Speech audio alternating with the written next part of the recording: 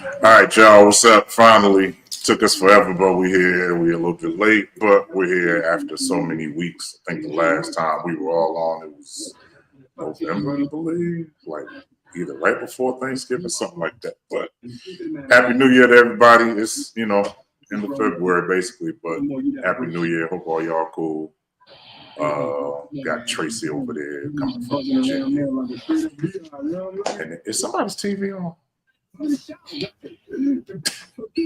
Not mine. It's Scott. It was me. It sounds like him. Scott coming from Virginia. Scott, you in Patterson? Where you at? Yeah. You're in Patterson. All right. Sorry. Okay. And some of the other people will be on shortly. Hopefully they'll catch on. Well, we here. Glad to be here. Hope everybody's doing all right. They could see that. I know, but you didn't say it. Okay, and then Tanya is right here. Tanya's right here. Tanya's here. I don't know what her ring at, but okay. Yes, I know. That. All right. Anyway. Oh Lord. Hope y'all all right. It's gonna be a long one tonight. Well, not time wise, but But anyway, hopefully some people will be on here shortly. We've been promoting it like crazy, so hopefully we'll get some people on here. Anyway, hope y'all doing all right. We're officially back on the Good Samaritan show. And lots been going on, y'all, since the last time we talked. It's a whole lot. Got to pour me a drink in a minute because I want to hear what everybody got to say. It's a lot going on, a lot happening. I do take it very seriously that if we talk about these deaths, man, I don't even know where to start. I think at this point it's just better for me to just leave it up to other people to kind of talk about it because a lot of people that I know that have transitioned out of here. Isaiah Thomas was one person from the DMV area. One of Tanya's cousins just passed away. We just went over to that funeral a couple of days ago. Actually, almost a week ago, we were there. Can't believe that time went by that fast. Damn, that was a week ago. It was a week ago. We lost some other good people. I saw that Heather Covington was on Facebook, and they keep bringing up memories of her son passing away. Yeah. So we shout out to her. It's just, I don't know what it's like to lose a child that was living for that long, and then to lose them like that. That's a whole lot. But it's gonna be something to watch. What up, Cubs? See y'all. So, yeah, we got a lot to talk about. Like I said, with these passings, and we just lost Roberta Flack, y'all. Like that's another musical icon left here. She was 88 years old. I didn't know she was that young, but that's a long time. You know, I'm not gonna hold you though. The first thing I did was I texted one of my friends down in Maryland, and I said, "How is Smallwood doing?" Because I know she was his music teacher. Oh wow! And he always paid homage to her for all that she poured into him. So I was like, "How is he?" And they said he's faring well. Right now, he's just restricted to family visits and whatnot, but he's not out in the public. He hasn't been out for the last couple of years. So yeah. Shout out to Richard Smallwood, man. I had the honor of accompanying him for almost 2 years actually, and just to see him now, he's another guy. He's been around. Richard been around for years, years. So we just want to take this opportunity to say, there's people coming on late, but anyway, say what's up to. Is like 44 years old, 43 years old, something like that. I remember that first album on Onyx Records. I love the Lord album. Oh yeah, I love the Lord. Yeah. And we had a lot of memories with that guy. So we also lost Gwen McCrae, another R&B artist. Yep. Oh wow. A lot of people leaving. A guy that was a writer too. Keyboardist and writer for oh Lord. Whose phone is that? Is that mine? That's probably that's my phone. It's not me. Scott, it was you now. It's not Scott. It ain't but me. yeah, it was quite evident that losing these people it was a lot. So Who was the so other they black lost. actor we just lost? Maybe a day Black ago. actor. We lost a couple these last couple of days. I'm seeing left and right the I actors. was about to say the young lady that was in Harriet the Spy. Yeah, She the passed away young today. girl, 36 years My age, old, 39 years old. 39, My 36, age. 39. I'm just like, And I don't know wow. if y'all knew this, but right after Christmas, I lost my father, and the day of my father's funeral, lost my grandfather. Wow. That's terrible. Yeah, that's So that's a lot. 2025 has been a year already. Yeah, already. Yeah. It's proven to be something. I think the big part about it is that it's like, it's only February. It's like, Right. Well, Saturday will be March. Yeah, we're almost out of February, but still, from January up until this very second, it's been a lot of people facing with I challenges. just lost my musical director for the R&B band that I played for. He was from Jersey. Oh, Wow. Yeah. What's his name? And his funeral was yesterday. Paul Holloman. Say again? Paul Holloman. Oh yeah, I heard that name. I don't know if I heard Wow. the last name sounds familiar. I don't know what the first name. Yeah. I remember there was some Hollands that were involved with Roy Brown back in the day. No, Holloman, not Holland. Holloman. Yeah. So Big bro, what's up? What's up, y'all? How y'all doing? I'm like always on 108, man. Always. Yeah, Bible study. My bad, bro. That's that good studio mic. You got that right. Yeah, it might work. This one work too, but I'll turn it all the way down. But anyway, but yeah, it's been a lot, but we're gonna try to keep the energy up a little bit because, like I said, we dare not try to erase what people have lost, and this stuff has been hard, man. It's been hard for people financially. We don't know what's going to happen with this idiot in office right now. We just have no clue. We don't need him cut Medicaid already. He's cutting stuff like crazy. This is perilous time. So just gonna try to keep the energy up. I had a comedian that was coming on tonight. He had to work tonight, so he was like, "Man, I'm so sorry." Chris Barrington, he's out of not Virginia. I'm sorry, he's out of Connecticut, and he hit me up and said, "Yeah, I can't make it tonight. I got to work." I was like, "Your job is way more important than the show." That part. We want everybody to be on the show. When you got to work, this show don't take precedence over that. So no, it does not. But we really want to, just send our prayers to everybody, man, who's been going through it. It's just not easy. It's just been hard. It's just been really hard. So, but we're gonna make it work. Everything's gonna be all right. We're gonna make it work. So I don't know what's going on with my co-host over there. She walking back to work. Hello. I think she went to go find that MSG. I hope not. You said what? Yeah, we don't need no mascots today. They said they don't need no mascots for today. They said what? Don't need no mascots. I can't find them. Good. Excellent. God still answers prayer. That was the Lord. They said that was the Lord covering us. He does listen to prayer. He does listen. Glory. But anyway, on that Sunday, I said there's still power in prayer. Yeah. Yeah. Whether you believe it or not, prayer works. Yeah, we had to fast anyway though.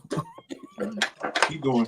Yeah, that thing that was a terror service. That was a terror service. Warfare. All right, we're gonna be on this altar for a little while with that little thing running around. For we wrestle not flesh and blood, but against bottles of salt. And salty salt at that. And salty salt. Very salty salt. Pandas. You are the salt of the earth. Come on now. And, no, not that. We yell at. Right. But it's all cool. So yeah, man. So let's kind of hit it. I ain't even putting no descriptions up there. You having a hard time? You know what? Grab those headphones over there. Those headphones will work. You can just Bluetooth them. They're over there. Yeah. Let's talk about this first, and let's get this out the way. You know what? You know what? Where's my corded phones right there? I have to say that a lot of people can say what they want, but I'm going to say it not because of the region that this individual is from, but because of the simple fact that they just killed it. So, you know, here you go. Here you go. You cannot listen. There you go. Let's talk about the Super Bowl halftime show for 1 second. No, before you talk about the halftime show, let's talk about the game. No, let's talk about the show Had to be first. rigged. Let's talk about the show first. Let's get the show. Let's get the show out the way. Let's get the show out the way. Then we're gonna talk about the game. Let's get the show out the way because the show ran longer than the game did. Because they still talking about the show now. They ain't even talking about the game anymore. But I've seen Michael Jackson. I've seen Prince. I've seen Beyonce and Bruno Mars. I've seen Janet Jackson. I've seen Justin Timberlake. I've seen all these people. All of them were We great, all saw Janet. right? We all, oh yeah. And Janet saw We Janet. saw too. more Janet than we were Praise supposed ye the to. Lord. Right. Mm-hmm. But here's the reality of it. There were a lot of people that had problems with the halftime show because they were saying we didn't know the songs, we didn't know what was being said, we didn't know all of it. I get it. I understand you want to at least be able to enjoy it. But let's just talk about the messages within the halftime show. Because people want to watch the halftime show to be entertained. That's what it's for, right? Mm-hmm. But we're so busy being entertained that we're not paying attention to the messages that are going on in the entertainment. Mm-hmm. Like, I can't put it up now, but we're going to get this technology right. But at the very beginning, you saw those people getting out that Monte Carlo. Mm-hmm. Like, when the artists were there, they all had on red, white, and blue. Did y'all know that they made a whole flag on them steps? Mm-hmm. Yeah, they made a whole flag. And Wow. Uncle Sam A was Uncle whole Sam. flag. And Uncle Sam was Sam Jackson. He was Uncle Sam. He was Uncle Sam. He was Uncle Sam. But my thing is, if you pay attention to what's going on, it's like literally, how can you take it upon yourself to deny between that when they were saying that they're not like us, you know, the whole thing with that was just crazy. But how can you deal with all of that without looking at the reality of it? You know what I'm saying? Like there was so many messages. I'm gonna let y'all talk. Tell me what y'all think. It was a lot. It was, I'm gonna be. Oh, go ahead. I'm sorry, Tracy. no, I'm good.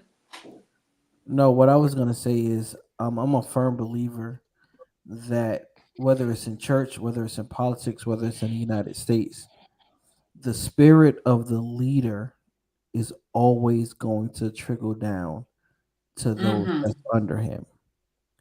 And my question is, would that performance have been a problem if the president was not the president? No. Exactly. No. Exactly. And not only Wait, I'm not. Nah, it wouldn't have been a problem if I'm it going to was tell you why Obama. it would have been a problem, but it would not have been as much of a problem. Now, here's why I say that. Not from the standpoint of the message, but the problem was it took, aside from the visual, everybody got the visual, but it took too long to have to dissect the lyrics to get to what the message was. And that was what the problem was. Now, I'm going to be honest with you. I'm not a Kendrick Lamar fan, really never have been. But I think the simplest thing would have been to do is if they said this portion of the program will be closed captioned by, and you had the lyrics across the bottom of the screen, then nobody would have had anything to say. Because then they would have been able to read it. So was it because he was a rapper? Would you say I don't even that? think it was so much because it was a rapper, because others have had rappers on before. Prince had everybody and their mother on stage with him. Kendrick Lamar. Kendrick Lamar has been there before. He was a part of the show. Right. With That's what I'm saying. I don't think that was the issue. I just think that that's it was right. He was because with it was Southern California. That's right. Charging. I think it was only because people didn't understand the lyrics of the song at first, and then once it was explained, it was like, oh, now we get it. It was kind of like that Lucy or Edith Bunker moment. Right. Right. I'm in that category. I'm in that category. I, as a person of a particular age, I'm the oldest one up here. Point being that in terms of just knowledge, I'd heard the name Kendrick Lamar. I probably have seen him before. He's not a person whose career that I've really followed. So, but I don't single him out because there's been a lot of other artists that have done Super Bowls halftime shows that I have absolutely no watch. In most of the country western kind of that kind of stuff. I'm like, okay, I'm just nodding and smiling because I'm not familiar with their, So for Kendrick, I had to break it down. For me, I had to break it down into two categories. There was the music, which of course I'm admitting I just did not have a knowledge of, so I couldn't really relate on that level, except for the one song "They're Not Like Us," which is the one that I've heard. Everybody knows. Beyond that, I had to categorize it as performance and then content. So for performance, in terms of production, A plus, 20 out of 10.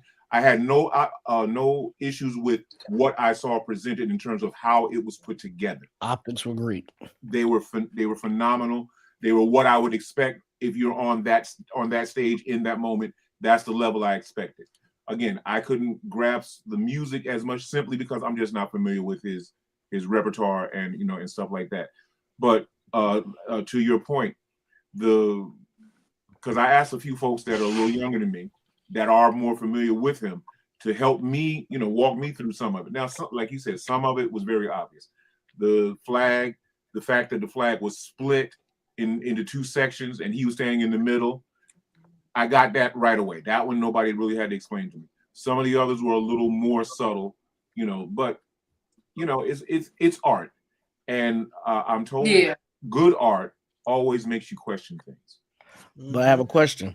Yeah. Speaking of that, and I know everybody else that's on here has seen it before. So did anybody forget with him with the depiction of the crucifixion? Oh yeah. Yeah, I saw that too. That's where my issue started with him. Okay. So I'm gonna be honest with you. The night of the Super Bowl, when halftime show came on, I flipped. I wasn't even watching it. I turned the channel. Right. And then everybody was like, "Oh, you see?" I said, "I saw when Samuel L. Jackson came up," and then I flipped the station. Simply because in the back of my head, all I keep seeing is this boy. It was almost like I can't even say an imitation. It was almost like a mockery of the crucifixion, and I just can't get past that. And not saying that we all don't have our issues, we don't all have faults, but that hit a certain place for me. But I have to be honest enough to say that I think you all know what I was doing during the halftime show. I was sleeping. I was knocked out. Oh, I missed it. You missed the halftime show? Was she asleep? She said she was asleep. Yes. Come on, Tracy. Go back on YouTube. I can't hear nothing, but I heard her say you missed the halftime show. Yeah. Sleep. And I also know that sleeping is your best friend. It really is. Like when you're able to get it. Yes. Yeah, because I have been doing the whole 3 a.m. thing since my musical director passed away. So 3 a.m. Yeah.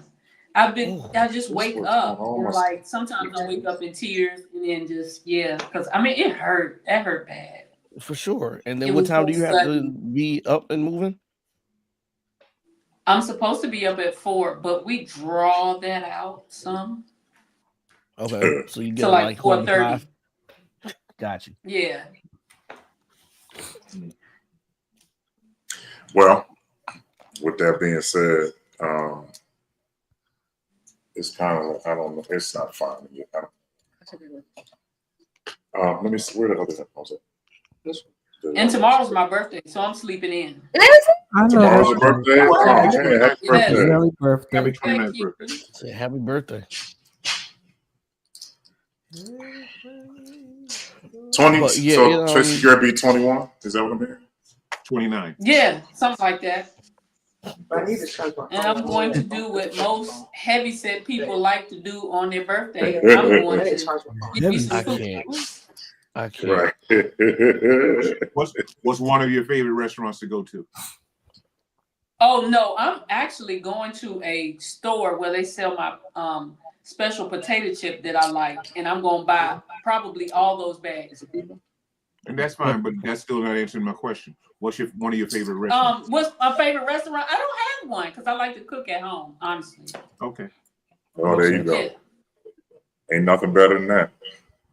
No, because I know what's in it at least. Oh shoot, I know that's right. Well, there you go. That part, You know, especially what is nowadays, it? eggs Yeah. being a dozen eggs for $12. I mean, yeah. Here's the crazy part, though. Speaking of that egg thing, y'all know duck eggs are cheaper and they're better for you. No, but I've never had them. They're actually pretty good. Who's feeding back? Kevin, is that you? No, No, that's first Tanya's lady phone. over It's there. Tanya's phone. Her headphones were supposed to be here, and they're not here yet. Oh, Hey, at least she got a mic, right? Yeah. yeah. Right. Come on. Yeah. She didn't. It took me a whole year. She didn't have a mic before. I had a mic, but it didn't look like this. Can I interject something real quick? Completely away from the topic that we've been talking about, but I just wanted to say this. We already moved from the topic. We moved from the topic twice already. Go ahead, Terrence. Go ahead. I just wanted to say thank you to Kevin and to Tanya. About a month ago now, a little bit over a month ago, I guess it was. I was in Vegas and for business, and travel plans changed because of weather here, and so I wasn't able to leave when I thought I was going to be able to leave. And I want you to know that these two young folks made sure that I did not want for anything, that I was taken care of, that everything that I needed was attended to. And I say it like this, you know, like the old folks say, you didn't have to do it, but you did. And I just want to thank you so much for your hospitality. And I mean, even the day that our flight was moved by a day because of the weather. Then my flight got changed on the day of after I got to the airport. They came back to the airport, picked me up, and took care of me and everything like that. And then took me back to the airport when it was time for my actual flight to go out. So again, at least we know you were on time. Excuse me. At least we know you were on time. Now, see, I'm trying to get somebody. And why y'all? Yeah. Let me say this. Hold up, wait. Somebody's phone. Hold on. It's not me. But she has to.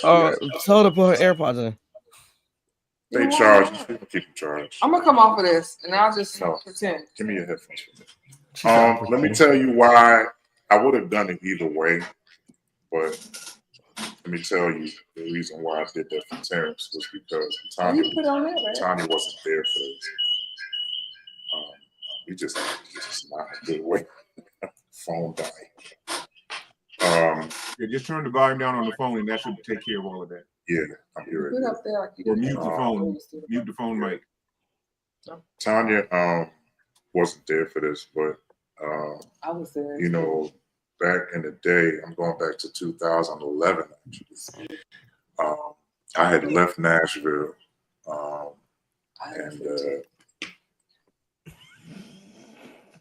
and I left Nashville, and I didn't go to my mom's house. I didn't go to my dad's. I didn't go to my aunt's house. I didn't do none of that. I called Terrence and I said, "Hey man, coming back to Jersey, I need to crash real quick." And Terrence never asked a question. He never said what happened. He never said, well, we got stuff going on. These are his exact words. Door will be open. That's exactly what he said. And I'm trying to be serious. And you know what? Do you love pork chops and Chinese food? Are you done? Okay. I am. No, but you're not going to do that. I'm having a serious moment right now. So you okay. Yeah, we was all about to I'm cry. trying to all right. Yeah, it's okay. I'm sorry, babe. Go ahead. I'm sorry. I'm trying to make it because he didn't have Brent to. moment. She done messed up the cry. Yeah, she did. My eyes were about to start sweating again. Yeah, we felt it, but it got caught right there. Right there. It was right there. It was right there. And it just went right back. Right. But again, you always want to honor and give proper due to when someone does something nice for you. You ought to say thank you. So I have to tell you that a lot of people don't know my story. You know, when it came to that, some of us move in silence so well that people think we ain't going through nothing. That's a Or word. they think you're not That's really, a you don't word. have no problems, you don't have no issues. I know what people thought they knew about me, but you know that doesn't bother me. I used to be bothered by that. That doesn't bother me anymore. I think where I'm at in life now, I look back on that every now and again. You know, when you've been through some stuff, you kind of always every now and again you kind of go back, and you know, I think about all the stuff that was going on. We're gonna lighten the load a little bit. I'm just having a moment where you know Terrence was being receptive about where he was, but I think a lot of times, you know, and I have to say it this way, Tracy, I'm sure you've probably been through this, but people have selective amnesia. Yes. And they seem to forget who's done something for them sometimes. And, you know, Listen. oftentimes people will attempt to try to make it look like what you did yesterday was yesterday. This is today. Right. But see, what you don't And remember then have about the yesterday. Yeah. Yeah. They seem to forget. And, you know, a lot of times you always find out what your life is like when you need help. Right. You find out what kind of life you're living, because people who want to help you, they don't help you because they're getting something from you. They help you because they want to give something to you. And then there are people who do stuff for you that constantly have to remind you that they did it. Right. You know? My God, and today. my thing is, if your agenda is to always have one up on me to try to remind me that you've done it, then keep don't do it. Then keep what Exactly. you got. Keep what you got. That's right. You know, and Terrence never did that. You know, Terrence never looked at me and said, well, Kevin, you know, matter of fact, I've never heard anything about it. Some of my darkest days I can remember was at 343 15th Avenue. And I think just being there and just kind of being in that element, you know, Teresa can, you know, there are times when she's just being Teresa. And then there's times when Teresa is very much in tune with what's going on. She knows how to talk. You know, every now and again, she'll leave herself and she'll be like, okay, Kevin, look, this is what you got to do. I heard Teresa tell me flat out, clear as day. We'll have this conversation too. She told me, you know what, leave these hoes alone and get your life together. That's what she said. Tell me who Teresa She is. said the same thing to me too back in the day. But Yeah, did you listen, son? No. No. I listen after the fact. I'm talking to Avery now. I won't say I didn't listen, but what I am gonna say is even the mistakes I made, I kept hearing her. Yeah. That comment was to Avery, not to you. Oh, Avery. Oh. No, I eventually listened though. She was right. But here's the reality. The reality is that, you know, he didn't, she didn't, Kima didn't. I remember I asked Kima one day, I said, Kima, I said, do y'all be missing me when I'm gone? She said, no, because you're always gone. She said, I would think something wrong if you're here. That's when I think something's wrong. She said, but Kevin, you ain't never here. So if you're never here, then I mean, it's like Kevin here. Nope. Oh, okay. But if you go, oh yeah, Kevin downstairs. First time, I remember Kenny asked me, man, you ain't out this weekend? I said, no. He said, hey man, you all right? Like, everything okay? I'm like, yeah, I'm fine. But, you know, they all open their doors. And I promise y'all, you know, if I could just talk about how much, you know, I could count on one hand, you know, probably four fingers, you know, people that I know that knew my story and I never heard a word about it. You know what I'm saying? Man. And when somebody threatens you with, yeah, you know, well, I guess I'm going to have to tell everybody how you are. And when people do that kind of stuff, it's kind of letting me know that it's very clear to me that there are a lot of people, broken people break people. Yep. That's the you know truth. what I'm saying? Broken people break people. That's true. And, you know, one thing I could say, again, we used to go by Terrence's house, Tracy, Tommy. We went by Tracy's house, Terrence's house, so much to a point where I thought everybody had a key at that point. I didn't know. They did. They did. If they didn't have a key, they had access. You might not have had a key, but you can get in wherever. Whenever we wanted to get in Terrence's house, we got in. There was never time that the door was always open when I was. Yeah, that's door really locked. That silver doorknob. You turn that knob and you either go upstairs or through the. Yeah, it was always like that. I remember I got there at like 3 o'clock in the morning. I was like, I know I'm gonna have to wake somebody up. Somebody was coming downstairs right when I got to the door, and I went to knock and they opened up. Hey, the door's open. Wait, what? Okay, and then I went in. So I just want to tell Terrence, thank you. You didn't get the treatment you got because we were just trying to be nice. You got it because at least one of us had an understanding and the memory of what you did. And in my defense, or not defense, but you're family, so. And that's cool too. You know, that's why I'm saying it to both of you. I'm not just trying to single out one. No. Because you know, if Kevin was doing it, you were right there with him. So you know, I was like, okay, no, I can't honor one without honoring the other. Yeah, no, we appreciate it. And to be honest with you, what we experienced was that Sunday morning. Sunday morning was the event. So we went to the event that Terrence was at, which is down the street from it's not down the street from where we are, but it's not far from there. It was right across the street from the airport. And we went over there. I had to play. And we went over there, and I've seen a lot of stuff. But for some reason, this particular Sunday, we were going to see Terrence just to, give him a hug, say what's up, And we were able to see a little bit of the service / to me concert.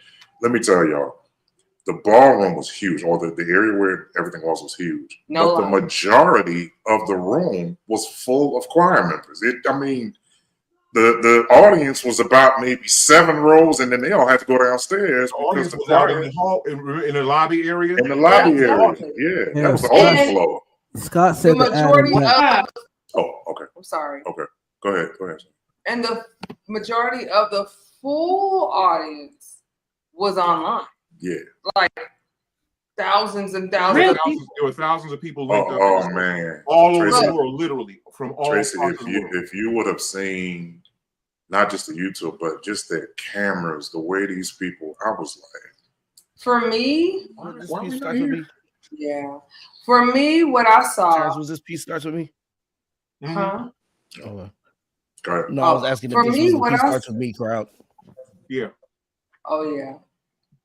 For me, what I saw was what heaven would look like. It ain't gonna be full of brown, full of black, full of yellow, full of white, green, whatever those colors are. But it was just like a one big concert of God's love in one big room. It was just amazing. It was very touching. Hey, Lorraine. Hi. Well, I definitely want to go to the Spanish part of heaven because I want to salsa my way in. Oh my gosh.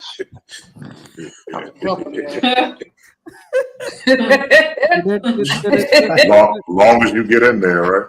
Right. You can go to the Spanish part if you want. I'm where the women knew how to cook. Dios. They got them big fat elbows at the bottom. Listen, got the extra piece under the arm. Yes, sir. You see that? You see that stirring up the pot? Like, okay, whatever it is, it's gonna be right.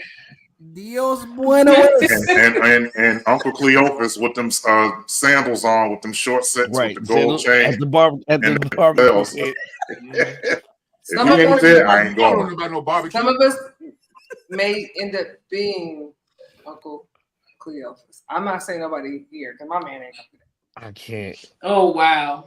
No, not your mother trying to be shady over here. I'm gonna be there. My mother said, "Are y'all gonna be there?" Matter of fact, well, I'll tell you what. I got the VIP. I guess I'm going. I'm gonna have my communion right now. I guess I will be there. First of all, let me stop that. Can your mother slap you from 3,000 miles away? My answer is yes, she can. Yes.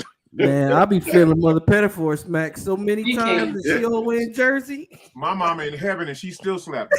She can reach from heaven 3,000 miles. That ain't nothing. That's not reaching back. And he said she slapped her from that. She's up, y'all. You be sitting on keys and never mind. I know that music down. Right. cut the drums down. Right. Now cut the drums. Not cut the drums down. No, wait a minute. No, here's what I couldn't understand. Kevin, you still beating the drums? Right. Oh yeah. No. Yes. Kevin was an abuser on the drums. Kevin, you still beating the drums? Like, why you call my grandmother? Your grandmother? Kevin, are you beating drums today? I'm gonna play drums. I don't know if I'm beating them. Beat them. We have seen some people. Old people good for that. They literally were beating them, and I said, "Why are you beating them drums like that? What did they do to you? They did nothing to you." Yeah, beating. Why y'all beating the drums? Oh, God. And I mean, they meant well. They thought they was right. Kevin, you beat the drums today. Beat them drums today at church. I don't know. I don't know. Listen, they made Animal from the Muppets look calm. I'm trying to tell you. we done had some people come to Bible where I was like, okay, he's obviously just like from their outreach. But you know what a part of it is though? Not playing the fiddle. You know what part of it though is? A part of it, that for a long time there was this aura that everybody else associates with Bible with, like, oh my God, we're at Bible, and I guess they wanted to show off, impress somebody or make somebody. Yeah. What we in the church, that was never our position. We just came to church and just did naturally came to church. That's all it was. It wasn't no shade, whatever. I do have to say, like, calm down, son. You we good. That was the Mecca of Patterson. Mm-hmm. We were. I was getting ready. I think all Bible ways hold. We were the institutional of Patterson in the manner of speaking. But if it wasn't Bible, it was Gilmore.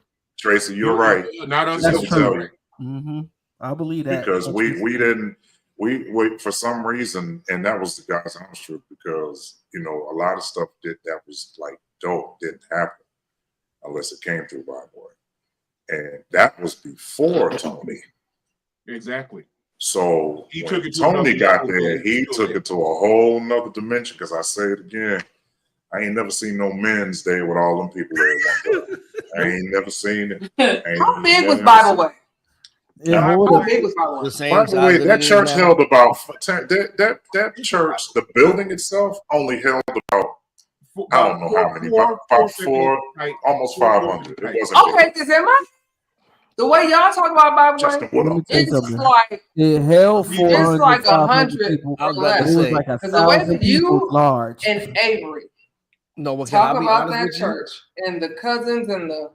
It had about 1,000 folks. Bible Way. No, I'm gonna be honest. No, it had. I mean, active members. It was probably 8, but I mean, overall members.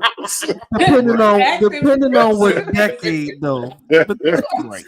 I mean, active members. While y'all say that church holds 450, I think by legal standards, that church probably only is supposed to hold about 275, but it was never less than 900 people in there. Let me tell you, he's not lying. My mom said 600, but here's the reality of it. Oh, we've had 600. I was about to say, hold on. You might have had 600, but you had 600 in there. But the way we did it, we had them chairs. People in the seats. Then you had the chairs. Then you had people in the balcony, and every wall in the church had somebody on. Wow, so this is very popular. People sitting in the choir stand. In the choir stand. They had nothing to do. They had nothing to. They had nothing to. Yes, it was. We didn't have no overflow. We tried to get everybody up in that. First of all, listen. You was either in that sanctuary or you was in your car. Yep, that was a small city. You were a small city. Oh yeah. Well, listen. The crazy part was trying to find parking. Oh, wait a minute. Wait. Terrence, hold on. Time. We had decent parking, but then when everybody used to come to Bible Way, there was a narrow street. What street is that right beside the wall? Parkway. Terrence, no. Okay. Down that street, I think you and I would have to walk single file. I wouldn't be able to do that. Literally. You had to. It's a one-way. The cars are parked up on the sidewalk. When I tell you they'll be parked up on the sidewalk, there'll be cars double parked on South Hart Street. There was lit all in one ways. And there would be cars parked, double parked. But let me tell you about Bible Way. Bible Way was literally a gold mine for niggas who were stealing cars. Really? Every concert we had, somebody's car got broken into. It got broken into. It got broken into. Yeah, it was either broken into. Because no tow truck could come through there. What was he gonna take the car? He couldn't come through there. So, you're right. Here's the crazy part. That you know why that didn't happen at Gilmore? Because Gilmore always had cops outside. Yeah, they were smart. cops. They had cops that were inside that worked outside. Right. Is that in Patterson? It was right. So Yeah. you know where my house was that we showed you that right on the corner. Hilden, Gilmore was right across the street. It was held in big brick building, big brick church that was literally right halfway up that block by the light, traffic light. Yep, 16 Let me tell you, Hilden Avenue. Mr. Lawrence has showed me everything. Yeah, we did. If we took the bus, we had to go on the corner. Lawson? Yeah. Lawrence. What the hell is that? In my head. Don't do her like that. Mr. Lawson showed me everything. She said Gilmore. Did it? They had 4 parking lots. Just edit that part. Edit that part out. What parking lot you talking about? Gilmore. My mom said Gilmore's parking lot sucks. Wait a minute. I know you ain't talking about that little parking lot between the church and that house. No. That's only one. They got the one on the other side. Lost. And then they got 2 that are on Hilden Avenue, and then they got the one that's around the corner by Deliverance. Yeah, they used to lock. I'm gonna tell you, they had the 4 parking lots, but I don't care who nobody was. I didn't care if you was nice, if you was mean, evil, didn't matter. If you parked on North 3rd, I wasn't going near your car. You can go ahead and that car gonna stay right there. You ever stole a car, man? No. What? Why would I tell you? I just want to. Is that go back? No, I never stole a car. No, never stole a car. Let me tell you. You didn't steal. You procured. No, sir. I'm Sadly, one that was stolen, but I still. That's good. That's good. But yeah, we didn't. But that's the thing. It was. I think. I'm like Kevin though. North 3rd. Hey man, you didn't even go to that street when you left the church. You either went up Hilden or you went to Garfield or something. You didn't go to North 3rd. You know, like a young lady would say, "Can you walk me to my car?" Sure. Where your car parked at? North 3rd. North 3rd. You on your own. You on your own there. Bruh. And it would be dark because they only had one street light. That's it. It was on, and it was between that top of the hill and no, nobody went down that street. But my mom, listen, she was doing what we could do at the time. She got that house on 41 Hilden Avenue. On the corner? I got that, right there, that brick house. I remember that. There was a lot that went down in that house. We're not going to talk about that right now. It's still there. It's holding on by a thread, but it's still holding there. On. Hey man, when I walked out to go to Kennedy one day, and I said, "You know what? I'm gonna make this." I didn't realize where I was. The next block was North 3rd. I was like, I looked up at the corner. I said, "Hilden Avenue, N3." Oh, N3. N3RD. Just to give you an idea of what we did back in the day. Yes, we have these big services on New Year's night. So, you know, we would come in, welcome to New Year. Then we had this big concert. We wouldn't get out of church till 4 or 5 o'clock in the morning on New Year's Day. New Year's Day. Day. Lord Jesus. Terrence, time out. Yeah. Bishop Jeffrey White is watching. Praise the Lord, sir. Bishop Jeffrey. Praise Jeffrey White is one of the baddest bass players this side of heaven, brother. You better believe it. Hey, y'all, I started walking around with a 4-string just in case Bishop White popped up somewhere. And don't sleep. He a killer on organ too. Oh yeah, you tear that Hammond up, doc. That boy. And preach you crazy too. The national album, the first Bible national album. That's him playing bass on there. No, he's on the organ, brother. Oh, that's right. He's on the organ. Oh, that's right, because Eddie White was playing at that time. Yes, sir. Yes, sir. Yeah, and Bobby Walker and all of them. That's Bobby right. Bobby Walker's on the drums on that particular project. That's right. I want to Speaking of Flyboy Tanya, just to give you an idea. Now you describe it, and I'll send you some photos that kind of give you a general idea of what it looks like. But I want to give you on a New Year's night. You had our local choir, which was Interfaith Crusade Choir. We were about 60 strong easily at that time. And that's not an exaggeration. That's before the recording. Bernie Davis and the Wilmington Chester, they are 100 strong. Wow. We had Roger Hambrick and the Bronx Mass Choir, another 60, 75. Yes, sir. That's just 3 choirs. Barbara Wood Farmer. Right. And nobody the whole left side of Connecticut, bro. Oh no, we had Market Street is like the main thoroughfare that's right a block from the church. There were charter buses lined up along Market Street on the side that you're not supposed to park. That's what Eastside High School is. Is the Market Street the one way you were talking about? Yes. Yeah. It's one of the one ways, but it's the largest thoroughfare. It's the largest thoroughfare. So I always imagine it smaller because of the drama that was happening. We're a small congregation, but we had a building of a certain size. It was a Greek Orthodox. Well, let me say this. We had, first of all, I never looked at Patterson as a city. It's always been a town to me. If you can walk from one side of the city to the other in about 20 minutes, that's only 8 square miles. It's not big. It's 8 square miles. That's it. The whole city is 8 square miles. But the cold, if you were walking in, it made it seem like it was 800 miles across the street. Listen, it could take me 24 days to do all 8 square miles. It don't seem like it's a lot. No. It's first of all, I think the biggest thing about even with Bible Way, to Terrence's point, Avery was going to say something. The biggest thing about Bible Way was, and we got so much more to talk about, but Bible Way was like the Mecca in Patterson, like we were saying. So there was a lot of things that happened in Bible Way that if Bible Way wasn't housing it, a lot of times people wouldn't come. It wasn't happening.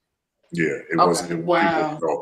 And there was, we were already known to have a great choir. Like I said, the combined choir, because we had a young adult choir, we had a children's choir, we had all of that. But our combined choir they were moved. But then after that, everybody in that choir could sing "My God" today. Yeah, everybody could sing. But everybody was sleeping with each other, and that's the other thing. That's the part I heard. You only got so many hosts and so many. There were a lot of voices. I didn't say that. Yeah. No, I did. Thinking about it from the perspective of Patterson, and when you think about music from Patterson, like there were key churches. You had Bible Way, you had Gilmore, you had Solid Rock, and you had Church of Love. Yeah. And, we have 400 churches in this city. Yeah. Every other corner had a church. That's what I was saying. They had to be neighbors. Especially the north side. The east side, right. The north side had a lot of churches. The east side had the bigger churches. Right. But you also notice back in those days, and this is 4 churches. Yeah, if you actually want to think about it, and this is all thanks to Terrence and his everybody. I'm just saying, if everything had to go in Bible Way because we had the best sound. Okay. We had the and you had to match that, or you couldn't match. Ain't nobody was matching. I'm saying like try to compare. Yeah, it wasn't happening. In my head, I'm thinking West End, right? It was kind of like that. I think the closest that you had was Church of Love. Yeah, and that's because of Lloyd Reese.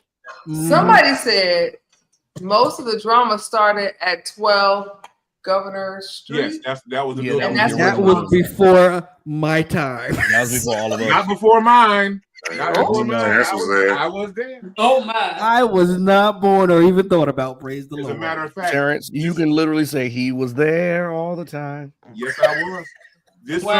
This Sunday marks the first Sunday of March, 1979, is when Bible Way moved from 12 Governor Street to the building that we're referring to now. So that was where they were. I can't believe I marched with y'all when they did that. I was on one of the vans, that brown and tan van we had. If you didn't march, you wrong. Yeah. Right. Did anybody really march? Put perspective on it. On the first Sunday of March in 1979, I couldn't drive there because I wasn't old enough to have a driver's license. I was only 16 years old. What? So Terrence walked. Okay. I marched. I marched. You marched for real? No, I was too small. He was marching next to Elder Cousin in there. Like, how old were you, Kevin? I was like 6. Yeah, that's about. It was 1979. You in a car seat? 1979. So whatever that date means in your life. Well, I know half of you weren't even born yet. I was 6 years old. I was 6. Mm-hmm. He was in a booster seat. They didn't have no booster seats. No. That was Justin, how you doing, man? Because these people about to make me go clean off. I'm good. I'm happy to be here. I'm good. I'm ready to say some stuff that I can't repent. My mother on here. I gotta be careful.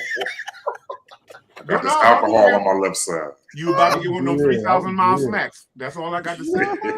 Right. One of those 3,000 mile smacks about to come your way. Well, Justin, what I do know is we let me tell you what I do know about Patterson.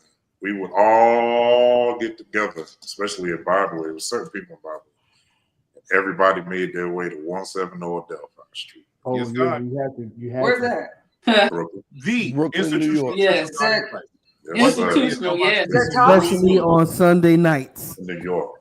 Yeah. 10:30 broadcast. Yo, Broadcast?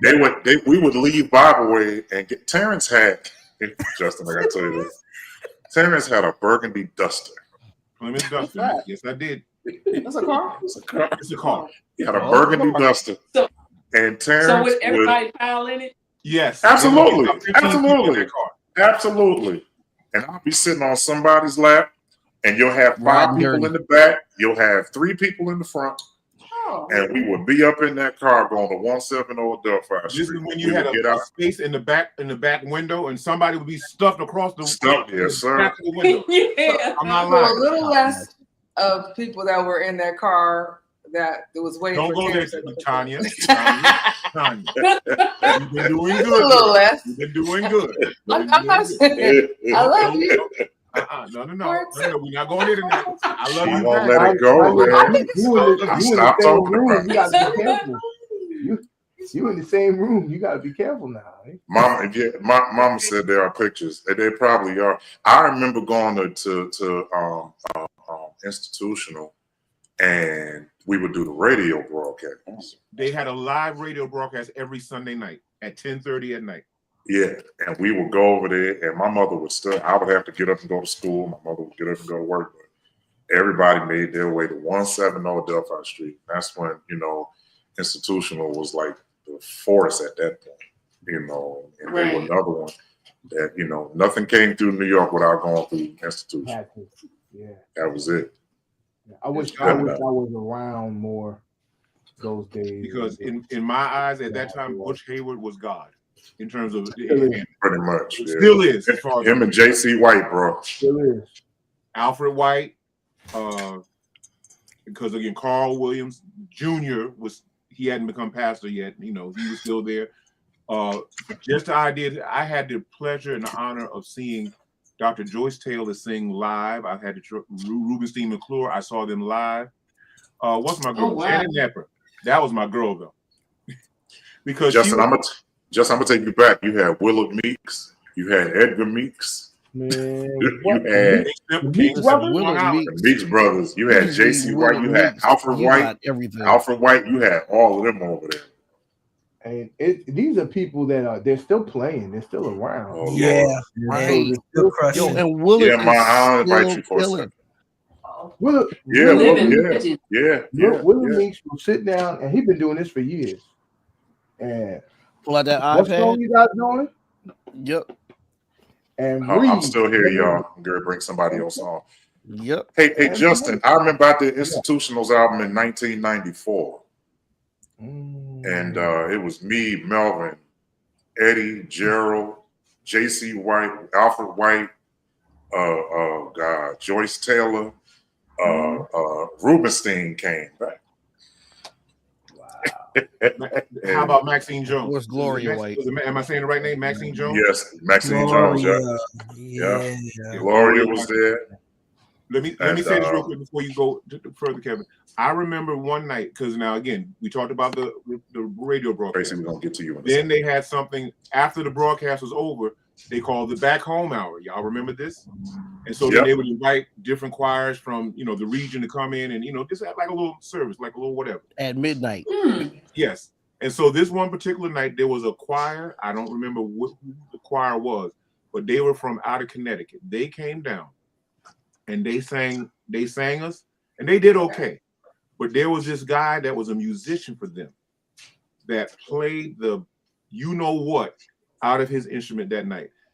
Carl Williams got up right there in the service and said, "Sir, I need you to be on our next album. We're getting ready to go in the studio within a month or whatever it was like that. I need you to be in there." And the rest is music history. You know who that was? John Peters. Who? Not John Peters. Reggie Young. Not Reggie Young. Jesus. Connecticut. You said Connecticut. Oh, Connecticut. No, not Fountain. Kurt Carter. No.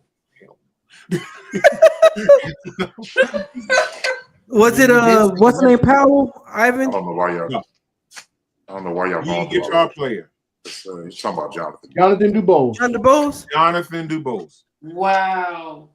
I don't know if it was his first project, but it was, to the best of my knowledge, the first project with what was considered a major artist of that era. And we know the rest of the history.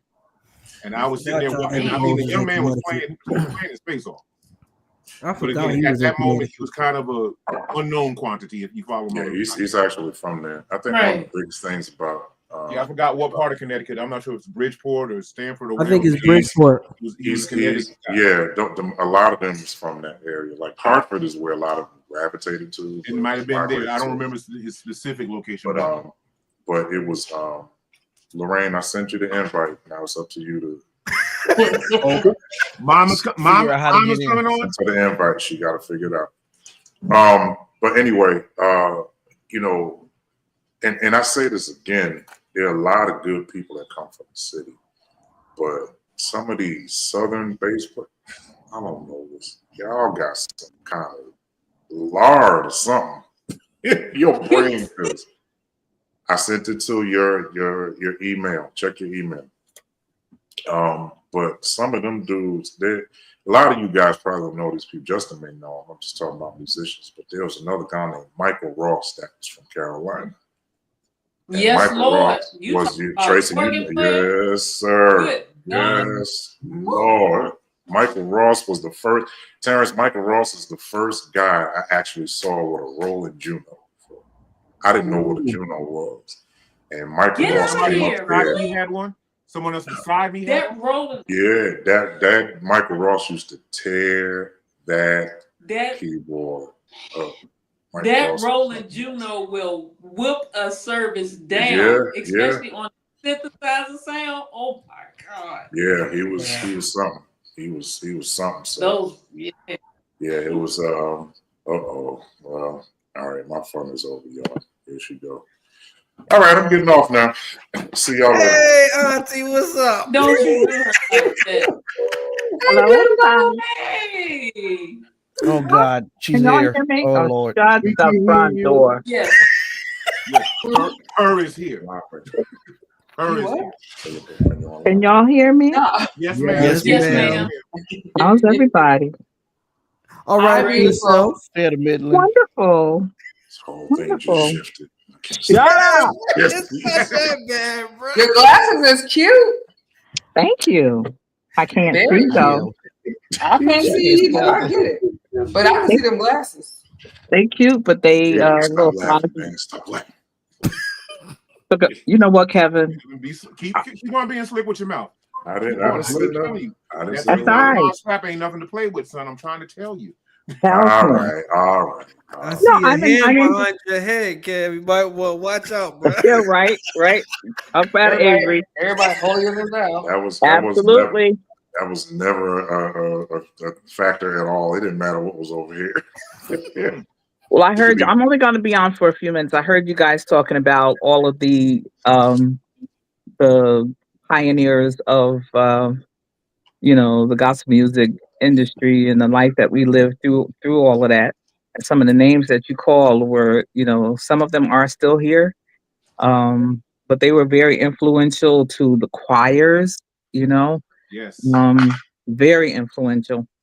And a lot of times people will be wondering, especially but thank God for our director, Brother Theodore Ricky Burgess, who he and maybe one or two others would sneak over to Institutional on Sunday night. They didn't sneak, they just went. They just went, right.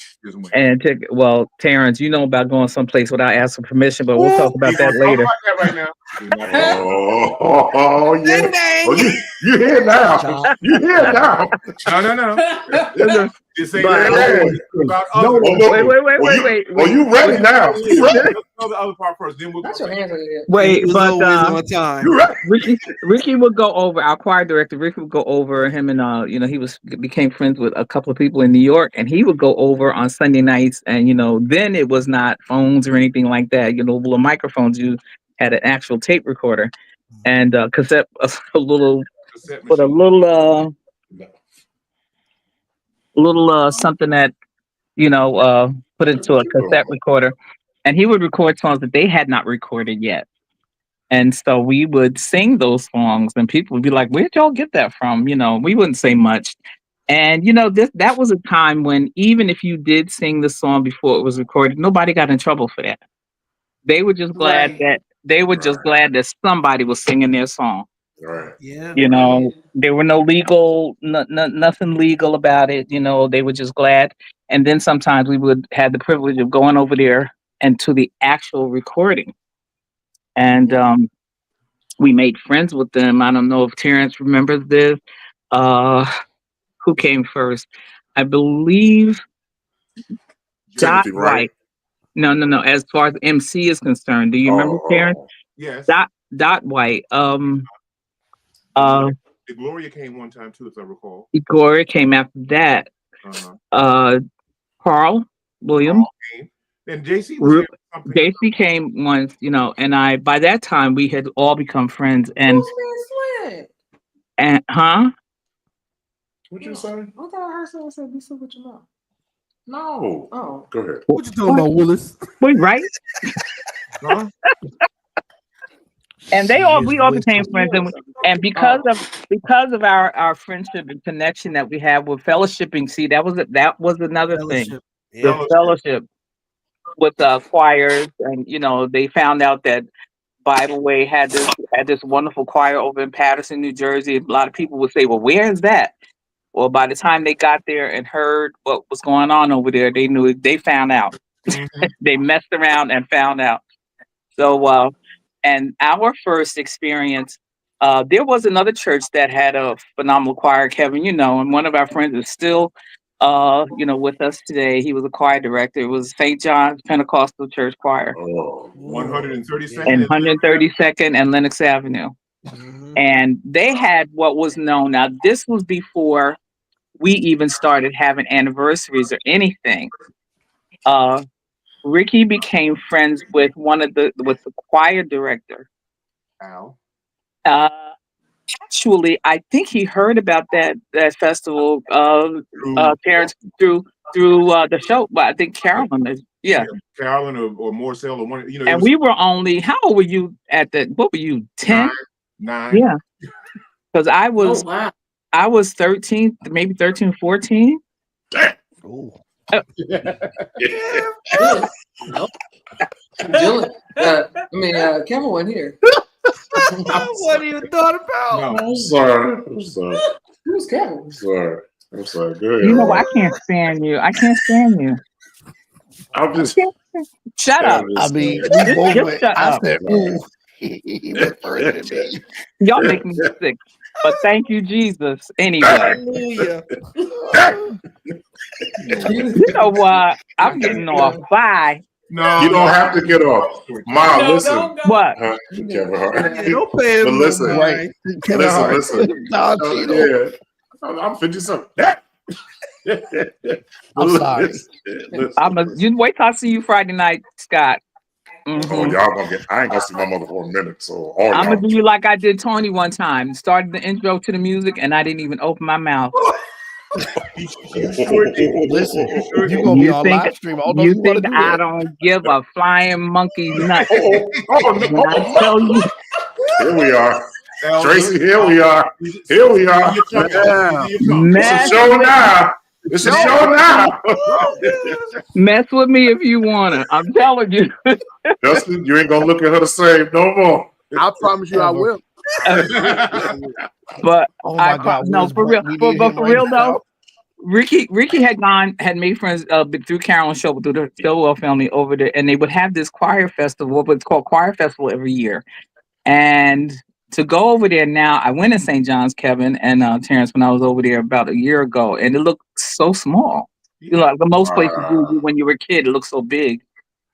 He went over there and saw this choir festival. He comes back to Patterson, and one year we're in rehearsal. He starts announcing we're going to go to this choir festival. We were like, "What? We going to New York? What?" Now here's the time when we had to be in Tuesday night and or Friday night service, Sunday school most times, Sunday morning service, afternoon service if there was one, and young people service at 6, and then night service at 8. Yep. Yeah, that's it. Absolutely. So if we missed one of those, we couldn't sing. Period. We could not sing on that Sunday. It's called order and rules. See. And we went we got permission. That's right. To go to this choir festival. Now we were like maybe 15 of us, maybe. We got some of the adults to drive us over to this choir festival. It was our first time ever. We were still wearing black and white. And some of the girls had prayer caps. Y'all had prayer caps. Oh, wow. Yeah. Some of the girls were still wearing, younger girls were still wearing earrings. No earrings, black, white, and some of the girls were still wearing socks. No makeup. Some of the girls were still wearing socks. We had younger, but Bobby socks. Yeah, socks Bobby with stockings and skips and stuff. Oh my God. Bobby socks. That's gonna be my look on. And we went over, and there were, I think the first time we ever heard outside of institutional, I'd never seen a choir with 10 sopranos singing higher than me. Wow. I mean, and they had like, what we call cluster curls, big hair up to here, and these fancy robes and stuff. And this is what I said about the fellowship, because when it was time for us to sing, that place was packed. We were scared to death. We were so scared. But they called us to come down, and everybody's looking like, who these kids? Y'all killed it. Now, thank God for Mattie Moss Clark and all of the other pioneers who came before us. We were scheduled to sing 2 songs, but we sang a song by the title of "None But the Pure in Heart." Yes, I like that. Okay, Wow. okay, right. And the rest is history, because I think the Spirit came in and they rejoiced off of that song for a good 45 minutes. I promise you. Wow. Wow. That's amazing. And we sounded like it's about the anointing. none of the absolutely Scott. None of the guys, most of the guys, their voices hadn't even changed. I was pre-pubescent trying to sing that note. I think Carlton, I don't even know if Carlton was with us. No, he wasn't. Carlton might Because he didn't come till later. So that means him and Brenda weren't married. Yes, they were. Yeah, But I don't know if he went. But James, the Lawson boys, the Lawson brothers, Craig, yourself, Ronnie Smith, maybe, I don't know. Barry Jackson, probably. Yeah, and we were very small. They had choirs in there that had members, singers of up to like 20 and 30 choir members. We had 15, and when I tell you, turned the place upside. Thank God. And we developed a relationship ever since then, and we went every year after that for about 20 years. Tracy is on here. Tracy is from where are you from? Virginia. Danville, Virginia. She's from Danville. Oh my Lord. Yes. Yeah. So I think that's all I know from Danville. That's the only address I know. I think I have been to Danville maybe 4 times. Yeah. One time I was down there with Doc McKenzie in the highlights. Gary Carl Heaven. One time I went with the McElveen brothers. Oh, What wow. are these people? That's not you said Jericho in heaven. No, that's menthol heaven. That's menthol heaven. Right. Right. Exactly. I went with the McElveen brothers. Then next time I went with the Highlight Juniors. The last time I was in Danville, I was with a group called, I was with them and we were kids. And there was a group called Little Joni and the Happy Ones. Ooh, Jesus, Happy Ones. Wow. What was the song? I was playing We Have the Joy. For the vibrato. I was down there, and I kid you not, I was the only one that didn't have a Jericho. Everybody else. Everybody in the because that was part had of either that was had Carefree Curl or S Curl. S Curl. That's I had one. Don't laugh. Listen, listen. No. Listen. I had one. It was a fashion statement, Tracy. Somebody down there had on short sleeve suits. Yep. Whoa. Yeah. That's weird. Short sleeve. That's Justin. Short sleeve suits. Just stupid country. Babe. Listen, it wasn't a vest. It was a short sleeve suit. But did you ever have a Jericho? Ever? No, Kevin never got one. I got one. I had Never one. had a fade. That was in had a the He had a fade. Was it long? I'm stuck on a short sleeve suit. Mine? Yeah, short. Yeah, I kind of had a mullet. She did. Yes, she did.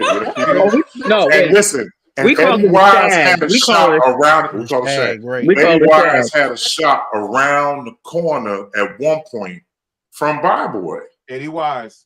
Eddie Wise. Yeah. He had it. It was because he had the blue doors on it, and he had it around the corner. But I promise you, everybody had a shag. Everybody had. Tracy, when I was in Danville, I kid you not, I saw one man walk through there with a pink suit with brown shoes. Yeah, he was styling and profiling. He walked through there like they gave him $1 million to show up. The way that man walked through that door, and I had on these black jeans with this T-shirt. I said, either I'm underdressed or he is overthinking. No, you were underdressed. It must have been around. Was it close to Easter? I don't remember. It was because I left Danville and went down to Kings to Lake City. Mom, you remember that because you dropped me off at the church. Yes. And we went to Lake City, and even in Lake City, you know, they had this church with these dirt roads, and as soon as I got on, all I saw was gold teeth, Jerry curls, and multicolored rings and plastic shoes. Yes. Where am I at? What is plastic shoes, them shiny satin leather shoes. But Justin, let me tell you something. Patterson is so close to New York, right? But when I tell you Patterson was country as all you know what? Because half the people that live in Patterson, they were from Carolina. They were from the South. That's right. Wow. They all came from the South. And that's why I said, Tracy, I knew about a lot of the people that came from Danville because a lot of them came up to Patterson because there was a school called There was a church. Yeah. Go ahead. Oh, yeah, there was a church in Patterson. It was Holy Tabernacle, I think, in Patterson. Oh, there you go. They're still there. They're still there. Yeah, they were affiliated with the Holy Tabernacle that was in Danville. I'm scared. Here we go. All right. And it was, so, Mom, let me tell you this. Creech Temple. A lot of them came. Lorraine, let me tell you this. Hold on. A lot of them came from Lorraine. He's been waiting for this for a long time. He's been waiting for this. So he's on here now. So, ladies and gentlemen, Brent Brown. Yes. That was wow. He get ready to start. He is. I can tell. Look at his face. He get ready to say something. He has a thing for you. I'm not worthy of such praise and adoration. You know? Praise him, horse. I mean, Sister Lorraine. No, that's not you. Sister Lorraine, how are you? Motherfucker, what you say? Never mind. Don't worry about it. You said praise him holy. Brent, go ahead. Look, Lorraine is on. He's literally been asking for this for about months. He now. has. Yes. He has. He Oh, my finally Lord. got 2020. He got off. He went off. What happened? He'll be back. That's I'll be ready for him. He loved him, Lorraine. Hey, Justin. Stansel. Hey, He did Justin. not say nothing bad about Lorraine Stansel, and He love you, his mama. right. He is a Really? I didn't know that. No, he I didn't real know. like no. He don't have no respect for me when it comes to you. But does he love her? Yeah, he does. He He really talked do. about it for a He talking about your long calves. He was like, My who? she got the calves of life. My Yeah. what? Snitching Your on my legs. brother. your legs. Legs. Yes. You're snitching on bro. Your My, legs. oh my God. He's infatuated. Everything. I'm going to tell you exactly what he said on one of the last shows before we went on hiatus. He said, so Kevin, I just want to talk about your fine ass mama. That's what he said. I'm not. Did I say? Yeah. Did he He's say not that? lying. She So could when do your no mother sings, wrong. That's he what said when your mother sings, I just tingle everywhere.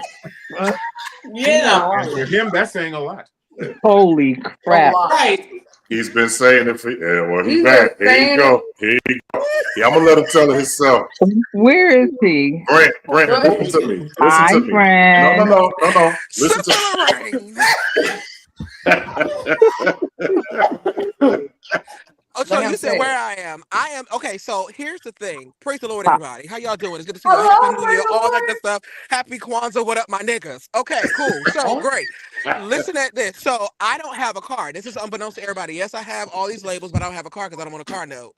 Right. So I'm I'm at the mad bus at Amen stop. to that. I just got off of work. Okay. So Kevin, this is a sacrifice because I haven't even had anything to eat. I'm at the bus stop with all these homeless people that We stink love you. and they are peeing in a corner and some Spanish people that don't even speak English. And I'm across the street from my job. I am at home. I mean, I'm not at home, but I am in Houston, Texas. Pardon the wind. I think this Uber's trying to hit me, but it is what it is. Uh-oh. Here's your reward, though. It's a lot going on in my But you're world. being rewarded right being now because rewarded right Lorraine now. Stansel Lawson is on here right now. And I am so appreciative. However, I am not at my best self at this moment. But it is what it is. And here we are. And He there said, you Brent, are. there go her husband right there. There you go. Here we Got a are. key right there. Watch your mouth. Evil. Here we are. All right. Hey, Brent. Yes. I'm gonna give you 2 minutes. Ain't nobody gonna say nothing. You got Lorraine right there. You've been asking for her for months. There she go. Tell her how you feel. I'm gonna get a drink. And also the caps. Tell her Mention how the I feel caps. about what? Okay, give me context. Tell her About how I what? feel about what. You've been talking about her calves. You've been talking about her singing. You've been talking about all of that. Talk about what? Oh, so you I want me just to had give to her get my her tea ready. flowers? Talking about what? And calf flowers. He said, want me to give so her you've her been giving her flowers? flowers. What you talking about my her calves? Okay. I heard that Well, I heard that you were yeah, can I help you? All right. What about her calves? I got Justin, Yes, we're gonna talk. okay. I often get teased about how little my legs are. No, not. Poppy said he liked the woman with the skinny legs. Well, go take a bath. Oh no. Or a shower, whatever. Tracy, don't you leave that screen no more. I'm so glad I'm in this movie, bro. This is funny to me. So I was told that there's something about my calves that you absolutely. admire, but they're very thin. No, they're just Not for right. him. So I'll I give need you to you, stop. I'll Let give him you say what he everything gonna that you say. said. I'll give you everything that you heard. So I said that ever since I was a little boy, that I've always been a fan of a woman, a chocolate melanated woman with a pixie cut and nice legs. And when you wear those skirts, and you used to wear those sheer silk pantyhose back in the day, you know, and you just come on stage and you just kill everybody from the beginning until the end. It was just amazing. And so even though, you know, I have a different appetite these days, I My God, today. definitely, come on now, God wants somebody real. I'm not gonna sit here and Go lie. ahead, testify. Come on now. Talk about it. Go We're ahead. not gonna, I mean, if more pastors came out and actually told what it is, the church would Amen. be free for real. Okay, so Amen. anyway, Yes. I said although even though I am cut from a different cloth, I do Yes. appreciate the beauty of a woman and the femininity that you exude. And so, yes, that is all I said. And Oh, if I had a different taste bud, I might be trying to holler. Can I do courtesy? Thank you. All righty. However, I so appreciate that. I thank you. Sometimes you never know who's watching or what they're watching, never and know. Hey, Darnita. Hey, I Darnita. I appreciate that. Thank you. Yeah. Mama don't know what to say. She don't know Thank what to you. say. I didn't. I appreciate that. I You just really using what you do. got. It's okay. Yes. Justin, where you at? Don't This you is go fair. silent. It's Are you okay. going to get something to eat? Hmm. No, because You on the your son subway? likes to Are you occupy on my the train? time after I get off. I'm He's on on the the train. bus, I'm on the y'all. He's on the bus. bus. Wait a minute. How Is did that you a get in there? subway? Are you That in didn't New do York? anything. He said he has a bus. He's taking the bus because he doesn't want a car nowhere. That's what he said. Oh, okay. Hey, Okay. Brent, I let me get tell you about that though. Let me say something to you. You be You ain't careful got now. listen. No. You don't have a car Oh note. You no. ain't got insurance. You ain't got no maintenance fees. You ain't got to pay for gas. You ain't got to do none of that. So I applaud you, It's bro. expensive. I applaud you. I applaud I you. mean, And guess what? The newer the car, the more the problem. Mm, Trust me. tell me about it. I don't care about that. I mean, I've had several cars in my life, so I Absolutely. don't. Absolutely. It is Absolutely. what it And is. don't nobody get to tear you up because you ain't got no daggone car. I'm so sick I of mean, people you thinking Live because only your label you life, you as honey. only something. Do are you live your you life? are you And are live only As long as it's embarrassed. easy for you to get from A to B, and see. Absolutely. if it ain't easy, and you want to still But I mean, take the it. thing about it is that you are only embarrassed about the things in your life that are a lie. When it's the truth, That's you don't Speak. Come good. care. on, bro. Come on. So That's Come on. good. it is Come what it on. That's is. good. Come Listen, on. I had y'all in my ear talking about these cars and all that stuff. Brent, be ye happy taking the bus because with the way car insurance here is in New Jersey, I literally switched my Or car Vegas. insurance. The same company that I've had for the It's last 10 Vegas. years, I switched from them because I It's added Vegas. another car and they wanted 5 figures for the year. I was like, y'all smoking something. I'm like, I'm I'm not Or paying no money I'm for need from this to. car. Newark, I'm so about to ask Tracy. Let me use her address down in Virginia. see Listen, what I'm saying? I'm listen, from Newark. The bus you is ain't not said new to nothing but a me, word. so it is what it is. I I don't got care. you. $100. Ma, Yes. I don't know if you knew If I this or not, wanted, but I'm if I sorry, wanted, Brent. I could. If I wanted a car, I could go get one. Let's be clear. Absolutely. There's a lot Oh of no, things we that know that. if we wanted it, we would get it. But listen, I'm You don't past need the it. days of trying. Listen, I'm past the days of trying to impress the Joneses. They broke too now. I know that. They are. Yep. They are. The They Joneses ain't And don't told be you. moving. They walking They into ain't the told going you. nowhere. dealership Matter of with fact, they champagne trying flavored to and got be Coke like the on it. Wilsons now. They don't even want to be the Listen, I'm Joneses. trying to figure by the out. time this food get finished down in DC, the Joneses, the Williamses, the Eisenbergs, everybody gonna be broke. Okay. I ain't never met And none we of them, all so come I from ain't the trying to be same like. See, hey, woo, you better. My last name is Oh, Stancil. I yes. don't give a crap about none of that. Oh, Right. my You mother on don't, here. I you can't don't say never what hear I'm the gonna say. stances. Their name ain't Isaac on my, their Moses. name ain't on none of my all I checks. know. Listen, you better go Ain't ahead on and preach none. that. So Listen, I'm gonna send you an ain't on offering, none of my Adrian. checks and they ain't on none of my bills either. You got that right, Neither Jack. one. Tell them. Shoot. Neither And they one. ain't coming to my Now they can house. take the bills if they want. That's right. And they ain't cooking my food and Listen, washing my I'll dishes. sign them So, over quicker than you can blink and say Hachi Tashi. so what were we talking about earlier? Oh, You want all oh, this thing, Brent. but Lorraine, let me say something to you real You quick. what you Everybody's keep on. calling me about what? He been What drinking a did, little hold bit. on, wait. What did I call you when I was And smoking? nothing to do with What did I that. call you? There's a What I call hand you? in the You shadow What? of Hold on. heaven. well, What did I call you? go ahead. I'm listening. Exactly.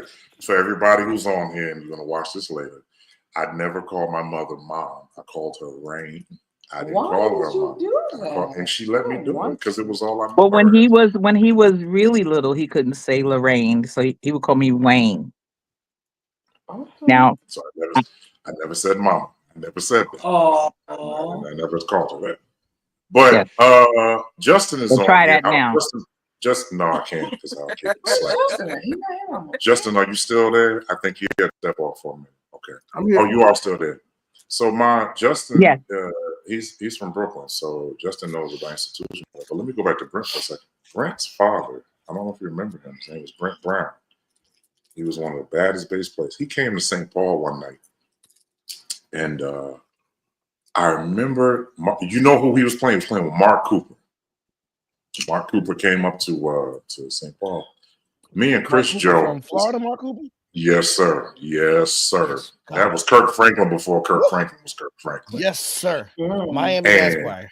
Yes, sir. They came up to the church, and I remember me and Chris Joe was in the car. It was a Friday night. We said we're going up to St. Paul, so we stopped and got some Chinese food. Really? I wonder why. Looking at me. And then we went to the joint. Every day. We got inside. There was this guy sitting in the back. He had his glasses on. He had a short, like, box fade. Standing. I saw his bass guitar, and I looked at him. I was like, oh, I ain't really saying nothing. 5 minutes later, they called Mark. And I was so infatuated because that's when, like, Carnell Morel and all them people Wow. So, looked up. Mark Cooper and them went up there. And the guy by me, he went back outside. He came back, he had a strap on his arm. I was like, this guy get it. Let me tell you something. Man got up there. Excuse my friend. He beat the hell out that bass guitar. And I was sitting there, I was like, yo, who is that? So none of us knew. So about 5 minutes after they got done, I made my way through St. Paul. This before they had the big part. Made my way through there. I said, hey, man, I'm sorry. What's your name? He said, oh, man, I'm Brent Bryan. I said, hey, wait a minute. You mean Brent Brown that used to live here? He said, yeah. I said, oh. Is that what you said? I did. Right in the back of the church. Yep. I said, that's Brent Brown. And the thing was, he's from Newark, but he had moved to Florida. Brent, when did he move down there? When was Why it? did he move? When did he move? They moved after they got married. So 80. Was like 87, 80, 85, 85, okay. 86. Yeah. So he had already been gone almost like 10 years before they came back. You know, so nobody had seen him. And, you know, by that time you had Al Smith that was out. Worm was out. You know, a lot of the newer guys was out. So you really didn't pay attention to the bass players.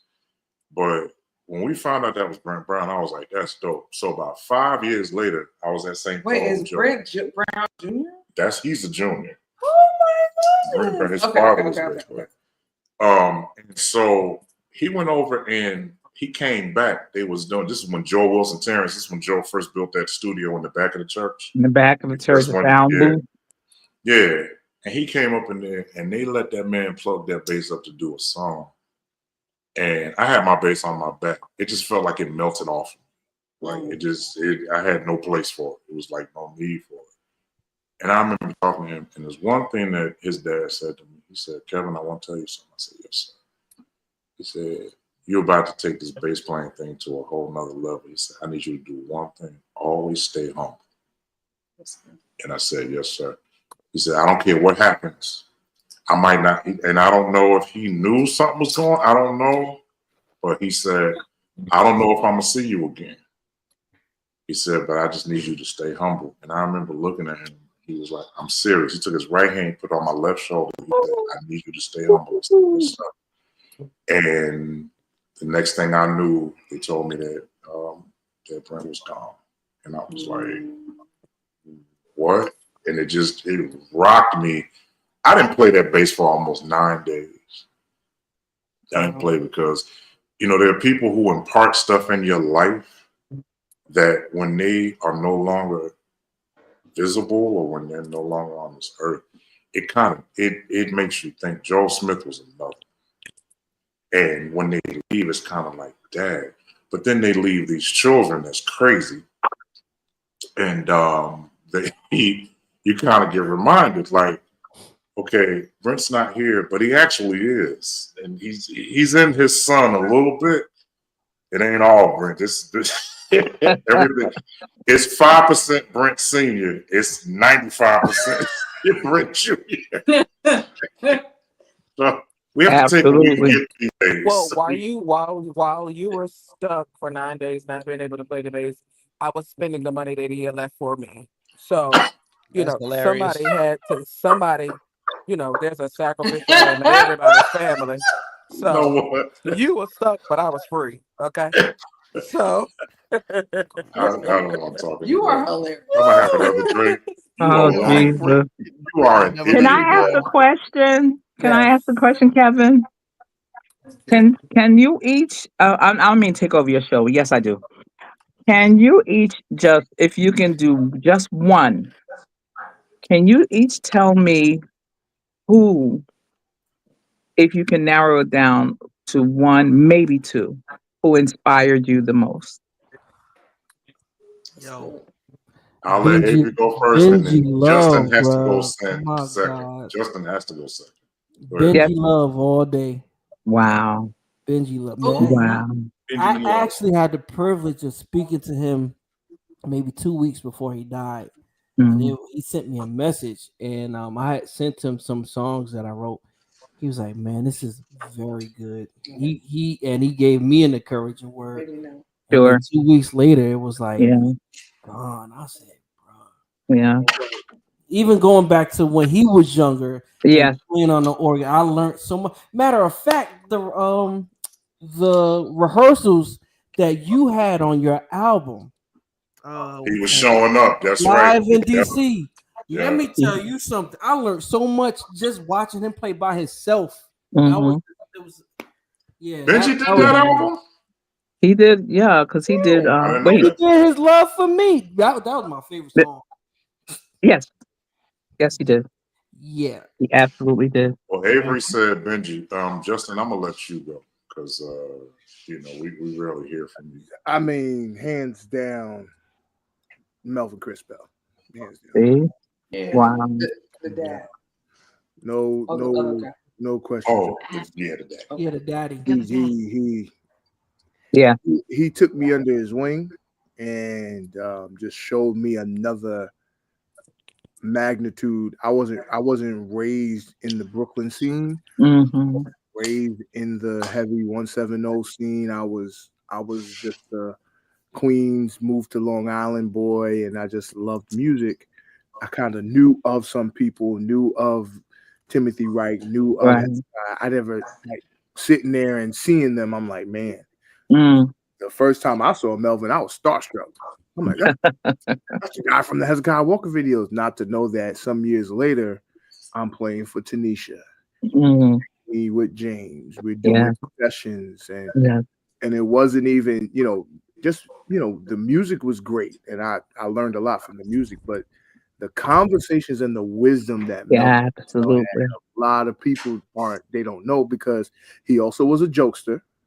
He was a clown. And he was a thief. I'll tell you about that in a minute. Whoa. Oh Lord. I'll tell you about that in a minute. Yeah. I'll tell you. But he was that dude. And he just Yeah. and then towards the end of him, his life, us not knowing what was going to happen, he was talking different. He was moving different. His perception was different. He was, he was always about ministry, but it was Right. different. Right. His whole tone changed. Yes, it was. It did. You're right. I remember when I told him I was becoming an elder, he like in the hotel room, like got tears in his eyes and was like, you're gonna be an elder in the Lord's church. I'm proud of you. That's awesome, nephew. And that was just a good feeling. Yeah. But, Melvin Crispell for sure. Yeah. Scott. You said narrow it down. Good Lord, that's hard to do. But I bet I know. Well, Go I ahead. mean, I'll go from the afar and then to the up close. I'm gonna give you three names. So from afar, Richard Smallwood. And I've Absolutely. always Yes. admired what he did by infusing all genres of music into gospel. Right. And everybody thinks about the classical part, but I'm like, have you ever listened to Nothing Without Your Love and hear the merengue going on in that song? And I mean, his mind when it came to music was just unparalleled. From the oldest to the newest of stuff, there's always something that's still relevant, and you can sing his old stuff and play his old stuff now, and people are like, yo, that's dope. One of my favorite songs that he did was You're Not Alone, of course, but then there's You Did It All. That You did moving it on, you all did for it me. all. Yes. Oh my God. Yeah. Oh my God. Yeah. So that's from afar, and I was grateful that I got a chance to play for him when we brought him to Jersey back in 2011 with North Jersey District, and we were at Mount Olive, and Pastor Taylor we had him, he did this whole workshop. Pastor Taylor's getting up, and he was like, my favorite Richard Swalwell song is 10. I'm sorry, yeah. He was like, my favorite Richard Swalwell song is Thank You. And so I'm looking at him, he's sitting there, he looks at me, and Brian is sitting there, and I'm like, so Pastor Taylor says, Scott, can you come to the piano? I'm like, Richard Smallwood is sitting right here. I'm not going to the piano to play his song. Let him play it. And he looked at me, he said, go ahead. And I sat and I played it. And I'm telling you, I mean, I'm trying to go note for note based on what I know. And when I finished, he was like, now that's how my song is supposed to be played. Absolutely. And I never forgot that. So every time I ran into him at Dorsey, he would see me, hey, how you doing? I never forgot that. Never forgot that. One that I wish that I really had gotten a chance to meet, and I'm jealous of Kevin every time he mentions him, Walter Hawkins. Yeah. He's always been that one. Like Literally. California was not that far, but it just feels like it was that far because I never got a chance to like far enough, right? We never saw them. They were like, we never got a chance to see them. It was very hard to see them. You never saw him? Right. And I did meet Edwin later on in life, but of course, at that point, he was just Edwin. Like he's just showing up at Dorsey as one of the board members that doesn't vote on anything, but he's just there. And then a little closer, Quincy Fielding has also been impactful. Quincy Fielding, man. Quincy Fielding Jr. Yeah. And the crazy part is we sing so many of his songs, and it wasn't until his funeral back in August September when we all came together and they started singing Jesus Is His Name, Ricky Dillard. And I was like, that's Quincy's song. Everybody forgot about that. What shall I do? Quincy's song. Hold on, that's Jermaine recording. That's right. That's right. Like these are songs that are staples for us. Did he write Jesus I Love You with my whole heart? I love you with my whole heart. Yes, sir. That's my whole heart. Yes, Wait, he did. which song is that? Wait. Hold What on. y'all probably didn't know was though. Hold on. But what you probably didn't know, Quincy Fielding was one of the baddest bass players. Yeah. I think so on first time ever playing the bass.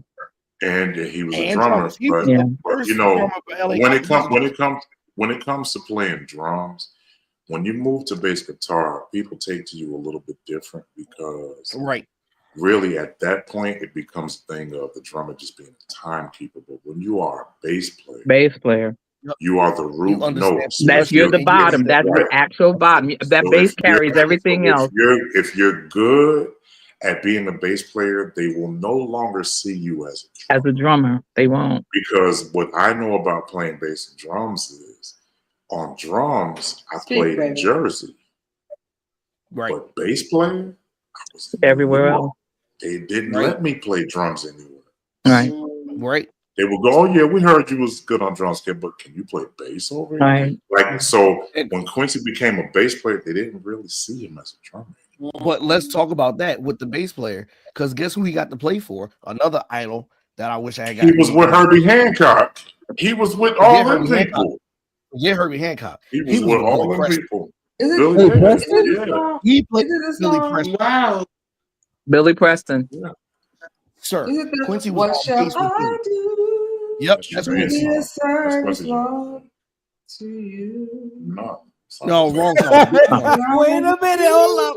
Nope, that's the wrong song. Different song. No, it's what do I take? What move do I make? Oh Lord.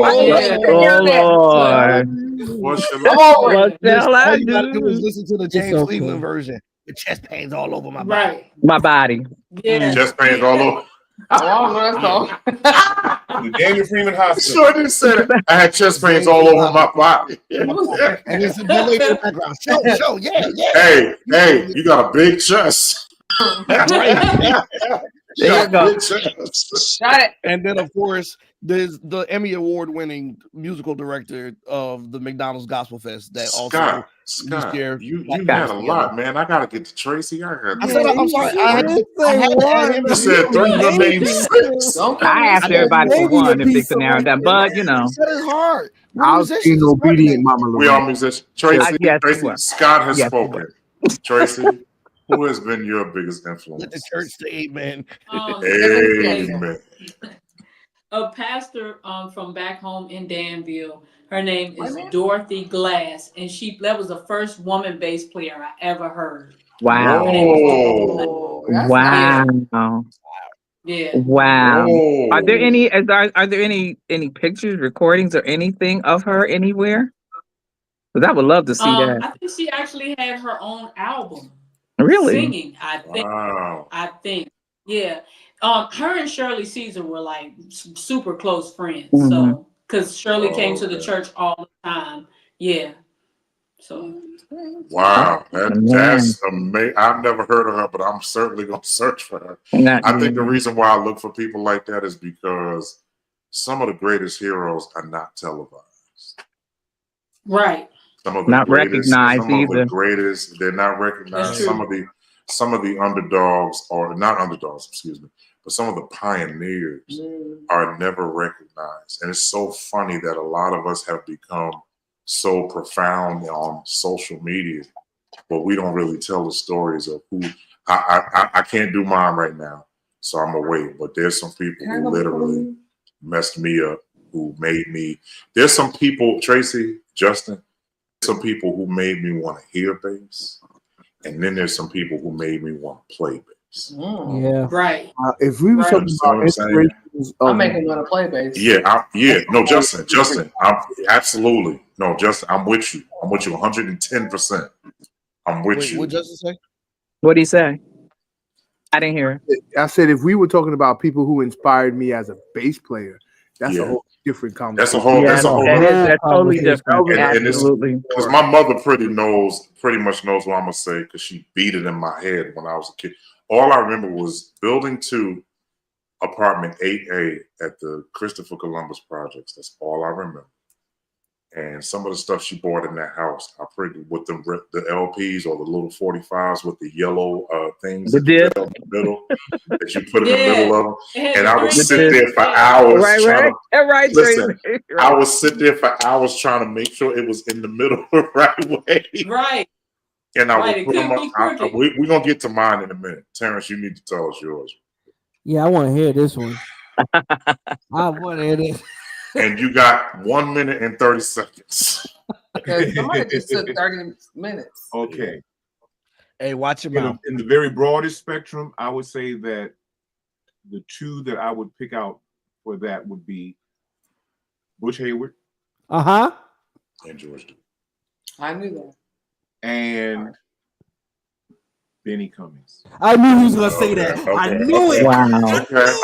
All right. I can see that. Just as a younger person trying to embrace this thing called music, the era that I was raised in, they were the prominent ones. I had the pleasure of being able to meet Butch and become a friend of his, so that added to it. But I never had that relationship with Benny. But then I would say on the local level, a gentleman by the name of Raymond Higgins. Ray Higgins. Yes, sir. Would play an organ like nobody's business. Absolutely. Then I'm going to come as close to home as I can possibly get. My choir director and my musician at Bible Way Church, Ricky Burgess, as a choir director, and Deborah Burgess as an organist. Now, anybody that really remembers her playing, she was not fancy by any standard. Absolutely. My God, he sat there, and God began to do what He did through her. She was anointed. Absolutely. There was nothing this side of heaven better than that, in my opinion. Not at all. I don't think that there's a lot of recordings of her playing around. We'll dig up something someplace, but I mean. There's some tapes, I'm sure. Somebody got I really wish. I know she was playing for Malin Murphy before Mount Zion closed up, and I know that they used to record their services. I gotta ask her son if he can find any of those tapes, because God knows she could make a Hammond scream. Bro. Yes, And let me God. tell you, okay, can I interject something? It was really funny how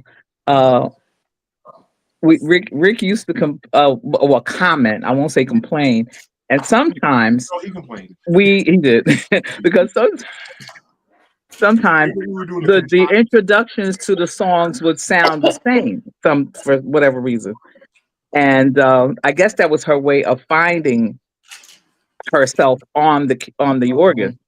But by the time we got through the first stanza or first, it was a wrap. And sometimes Deborah would play herself She would shout until we would look over, there ain't no music, because Deborah was off the organ, stomping a hole in the floor. But she was an inspiration to, and she was one of very few female organists, keyboardists. Because in Patterson we had her, we had Flory. That's the one from Highway, right? No, that was Stephanie. Stephanie was on Highway. Stephanie from Highway. It was Deborah, Flory, I know that name. Stephanie. Her last name was Everett. Shut up, Avery. Shut up. Yeah. Go to bed, Avery. That wasn't Avery's fault. That was Kevin's fault. It was my fault. No, it was me. It was yeah. And those are the only three that I can think. Who played that? No, Crease Temple. Well, Flory was at Crease. Flory was at Crease. Crease Temple was Flory. Flory was Crease Temple. Yeah. That's all that I could really think of as far as female organists are concerned. As organists, yeah, because we had a lot of pianists. Like your mom played the piano, my mother played the piano. But in terms of organ, we didn't have a whole lot that. Now my mother did both. But I rarely heard your mother on the organ. I always heard her on the piano. When we first got it at Bethel, the first organ they had at Bethel, she city stuff with that. She really made it sing. I have to say. Hold on, Lorraine. Hold on, Lorraine. 1 second. Tracy, you look so far. Can you come closer? I know she looks like in a tunnel somewhere. It does look like that. You literally look like you were in Danville from Vegas. Like she like she's like I was like, is she at a tunnel? Where is she at? Is she like in a tunnel? And Brent, don't you go too far. Where he at? I'm here. I don't know. I'm here. I don't know what your inspiration is. We can't wait to hear it. Oh God. Yes. I know it ain't Mighty Mouse Clark. It ain't Bobby Jones either. No. They were both. No. Avery, I'm telling you. All right, listen. We heard those. Tracy, Lorraine, Mama, did Terrence, we heard all yours. Avery, we heard yours. Justin, we heard yours. Is that better? Tanya, what was yours? I'm a praise and worship leader and a tambourine player. As a tambourine player, my mother. You know what? It's that MSG, bro. My mother. No, I don't know where MSG is. Okay. MSG. We'll talk about our 19th cast member. Anyways, tambourine player, my mother, because it was her hand placement, and I'm a left-handed player. What? You a lefty like me, girl? It's important. It's important to the tone. That's why I love you so much. It's the way she held the tambourine. The way that my hand goes, okay. This hand just shing-a-ling-a-lings, and this hand beats it. Boom, boom, boom, pop. Boom, boom, boom. It's important to the tone. And then when Kevin is playing, I go where he's going. Boom, boom, boom, boom, boom. Okay, listen, just know we're a good band. Oh Lord, Brent, I need to hear your response to this. Hold on, I ain't going yet. Mine gonna be easy. Hold on, mine is easy. Okay. You gotta do one more. I got 2 more people. Go ahead. So when I was younger, Richard Smallwood and the Smallwood Singers. That's what it was. Yep, that's right. On the needle. That's right. Well, it wasn't. I just saw this on a movie. It wasn't called a needle. What the actual word for it was called a stylus. Yep. Stylus. Even though we call it stylus. Well, Mom, what did we call it in the project? A needle. Needle. Needle, as you were. Back in the day, it was this one like you had to get, and you saw the grooves. That's right. Let me tell you right now.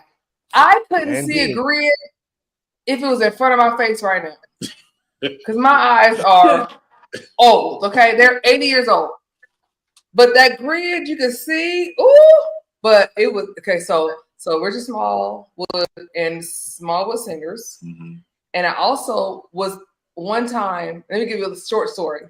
I was in my underwear. They were tighty whities. It looked like men's underwear. What the hell is going on, Tanya? And I used to like putting to know my whole that. body on I'm my just neck. saying. I can't explain it. Brent, but I did. Brent, And one it's right. Keep your camera off. I got it for you. You know what? Let me What?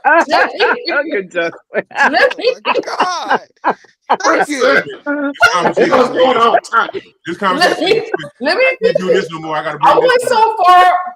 To what? Is that the church? Yo, white and they were tiny whitey. Like, what? Tanya, We're not hearing nothing else you said. We're not hearing nothing else you said. Oh, Jesus. White tiny whitey. Yeah. The first sentence. Wait, she said tiny whitey. And it was a big band around the waist. Wait a minute. Okay. Wait. I think I had asked. What was my original question? Who influenced you? I don't know where the other stuff came from. I have no. Make your point, because I got to make mine. Go ahead.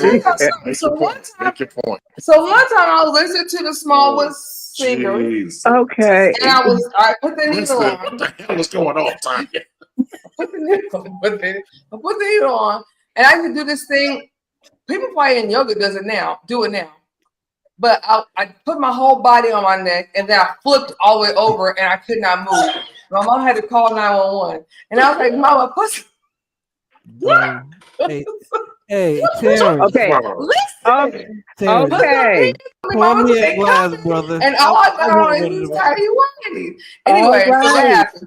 And then the other person, I'm gonna skip that story. No, yeah, well, you think? Okay, no. Terrence, okay, I need a glass, bro. Ding, ding, ding, ding. Let me go, because I'm a ding, ding, ding, ding. And because I have a lot of energy. Ding, ding, ding, ding. Hold on. Kevin ding, ding.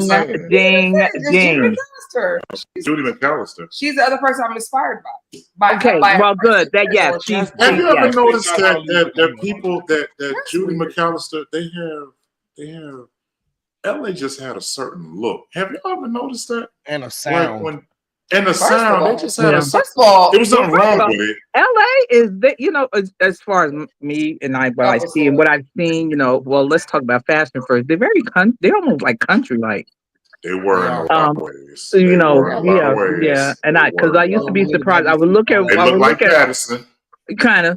I would look at Walter and Edwin, and then go and see other people. I'd be like, well, are they from the same state? So Mom, let me school you on this. So we're gonna go with mine, right? I'm not gonna be long at all. Hold on, Terrence. Hold on. So I'm not gonna be long at all. So here's the reality, right? So Northern California had a different vibe from Southern California. Yeah, no lie. They had a different vibe, right? So Southern California was more built on like it was almost like classy, like commercialism, really commercial. They were more on that, because Walter and Edwin were some of the classiest people you were ever absolutely. They were the classiest people. But when you went to Southern California, think about it. Now watch this, y'all. You had northern region of like Jersey, New York, Connecticut, that stuff like that, right? But if you got on 95, you turned around and you got to like the southern part. You got Carolina, Alabama. So it was considered the country, right? So you got to look at LA. LA was like the country, but LA just happened to be Hollywood. So LA was connected to a lot of stuff that was kind of new breed, but at the same time, they never left who they were. You did. Right? So you gotta think, there's Northern California and then there's Southern California. Right? Yeah. So when you think north, you think closer to what's adapting. Southern California was more like trying to show me we're gonna show you that country is better. Yeah. He not lying. That's kind of what. But truth be told, though, Judy's New York. Judy is not from LA. She's from East Coast. She's more East Coast. She's from New York. I'm friends with her brother Phil Christie. So they were from there. So what Judy did was a lot of people in West Angeles followed her. Following her. Yep. Yeah. Wait, they didn't follow Ella. She's from New York. She's from here. Something new to LA. She's new. We didn't have that. She didn't have that. But Judy is from New York. She's from the Long Island area. She's not from Connecticut. Was from DMV. Right. She's from Santa Mauritius, I think. Where he was from Maryland. Maryland, right? So they're all from there. So now here's my 5. Y'all asked for 1. I got 5. There's Dr. Dre, there's Teddy Riley, there was George Duke. Of course, the number 1 out of everybody was Quincy Jones. See, here's the thing I gotta tell y'all. That when I was looking at my inspirations, it's because I kept going from place to place while I was traveling. So you had George Duke that was from San Rafael, California. You had Quincy Jones that was from Chicago, Illinois. You had Walter Hawkins that was from the Bay Area. You had Dr. Dre who was from Los Angeles, right? And so when you had all those people, I said 5. Number 5, this is what a lot of people don't know. It's the funniest thing in the world. Teddy Riley was number 5. I believe, right? And so here's the reason why. The reason why all of them became such a conglomerate in my life was because they kept showing me what life was like outside of where you came from. That's good, man. Whoa. Understand what I'm saying? So they showed me, you from here. Like Teddy was from Harlem. A lot of people didn't know that, but he's from Harlem. I thought he was from Virginia. No, Teddy is from Harlem, New York, bro. He lived in Virginia. He lived in Virginia. He moved there. From Harlem. His mother was born in Harlem. He's from Harlem. And so when I look at that, those are the 5, right? But I got to tell you, I didn't know about those people until somebody introduced me to those people. So when my mom used to bring, and of course, I said 5, but there's one ultimate. There's the 5, but there's one ultimate. There's 5, but there's one ultimate. His name was Maurice White. Let me tell y'all something. My father, Ernest Blakeney, my mother, Aunt Brenda, Ron Norwood would have me listening to Al Jarreau, Earth, Wind, and Fire, and Quincy Jones all the time. They never played anything else. My father thought he could sing. That man could not sing to save himself out of a paper bag. I hated to hear Ernest sing. But he always played. He sounded like what's that boy, Trey Songz? He sounded like Trey Songz on crack. I know y'all playing. He was horrible. My father was listen. He had this fast vibrato. My father would start singing. Can't Hide Love was the name of the song, and he would start singing. There's one in particular. He would start singing. He was fixing the pool one day, and he was putting the line in the pool. He had a cigarette in his mouth, and he was singing "Can't Hide Love." I never got an attitude with my father as bad as I did that day. I turned around and I never talked to my father. So I said, "Would you knock that crap off?" He sounded horrible. I want to know what part it was, Kev. What part it was on the "Would you mind?" He was on that part. This is what he sounded like. "Would you mind?" That's what he sounded like. And I jumped in the pool. Listen, there was no water in the pool. I jumped in the pool with no water, and I looked at him and said, "Would you not crap?" He said, "You're just mad because you can't come in my concert." And he kept singing. It irritated my blood because my mother was my mother, and my mother sang on pitch 99.9% of the time. But then you got this man singing at 56%. He said, "It bothered me." Flash. You can't have it. Because you ain't got it. Listen, he was so confident because he kept freaking doing it. I ain't mad. I ain't mad. He would sing September and go, body on, take it remember. And it irritated my blood. I said, listen, just fix the pool. Don't sing nothing. It irritated me. But those are my 5 plus 1. There was Teddy Riley. Dr. Dre is another. I'm sorry, y'all. But she knows that she actually set up a meeting for me to meet Dr. Dre years ago. But can I? No, you cannot. Well, there you have it. All right.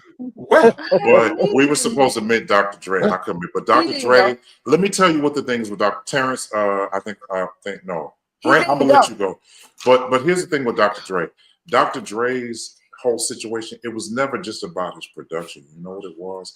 It was about the way that he came out of what he was in, and literally looking at the fact of how he was against all these odds, and he turned around and literally just made it out of what he was in. I think my infatuation with him was more so because of looking at what he was against and coming out of that and becoming a billionaire. I feel like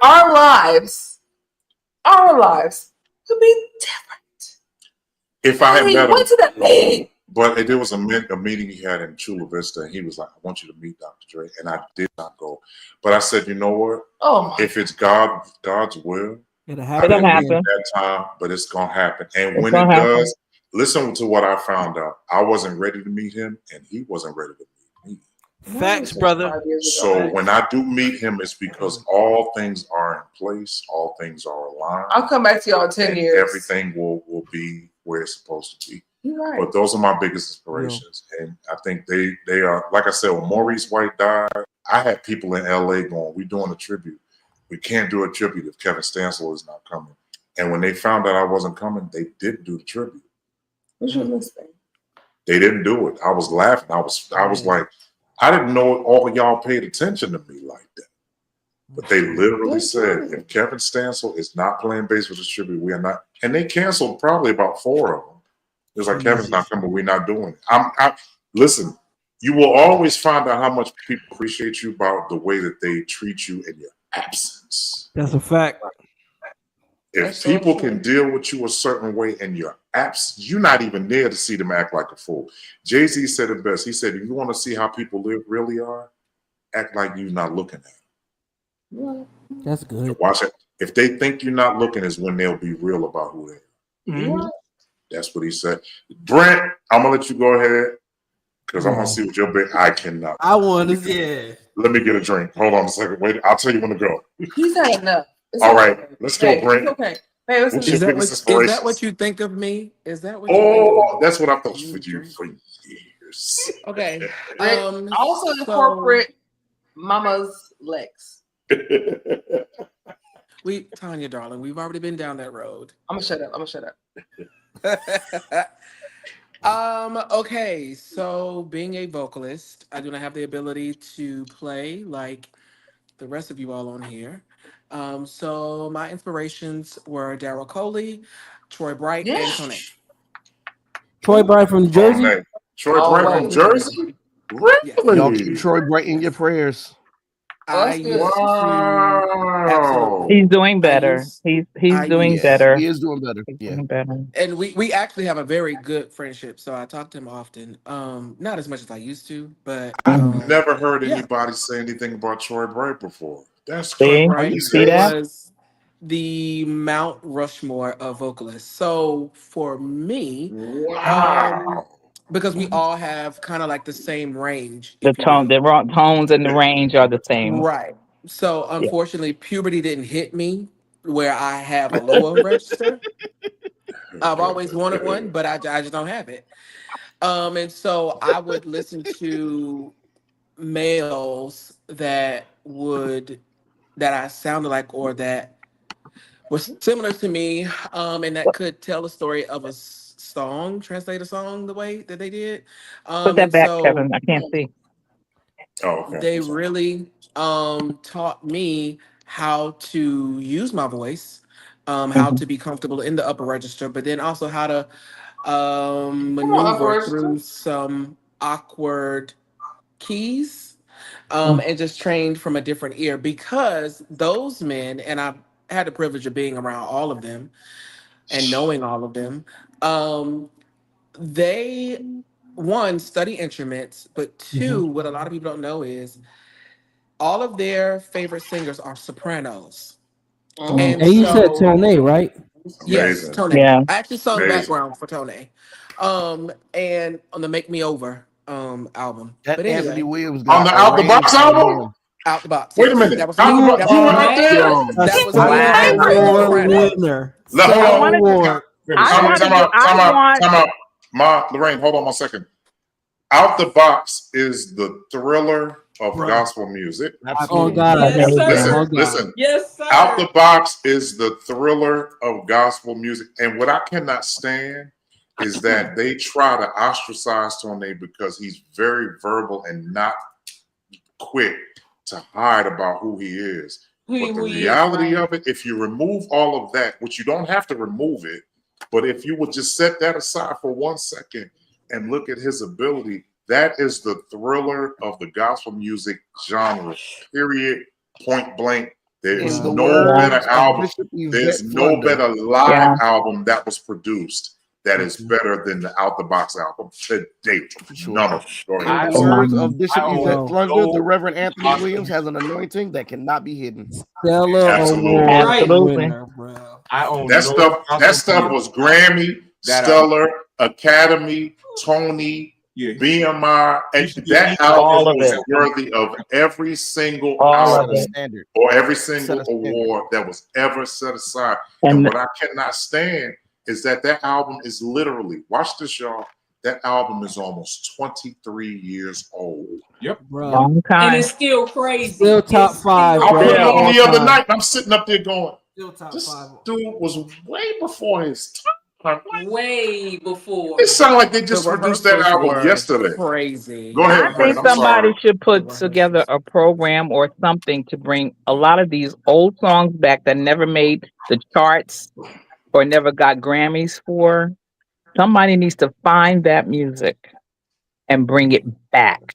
It ain't hard to Mhm. And I find I'm have it. no talking It's problem about doing the that. all digital now. original. Now, God bless Ricky Dillon, blah, blah, blah, blah, blah. You know I have no But I'm problem. You talking know I have about Next. no the problem doing it now. original. Somebody Next. I'm needs to sick of bring Ricky. James all of that. Cleveland. Rick, hey, let's be clear. Ricky Dillon is making a lot of his headway He's a because of thief. old Let's call songs. it Old what songs. it is. He's a thief. Old songs. He Name one is. song Ricky has wrote. Oh He God, wrote as why did many I as say? Has I'm did. sorry. I didn't mean to I open that, can't. but I I get you. can't.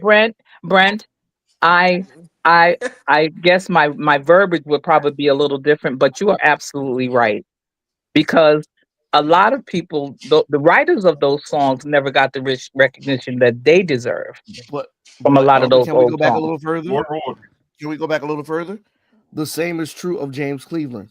James Because I if Cleveland. you just look said at a that. lot of Yeah. the Yeah. songs that his names were thrown on, and I'll use one only because I know the writer very well, and he's actually playing in this concert on Friday. Reverend Freddie Bowers wrote the Mm, song Always while he always. was in jail. May the grace of God be with you always. Everywhere you go and everything you do. Ain't it good to know that someone's watching you? God is with you always. He wrote that song while Shout he out was to incarcerated. shout out to Tommy Hammond from Brooklyn, New York, Justin, because Tommy Hammond wrote "One More Chance," Yes, and I sir. don't Oh, never I hear his thought that was name. Eric McDaniel. Absolutely not. Eric Thomas McDaniel No. Hammond wrote that recorded it. Wow. song. Yeah. The Eric Eric McDaniel. Eric, That's a great He song. recorded it, recorded it. First recording of but it. Tommy Hammond was the one that He wrote was it. wrote it. So shout And out to Sabrina him. That's led it. right. Wow. Well, Yeah. I'm Now, sorry, Eric Brent, McDaniel I did did. write Keeper, though. Yes, he did. That's Keeper, but we He did write talking Keeper. about One More Chance. That Keeper was Yeah, cool, but One More Yeah, Chance because Yeah. Lillian and Keeper all of them was. was doing that song. right. But when they but got that Ricky Dillon, none of them producers wrote the song. Thomas Hammond wrote right. that Yep. song. You don't. But Let's be Brent, were you? clear. Did you have someone else that you were going to speak of here? No, it was just those three. Like I said, my dad was very first of all, my parents did not want me to sing gospel music at all. So they gave me Yeah, vocal there's lessons. that. They put me in vocal lessons for a very in a very early age. They wanted me to sing classical music because my father said the checks in classical music do not have rubber attached to them. Well, He said, You right about that. he said, well, if you focus on this gospel music industry, you will be broke. So, um, they kind of did not want me to sing gospel. However, I that's just what I wanted to do. And then of course, I was listening to Daryl Coley. I just thought he was just so mystical. Then Troy Bright came around with That's Just the Way the Father Is. But then I remember him as a younger boy in Jersey when he was younger, singing with his siblings and things of that nature. And I was like, oh my God, it's the same person. Then Tone, when he came around, he was just so different. So it was somebody that I could really relate to, not for any particular reason, but just because vocally he was very creative and he was very out of the box. Right. No point intended. And just people really, he was very misunderstood. However, he is highly anointed, and the man is so accurate prophetically until it is scary. And that Yeah. is a thing that a lot of people do not understand. So I did Out of the Box. My parents were very not impressed. Well, my dad was, but my mom was like, no, because Tony wanted me to move to California San to live Diego. with That's him, right. That's Yeah. right. He's from to Oakland. be a part of his group. And so he had a meeting with my San parents. Diego, sir. San Diego. He had a meeting with my parents and was like, I really want to take him under my wings and da da da. My dad was just looking at the opportunity, was like, oh, great, that'd be cool, great, yeah, yeah. My mom was like, no. And he was like, well, why not? And she said to him, you're not gonna get my son out there and turn him out. And so it was like a Oh, whole it oh, was like a whole oh, thing. He was like, ma'am, I promise oh. that's not like that. He was like, no, Tracy. Oh, that's no, you're not taking my child all the way to a place that he's not familiar with. Because at the time I was 18. And so there was like, no. yeah. But those were the Mount Rushmores for me as far as vocals. Of course, we can name all type of women, and I think it's more prevalent for women to be acknowledged as vocal inspirations. But for me, it was really like the males, because it was rare for me to hear a higher tone male than it was for a female. However, if I could share one quick story, it was in the late 90s. Someone by the name of Lorraine Stansel came to Jacksonville, Jabs with them Florida. jabs. Came to Jacksonville, Florida, and sang with the Florida Mass Choir. Oh my God. My father played that night, and guess who Wow. sold your CDs after church? Wow. You did. And you gave me $20. Wow. Oh, so I that's was why he in the liked you. very You How old paid were him. There you? you You go. gave me selling. what? How old This were you? endorsement has been paid I for by. was about okay. So see, I am a certain age right now. So at that time, I was a teenager. I had to be about 14. Did he say I'm a certain age right now? You ain't gonna tell us how That's old what you he are? said. That's what he said. Listen, ain't nothing old but draws. So, Okay. And um, shoes. Right. Hello. right. Tidy whities, right? Tidy whities, Tidy draws. Tidy Right, whities. whities. right. Tidy whities And are all. all these years, The big man. that was one experience that I never forgot. It was one that really showed me that gospel artists can be humble and can be accessible and touchable and relatable and nice. Because of course, having a father that played with some of everybody and has toured the world, you meet some not so nice people. But then when it's like you can feel the love and you get the love from people from home, like from Jersey. I'm Jersey. No Mm, matter where I live, I am Jersey. I am Newark, Weekway section. You know what I'm saying? So it's right. like when you and the Houstons and the Andrews and all of them, y'all were like our Mount Rushmores, because y'all were on stages that many of us could only dream about. And my father started out playing for the Eternal Life Singers in Jersey Wow. City. In He's Jersey a City. Yes, he Wow. was their bass player with Earl Grice Jesus. and all of them. And so Oh yes. So I God. am in this industry, and I know a lot of people, and a lot of people, when he left, a lot of people didn't know he had children. So here we are now. But Mm, it was just, I never forgot wow. that, even that it was well over 20 years ago. I just never forgot that. And so I just want to say thank you for that experience. I hold it dear and near. And I Oh remember the church we my. were in. And it was $20. just, I was like, ooh. 20. I was in there I'm working my sorry. I owe you about 80 more. It should have been 100, but I guess I probably had to go shopping the next day to buy Stephanie and Kevin something. I'm almost sure that's what that was all about. Okay. Kevin is very greedy. Kevin is very greedy. But those He's are spoiled. my inspirations. That's it. That is Grant, wow. I'm not greedy. What happened Wow. was my mother kept buying them suits that I would never wear. We never get hung up in this closet. But I'm inspired by thank you. I hear See, stuff like Lorraine, that. just when you think ain't nobody paying attention, somebody got something to read on it. We should all tell one Lorraine Stansel story. Well, Tanya can start hers because Tanya, You know what, got my mother. Let me say this. No, listen. We were listening to Hezekiah Walker's old album, Live in Toronto. Mm-hmm. I'm like, when we got he's like, you know what my mom said? All this time, when I was listening to it in my red, that's the kind of car that was.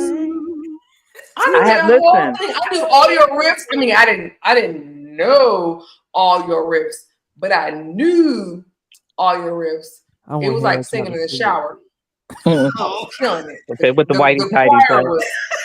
The audience was killing it. Okay, it was the audience was the water hitting the bottom of the shower.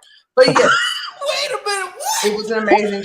It was an amazing concert. Okay. Mom, can you do me a favor? Didn't know you did that. I'm sorry. You do me, Terrence. Yeah. If you can do me a favor really quick. Yeah.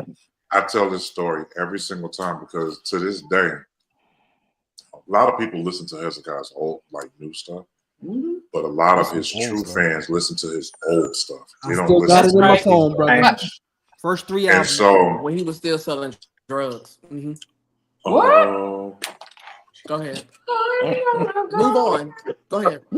And we're moving. And we're moving. And we're moving. Okay. Britt. This is the gospel of Jesus Christ. This is the gospel of Jesus Christ. This is the gospel of Jesus Christ. Yes. What were you saying, Kevin? Well, I'm sorry. Can you please? I believe it. I believe it. See. It's the gospel of Jesus Christ. Listen, God. Can you please? This is people are gonna see this later. Can you please tell people not about Hezekiah because I remember speaking to Hezekiah myself, and he said, "Kevin." Now this one I know people really want me to hear what they're saying. They go, "Kevin Stanson." They go your whole name. They call the whole right. name. Your whole Kevin. name. Without the Jerome, but yes. Can you please just your point? Don't talk about the choir at all. Can you let them know what happened when you were on your way to Toronto? Oh, I heard that story. Because what y'all listen, hold on, Terrence, I see you gonna say something. But they had 2 buses that broke down on the way to this event. Yeah. Mm-hmm. On the 2 way. of them. One broke down, and then the other one that came to save them, that one broke down. In the snow. Mm-hmm. Ice and everything. But I don't want to talk about that. I want to talk about my mom. Mom, can you tell your part of the story when you were trying to get to Toronto? Oh, Jesus. Well, I got to Toronto Airport. Yeah, and I don't remember how I got there. Well. I flew. Yeah, okay. No, I flew from New York to Toronto, right? And it snowed. I know you got there. 12 inches of snow everywhere. I get to in Toronto. Canada has no filter open wide. It's just so wide open. So I get to a very small airport in Toronto. No, it wasn't in Toronto. I got to Jesus. No, it was somewhat. Well, it may be like Upper New York, somewhere Niagara, someplace way up. Right? Falls or Quebec. I get to this airport, and because of the snow, I got delayed, and the only flight that was leaving from where I was to go to Toronto had already left when I got there. Wow. And I asked the guy, I said, there was some people mulling around in this small, very small airport, and I said, "Well, when does the next flight leave?" He said, "Not." And I got there like maybe 3 o'clock in the afternoon. He said the next flight does not leave until about 9:30 or 10 o'clock that night. And I was like, oh, well, wow, no. Oh, and then whoever was supposed to pick me up from that airport got tired of waiting and left before I even got to. That's what happened. That's how that happened. I'm sorry. Someone was supposed to pick me up once I flew in. They left because it was delayed, and they were afraid they were going to miss whatever was going on back at the school because that's where the recording was. So they left me. They left me, and didn't have a cell phone then. Nobody did, I don't think. No. And I got left at that airport, and I asked the guy, "Is there another flight that go?" He said, "Not until about 9:30." And I was like, "Well, good Jesus, I'm from New Jersey. What am I gonna do? How am I gonna get back?" Blah blah blah blah blah. So God is an amazing God because as I was trying, this guy was trying to find. I said, "Is there a train even?" He said, "No." He said, "Well, that won't get you there till almost midnight because it will probably stop in between." Now, this recording was supposed to start at 7 o'clock, 6:30, 7 o'clock. And I'm like, "Oh God!" So I almost broke out into tears. So he's saying, "Well, I don't, I just don't know. I just don't know."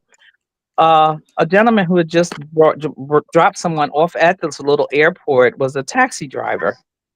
And he heard us talking. He said, "Ma'am, where do you need to get to?" I said, "Well, I need to get to Toronto, but there's nothing flying out. It's too late. Now I don't know how I'm getting back to Jersey because they were not going to pay for my flight until we left the concert that night, the recording. So, next morning, actually, next morning.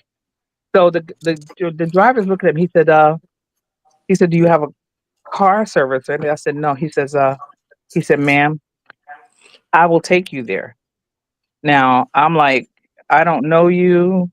You could get me out here with these deer and antelope and, find me up out in the Niagara Where Falls seldom somewhere." is heard. Okay. Right. He said, "No." He said, I've not done well all day because of the snow. So he wasn't making any money. I said, "Okay." And I wrote down where I was going to the guy at the airport, and I made this man promise me that he would get me to where I needed to be. He says, "If you get the address, I'll get to." He said, "I need this fare." That's what he said. I was praying. Mm. I was like, I called somebody from the man's phone in the airport. I think, it was one of my sisters. I think somebody I called who knew that I was up there. So, and I get in the cab. He starts driving. I said, "Sir, you're going to get me there, right?" He said, "Ma'am, absolutely." He said, "I really need this fare. I did not do well, and I got to feed my family." I said, "Okay." Wow. And we're driving and driving and driving. It took about 3 hours. It Wow. took about 3 hours. You were a blessing to him, and he was a blessing to you. Well, but it was, yeah, absolutely. Wow. It was the most beautiful scenery that I've ever seen in I my know life. it was. Y'all were going Canada to is Toronto, very right? beautiful. I was Yeah. looking out the back It's, window. You know how your kids get on their yeah. knees and turn around and look out the Yeah. back window, and I'm looking out the Yeah. trees everywhere. Snow that had not been, disturbed, and it was absolutely Wow. gorgeous. Wow. Now, the Lord was all in that thing because when I got there, the recording had already started. I didn't know this. I thought they were in rehearsal because I saw a couple of choir members running, they had on jeans or whatever, baseball cap and blah, blah, blah, blah, blah. And I'm thinking, okay, let me get my stuff out the car. And I ran inside and got his. I found him finally. And I asked the guy how much it was going to be. It was over $250 for him to bring me where I was Wow. Oh to that wow. school. And Hez looked at me. He said, "What?" I said, "I had to get a cab." And he knew what happened. So when I got inside, I noticed that that place was packed. And I'm thinking it's just a rehearsal, but it wasn't. It was the actual recording going on. Concert. Wow. The kids with Love Fellowship was up on that stage. Some of the girls had their scarves on their heads. They were in sneakers and jean skirts and jeans and sweatshirts. And I'm like, what in God's Is that why name? there's no video? Huh? Is that why there's no video of Toronto? Probably. Wow. Okay. That makes sense. Probably. Okay. I didn't think about that. It's probably why there was no video. That makes sense. But he ran back and they found me. He said, well, your song you're going to do is about after these next two. And I'm like, but me and my little vain self. I said, but I need to go change my clothes. I bought some cute stuff up there. And I'm looking, I was like, well, he said, no, we didn't get a chance. I said, what happened? He said, one of the buses broke down, another, which never made it. Only one other bus made it there. They only had 2 buses that night. Fred Hammond was there helping to produce it. Wow. When I tell you, those kids sang that night for blood. When it was over, they had to pick Hezekiah up off the floor. He was in the corner behind the curtain because he had gotten so overwhelmed by everything that had happened or that didn't happen. But once I got to him, I said, listen, I don't know what you were looking for to happen. I said, but what didn't happen is the thing that's going to get you through this. He was boohooing like you would not believe. And so when I told him, I said, because he had to pay for me, and y'all may say I'm stupid or whatever, that's all right. But I told him, I said, well, take off whatever my honorarium was. I said, just take some of that off because this was not your fault. And he said, no, I can't do that. I said, no, I'm telling you to do it because things went haywire from the time they walked in that door until that recording ended that night. I mean, everything was upside down. And I never went over the song with the choir. I didn't rehearse it. Wow. Do you know how many times that I did not rehearse it? I didn't rehearse. We didn't make sound. I'm sorry. I didn't make sound check, so I didn't know what it was going to sound like. You weren't supposed to, right? The Lord was supposed to let you just leave. And I said, okay, well, okay, and here we go. Today, that was one of Hezekiah's That's greatest the albums. purest album that was one of the greatest albums. I don't care. That live in Montreal, that live in New York was off the chain. Yeah. The whole focus on Glory is off the chain. Atlanta was dope too. They sleep on that one. All those albums. Live in Atlanta. What was that one conference? Live in Atlanta was good. You're right, Avery. The VIP with Yolanda Adams. That's the one where I would go in Jesus' name. Because I watched all those. LA didn't have that for us. We only watch. Everybody from LA always watched what's going on the East Coast. So we had the Fred Hammond concerts or on VHS. We had that. What was that?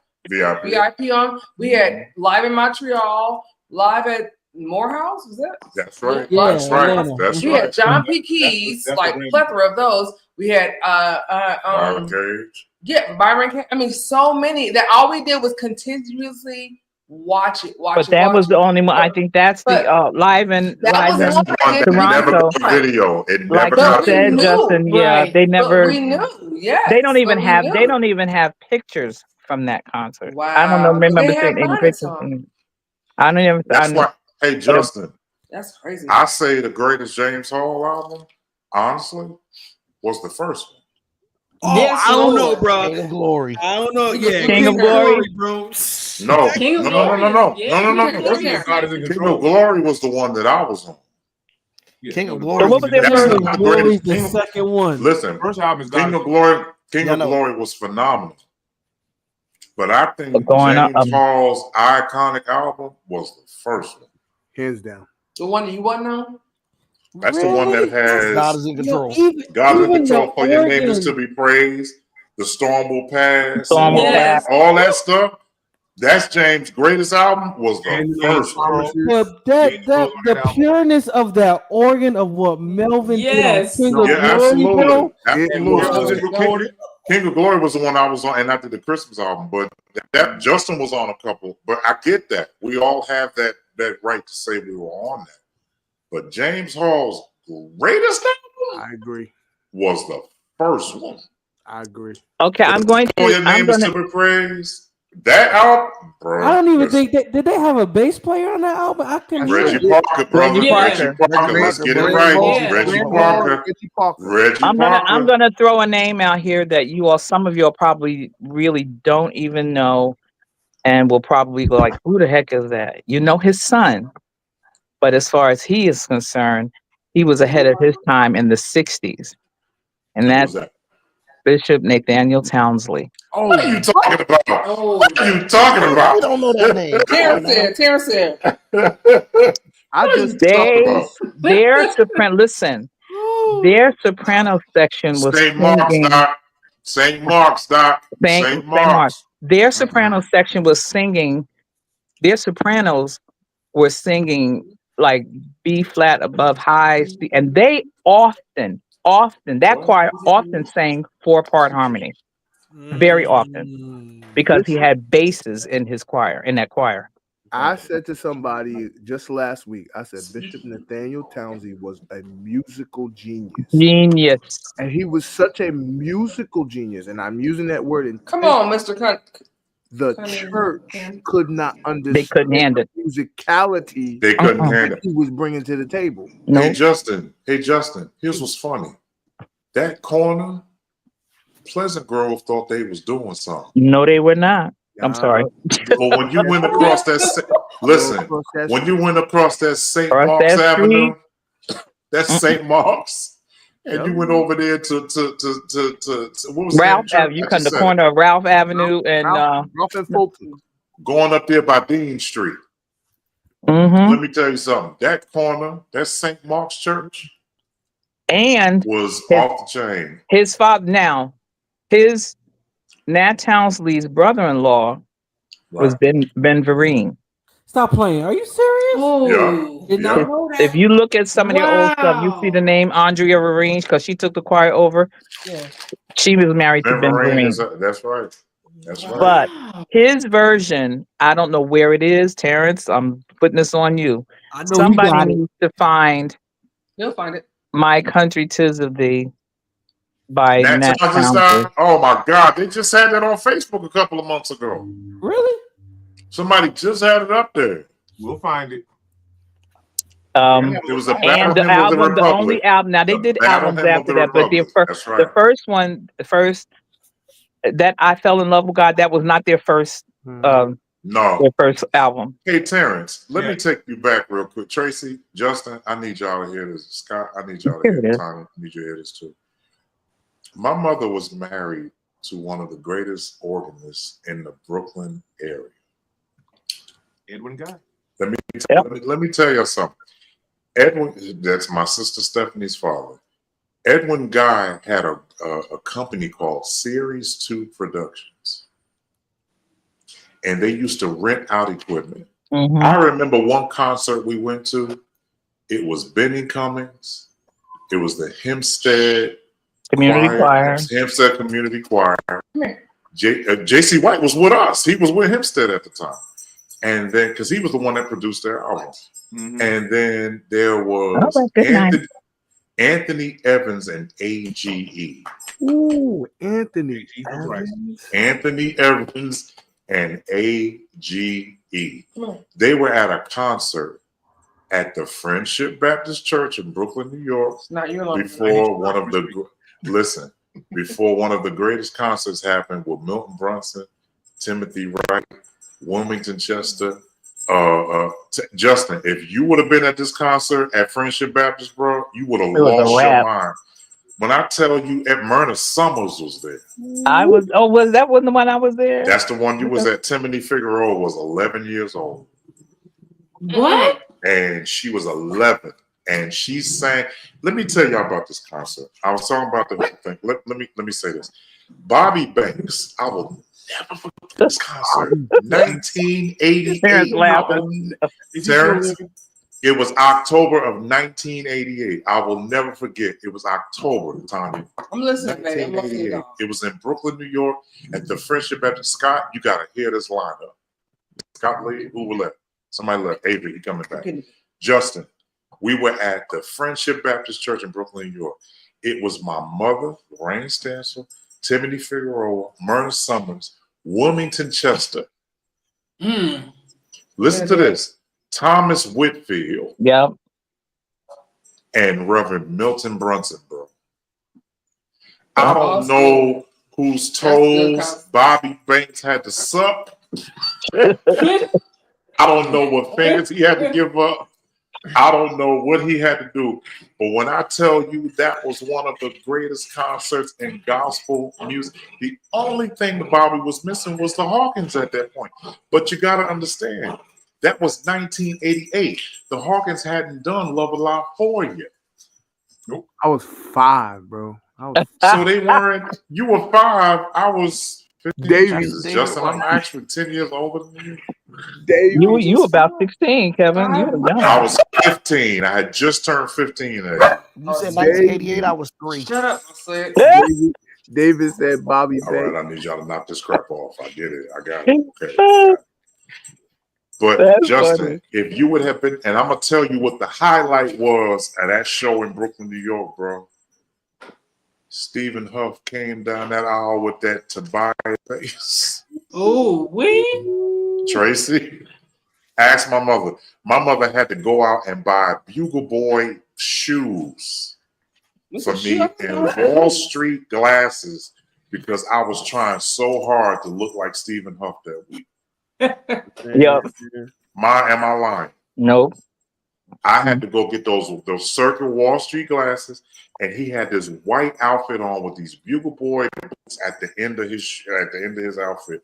And I told my mother, but Justin, Tracy, let me tell you something. That little skinny man from Chicago walked up in that church. When I tell you he beat the crap out that bass in that church. And this is Terrence. This is when Available to You was new.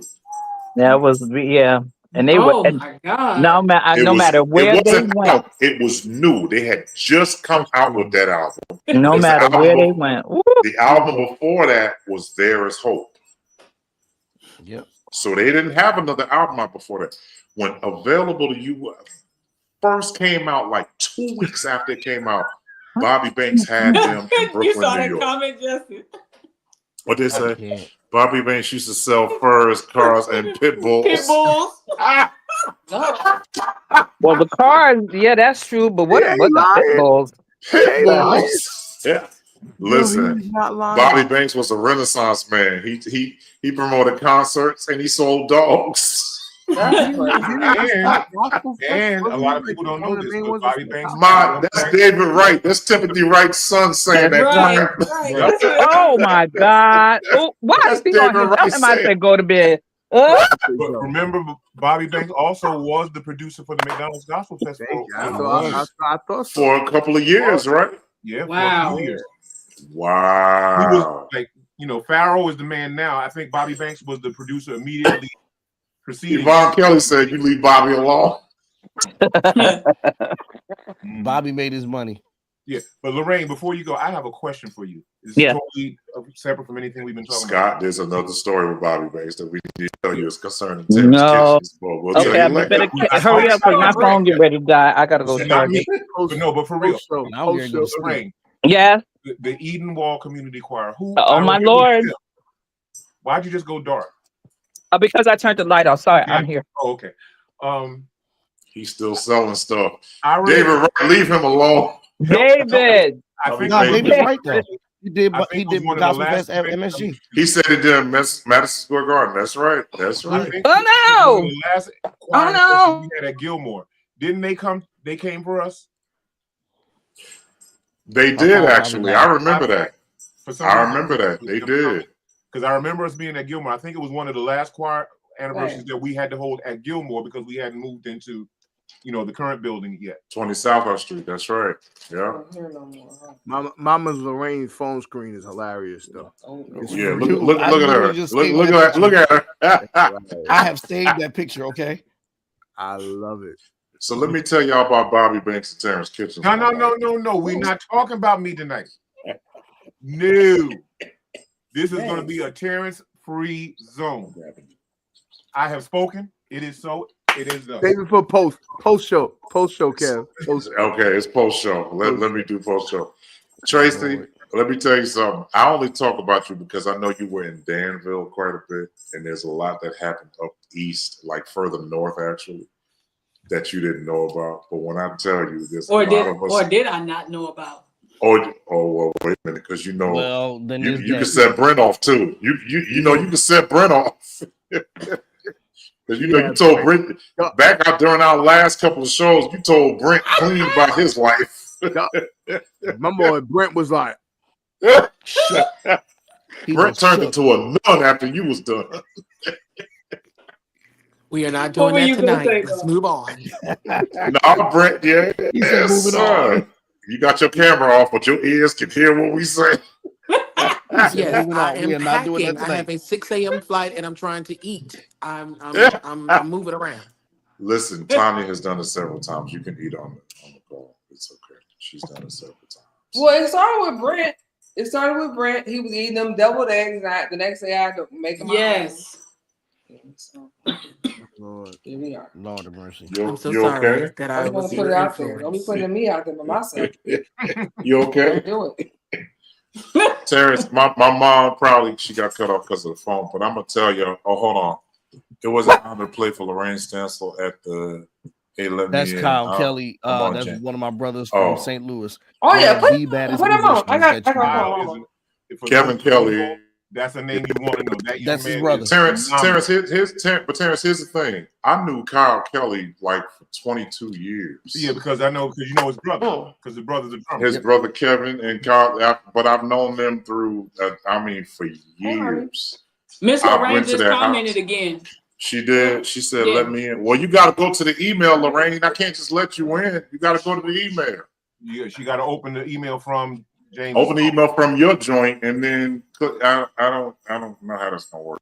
You got to go in there. But Terrence, I've known Kyle and them for years through an artist named Tiffany Gilfie, and we did Tiffany's album. But then I did a couple of things with Karen Hilton, I think, and. But I used to hang out in St. Louis for a long time. I used to stay at Kyle's house actually. I used to stay at Kyle's house. James Lawson. No, you don't have to send it. You don't have to send it. I texted it. You sent it. Okay, he texted. Okay, but I'm thinking, who's still got AOL? There's still people. They still exist. Kyle will tell you, I used to stay at Kyle's house. I remember one session we was doing at Kyle's house, and because everybody was gravitating to me, I had over 19 people at Kyle's house. One night we was doing a recording session. Lord. I had over 19 people at this man's house. His wife must have loved you. He wasn't married then. He wasn't married. He wasn't married. And I had a bunch of people at Kyle's house, and Kyle, Kyle's very mild mannered away. He could have been like, somebody got to turn their phone down. Lorraine, is that you? Yes. Turn your phone down. Background noise. And what? Loud. There's some background noise, Lorraine. Oh, are you asleep? You sound like a Jewish Can you mother. turn it What? down? Well, I'll go in the You other can't room. hear me? Okay. I'm going. What? I'm going. You can't hear me? What? Somebody come get him, please. Oh, leave him alone. I'm gonna tell y'all, Kyle, what's up, man? It's good to see you, bro. What was the question that I missed? I'm sorry. You didn't miss a question, but I'm gonna ask you one now. And she's gone again. Technology. Gotta love mothers. Listen, and she back. I'm not gonna be the one that's just gonna walk away. I'm actually gonna say good night, y'all. Yeah. And night. You got to go to work in the morning. It ain't that late, Scott. Come on now. You know you go to bed 2 hours before you gotta get up. No, listen. Remember, this is the concert week. I'm trying to get as much rest as possible. I know that's right. I don't know what that is. Friday night. Have a good night. You said you don't know what rest is. Right. You don't know what rest is. When white tie meets Black history. Yep. Oh, that's your joint tomorrow. Yep. It's Friday. 7 o'clock. Friday. It's Friday. Okay. Go on So on you his got page, my rehearsals. page. The link, there's a virtual link that No, can I only already be used seen it. once. Can only be used once. You can't share it with Big Mama and cousins and nothing like that. Everybody got to buy their own link. Okay. Yeah. So all right, Scott. Well, Good night, Scott. Nice Good night. guy. I'll see you tomorrow at dress rehearsal, Elder. Oh, yeah. Thanks, Kyle. Kyle said best wishes on the Thanks, on man. the, I appreciate that. what's the name? Lorraine Stansel, Yeah. there was one particular instance that took place when we were in South Carolina. I thought we said we were going to I do don't want to talk about it. post show. Tracy. I need to know. All I've got. Where's Brent at? Brent coming back. All I'm gonna tell you is that it was funny. It wasn't funny at the time, but it's funny now. Not at all. We'll talk And where about did Lorraine go? We'll talk about it after, after. Yeah, she popped out again. She don't know how to work that phone. Kyle Kelly, thank you for all. She don't know how to work. I'm sorry, y'all. I'm unraveling and stuff. So trying to come on here for real. Because I ordered some stuff and it was taking a long time to get here. But now she can really be on live this time. Lorraine, if you come on here one more time, I'm gonna knock you off. I don't know what's wrong with your phone, but you It's need not mine. It's his. You need some Mine was working Tylenol for your fine. phone. You want to know about the trip to South Carolina? No, I don't. Terrence said we're gonna do a post show. We can't do it now.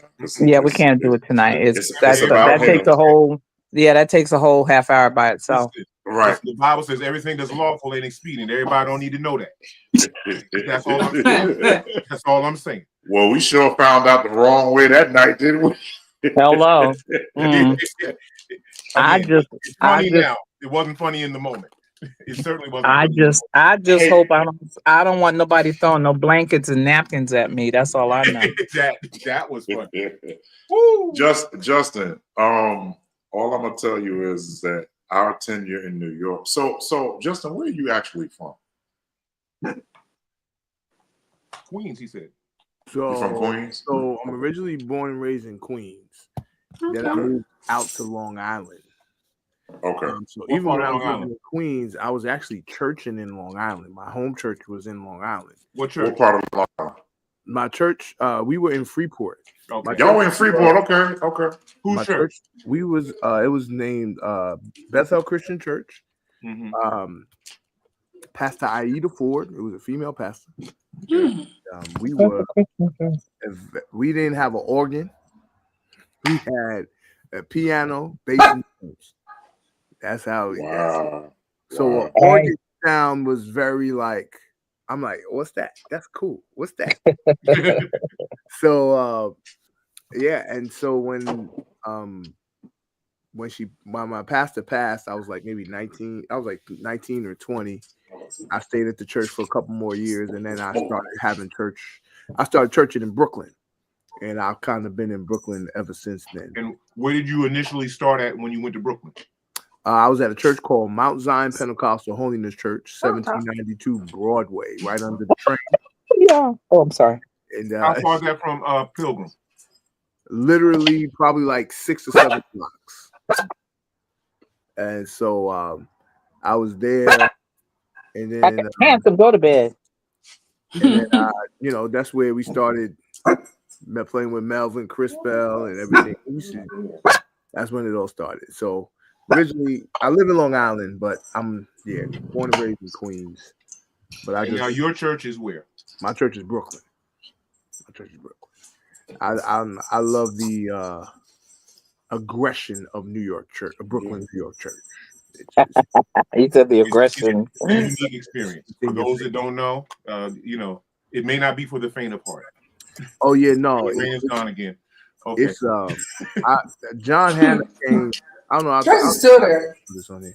John Hanna came to Love Fellowship one time, and he did one of his his sermons, and this praise broke out, and I think he thought he was going to do like some type of 45-second praise at Love Fellowship Tabernacle. And I was like, yeah, nah, bro. And so his musician was trying to do the string, and I leaned over. I said, do y'all know where y'all at?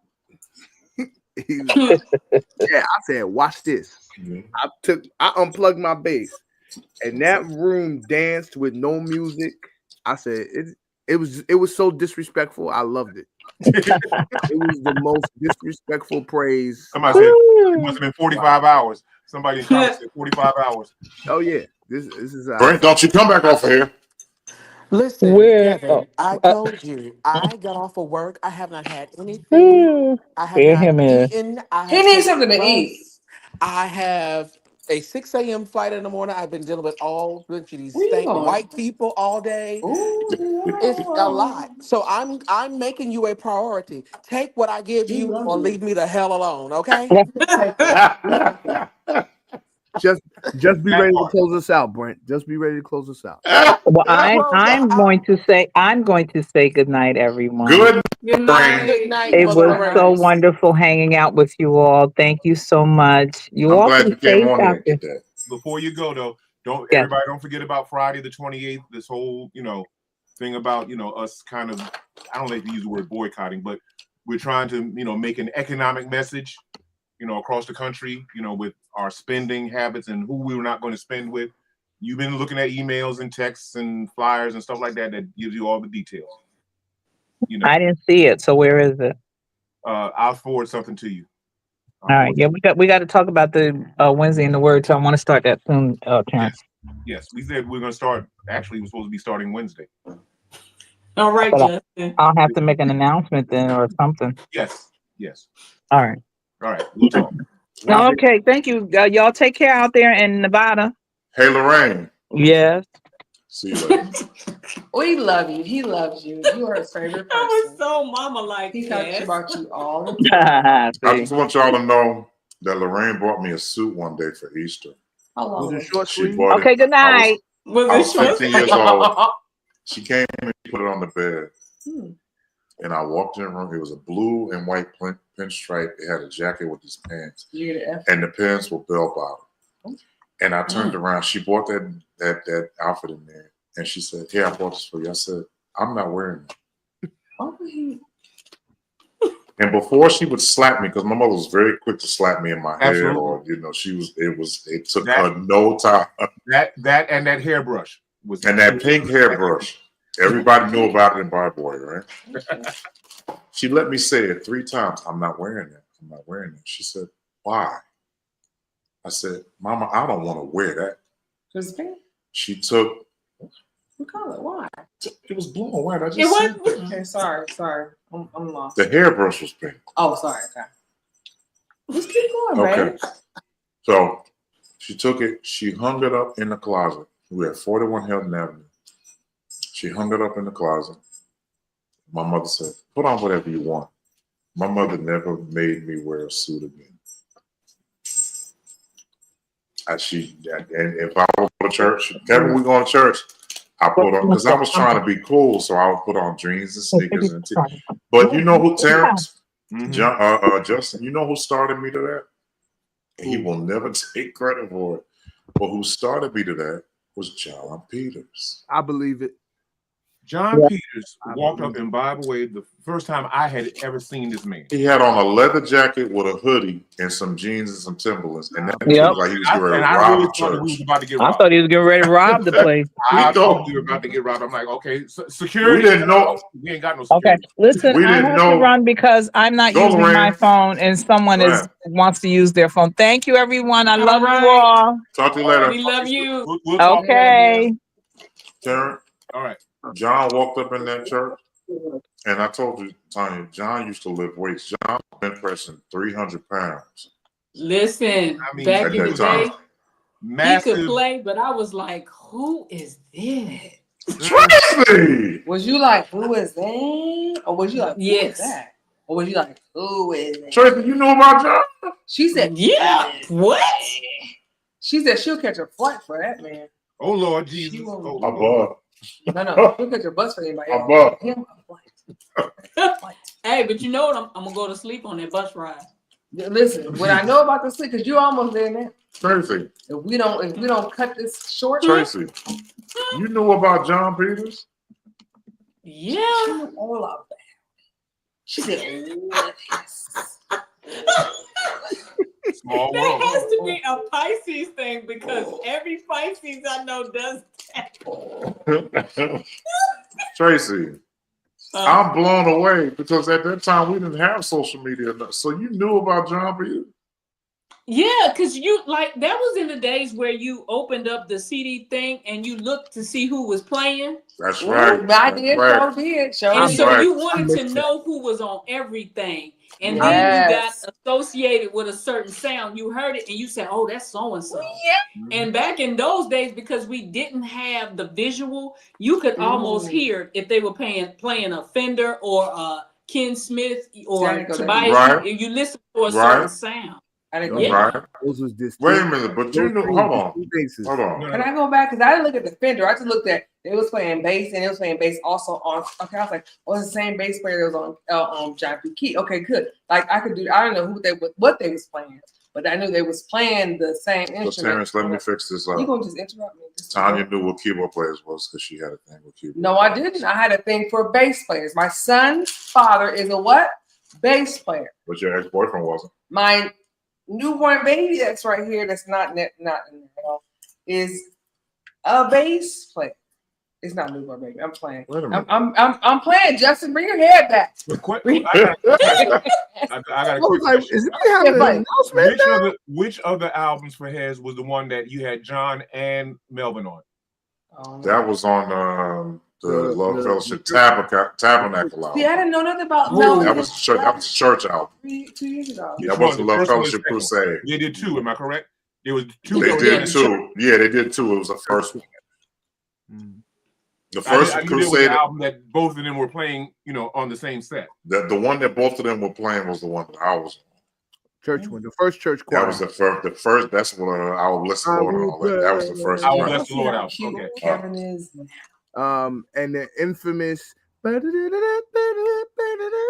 was John all day, Doc. That was John all day, Doc. And isn't there a worship and praise album? The same thing that both of them are on.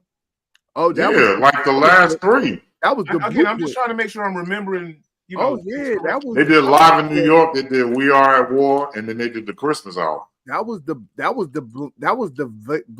veins in the blood of it. Yeah. And I always said in my mind, I said, okay, what part of heaven decided that you were going to let these two maniacs play together? Oh no, but we did other albums. We did St. Stephen's album. Justin. I didn't know them as well. Yeah, we did not institutional. We did St. Stephen's, and then we did Joyce Taylor's album. Joyce Taylor's album. I'm gonna make it crazier for you, Terrence, because those was John Peters, Melvin Crispell, Reggie Young. That was a lot of album. That's not of God. God is not pleased. And listen, I want to make it clear because me and Reggie just talked a couple of days ago. I want to make it clear, and he will say the same thing.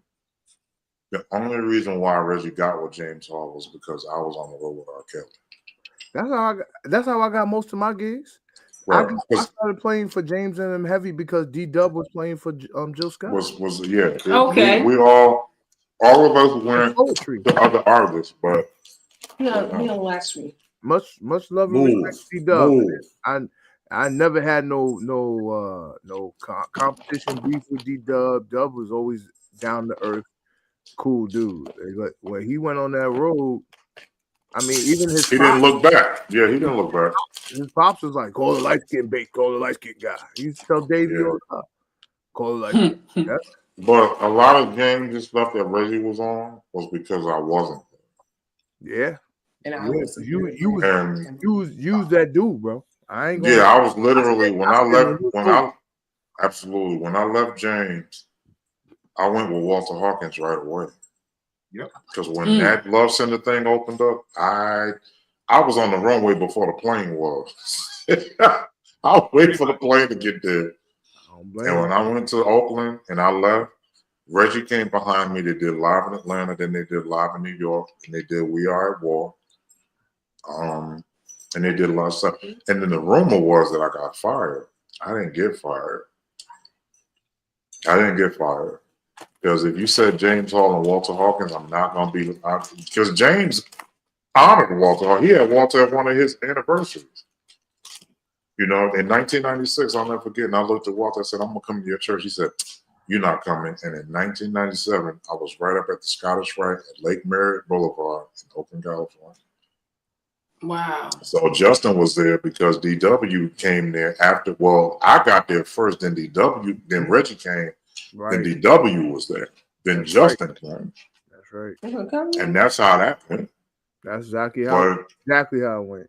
But if I had not gone to Oakland, you made a brief appearance. You made a brief appearance again at the school. At the school for 5.5 minutes. When Kevin Bond turned around and told me, "Listen, I can't cash your checks here. You have to go to the bank." I never went back. That's where you had, and I know you're gonna say, Justin, you always bring up this song. That's where I heard you and your group sing "Purify My Heart." He will not let that go. I have always been in love with that song. Bro, that song is so dope. My heart. I know that song. I wrote that song. I know that whole album, actually. I wrote that song when I was in cell number H5 in the Wilson County Jail. Tracy. Opening line. There are some things. What? Tell Tracy. I was in jail for abusing a woman that I never abused. And she told me that I did. But I want to tell everybody on here tonight that we finally had our conversation and everything is fine. I heard it. Wow. So we're good. So there's no problems anymore. That's what's up. We're good. What do you do it? Oh, like 3 weeks ago? 2 weeks? 3 No, weeks? about almost a month ago. Maybe a month ago, yeah. And I'm glad. Tracy said. But I want to tell y'all something. Here's the reality. The reality is divorce is never easy. But when two people decide that they are not going to take accountability for the reason why it did not work, that's when it becomes a struggle. But if everybody goes and say, not to people, I'm not talking about people. If they go to each other and own up to, and they say, "Listen, you might have been wrong here, but you didn't have room to be wrong here if I wasn't wrong here." Right. Or even if you decided that you were going to be wrong after I realized I was wrong and I confronted you about it, and I came to you humbly and said, "This is what I did." If you decide you still want to be a whole about it, that's on you. But what I do know is when you go before people and you let God direct you and how to go before them, why are you playing that song? Why are you playing that? I love this song. Please send that to me. I don't have it. You do, baby. You got it. Oh, not to send it, you don't. Terrence, are you playing that? Yep. Yeah. You send it. How can you send it to me? I don't have the album at all. How do you not have your own album? I don't have it. I've been looking for it. I don't have it. Yes, God.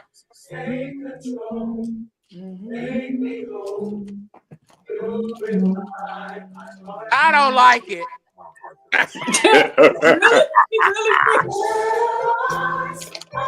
Yes, it's a great album or record. Vengeance is mine, say the Lord.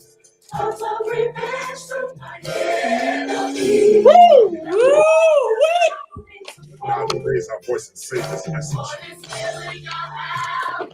It doesn't reflect your love.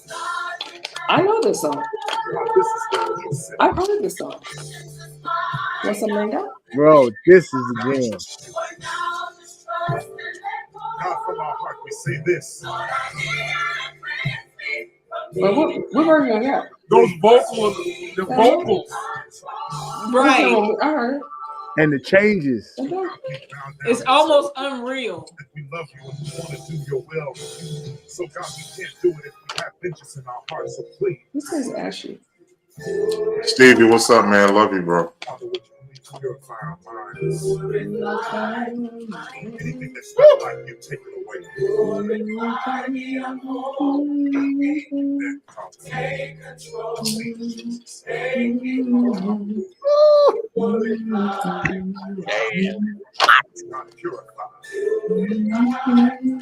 Make us whole and new.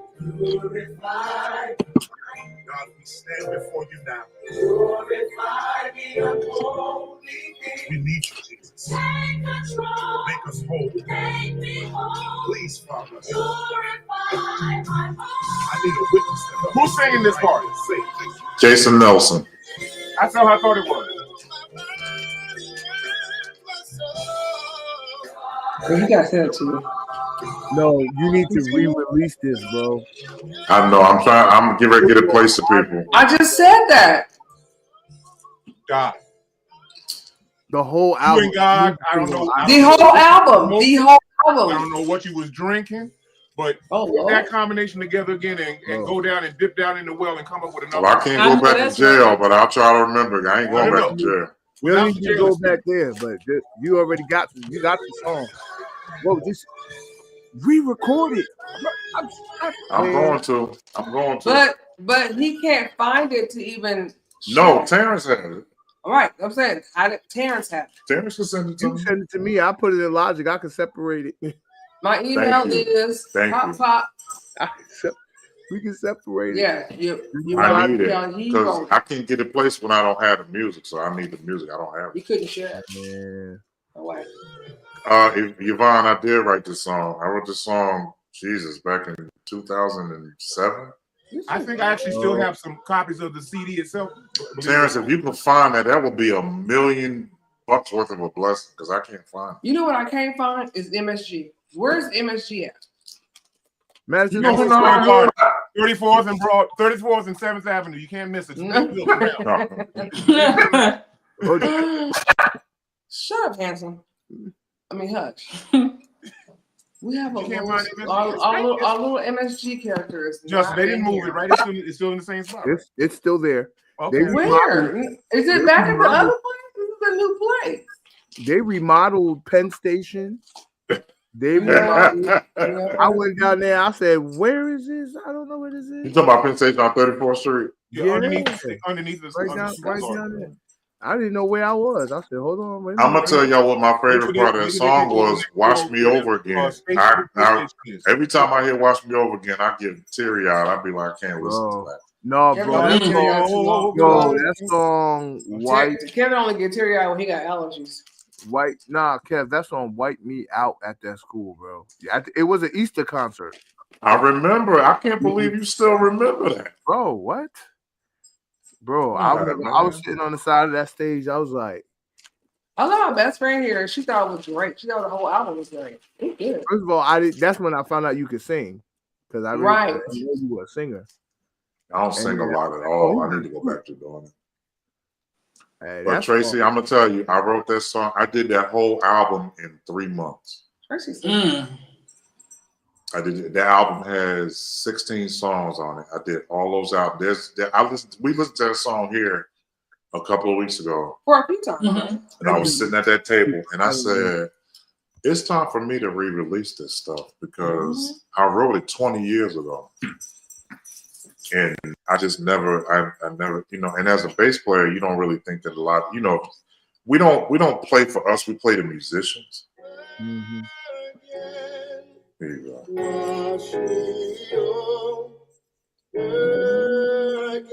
With your precious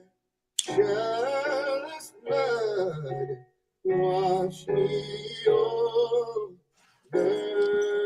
again. I'm asking, Lord. Great singers, man. Over again. With your precious blood, wash me over.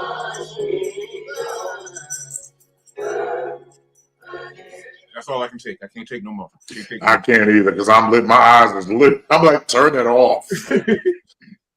But one of the girls, her name is Demetria Reed. She just passed away. Wow. I was getting ready to ask you how many of those singers Are you still, you know? So all those singers that I'm still in contact with, I'm not in contact with them anymore. Like I haven't heard from them. You know, I'm the type of person when I leave a city, I leave everything. I didn't say that was right, but that's just kind of how I do it, especially if I had like hard times in a certain city. And when I left Nashville, I kind of left it because there was so much stuff going on. But there's this one alto. Her name is Demetria Reed. She was one of the strongest altos in the group. And I found out 4 years ago that she passed away. She was going to her mailbox and she buckled at the mailbox when they came to get her. She was dead on arrival. She had a heart attack. And yeah, she was the strongest. Like through that whole album, all you hear is Demetria.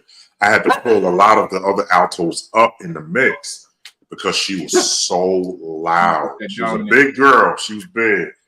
But she was just very present, and she was the type of person. She was very ticklish. I'll never forget. You walk up to her and touch her arm, she'll start laughing because she was just so ticklish. But she would laugh anything.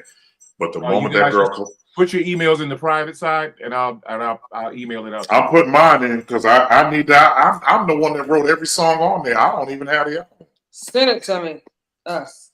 I don't have that. Tracy, I would love for you to have that so you can hear the variety on that album. Oh, I'm typing right now.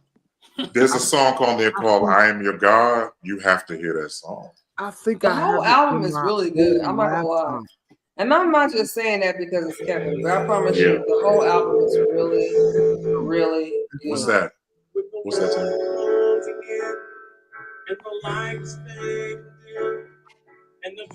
It kind of had a Beatles feel to it, though, Tracy. You probably love it. And how many instruments are you playing on here? The drums, bass, and what else? I played everything. I just didn't play the guitar. I played everything else. I'm the one who gave my son to live in victory. Failure is not a part of my plan.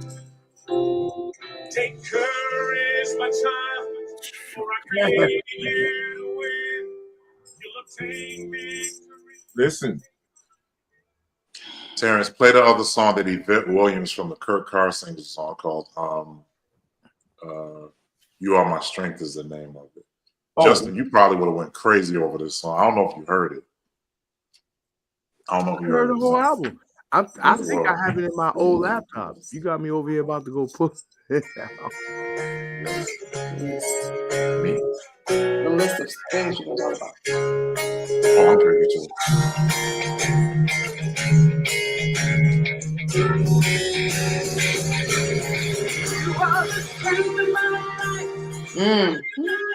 Tasha Cobbs.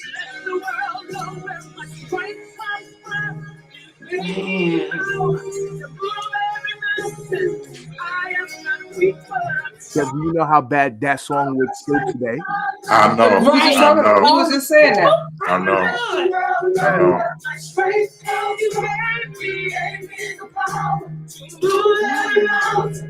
I am not weak, but I'm strong. I may be persecuted, but I'm not forsaken. I may be cast down, but not destroyed. Yes, I will declare I am a conqueror. Oh my God.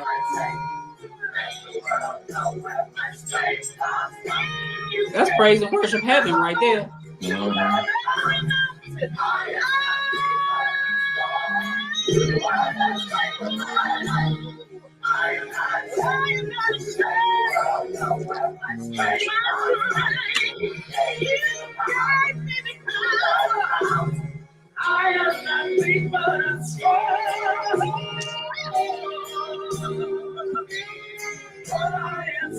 This is my favorite part of the song, though. The Lord is my rock and my fortress, my deliverer, in Him will I trust.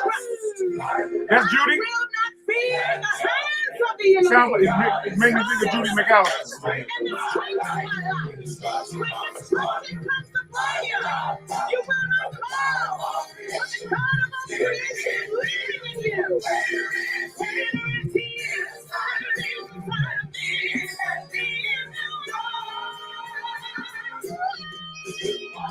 I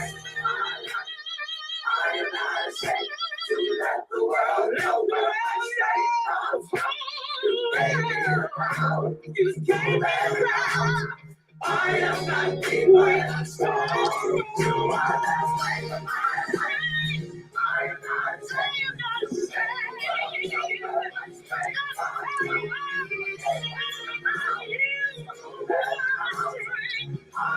These kids were singing on this part though. I ain't gonna lie.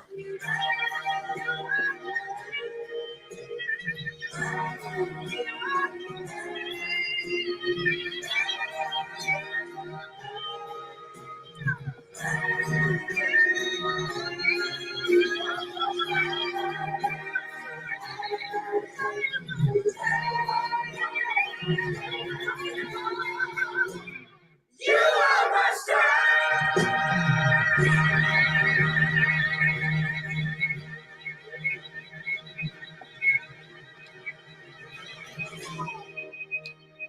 Somebody wants to know where they can get the album. Who is that? Where is that? Reason I'm turning it over to you, Kevin, and you take it from here to whatever whatever you're gonna do. I got chills and my eyes are watering because of that one song. Because I promise you, that whole album was written from pain.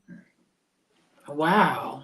That whole album was written from pain. It was literally me going through some of the darkest freaking days of my doggone life. I remember that. And I remember I was in cell number H5 and I wrote that song, Purify My Heart. I wrote You Are My Strength. There's another song right here called It's Gonna Be All Right. That's another got like an Earth, Wind, and Fire feel to it. And then there was the first one on the album called Ultimate Sincerity. That's the name of the album. And I remember I wrote that song. I was in jail. I was supposed to be there for 15 hours. I was in there for 4.5 days. Mm. And that whole album was written from pain. But I was asking, like, how can I forgive people that I know hurt me and they never said I'm sorry? You understand what I'm saying? Like, how am I going to sit up here and literally tell somebody I forgive them when the pain was still fresh like the day before? Yeah. You know what I'm saying? Like, how am I going to tell them I forgive them and I still ain't healed from what happened on Tuesday? You asking me to forgive you Wednesday night. You know what I'm saying? And it was like that whole album, and I was like, and it still didn't have the sound that I wanted. You know, I wanted horns on it, I wanted strings on it, I wanted all this other stuff. But I'm seeing 20 years later that song was just literally a rehearsal for what's about to happen. Dude, let me tell you something. I'm gonna I'm gonna address it from two sides. The first side is the musical side. There's absolutely nothing missing from this album. Mm-hmm. I understand, you know, as creators and as creatives, we always hear another level. But we all also know that sometimes there's danger in trying to replicate everything you hear because you try to overdo it to the point where it gets lost. The purity of it in terms of its presentation and the instrumentation and stuff like that, it says what it needs to be said. Absolutely. Absolutely. Let's get over to the spiritual side. As you said, God was dealing with you in a way that not only could you understand it because you're musical, so he had to help bring your healing through music. Additionally, because it's music and because music affects all of us from a spiritual level, even when we listen to the quote unquote R&B, whatever category you want to do, because music is heavenly. The creation of music is heavenly. Therefore, it always affects us on a spiritual level, whether we call ourselves Christian or whatever it may be. So God also had to make the message in a way so that the message would be able to connect with other people. There are people that when they hear this whole album, they're going to connect to things that are going on in their lives that they don't even really understand completely. But because God has placed the spirit of healing in the music.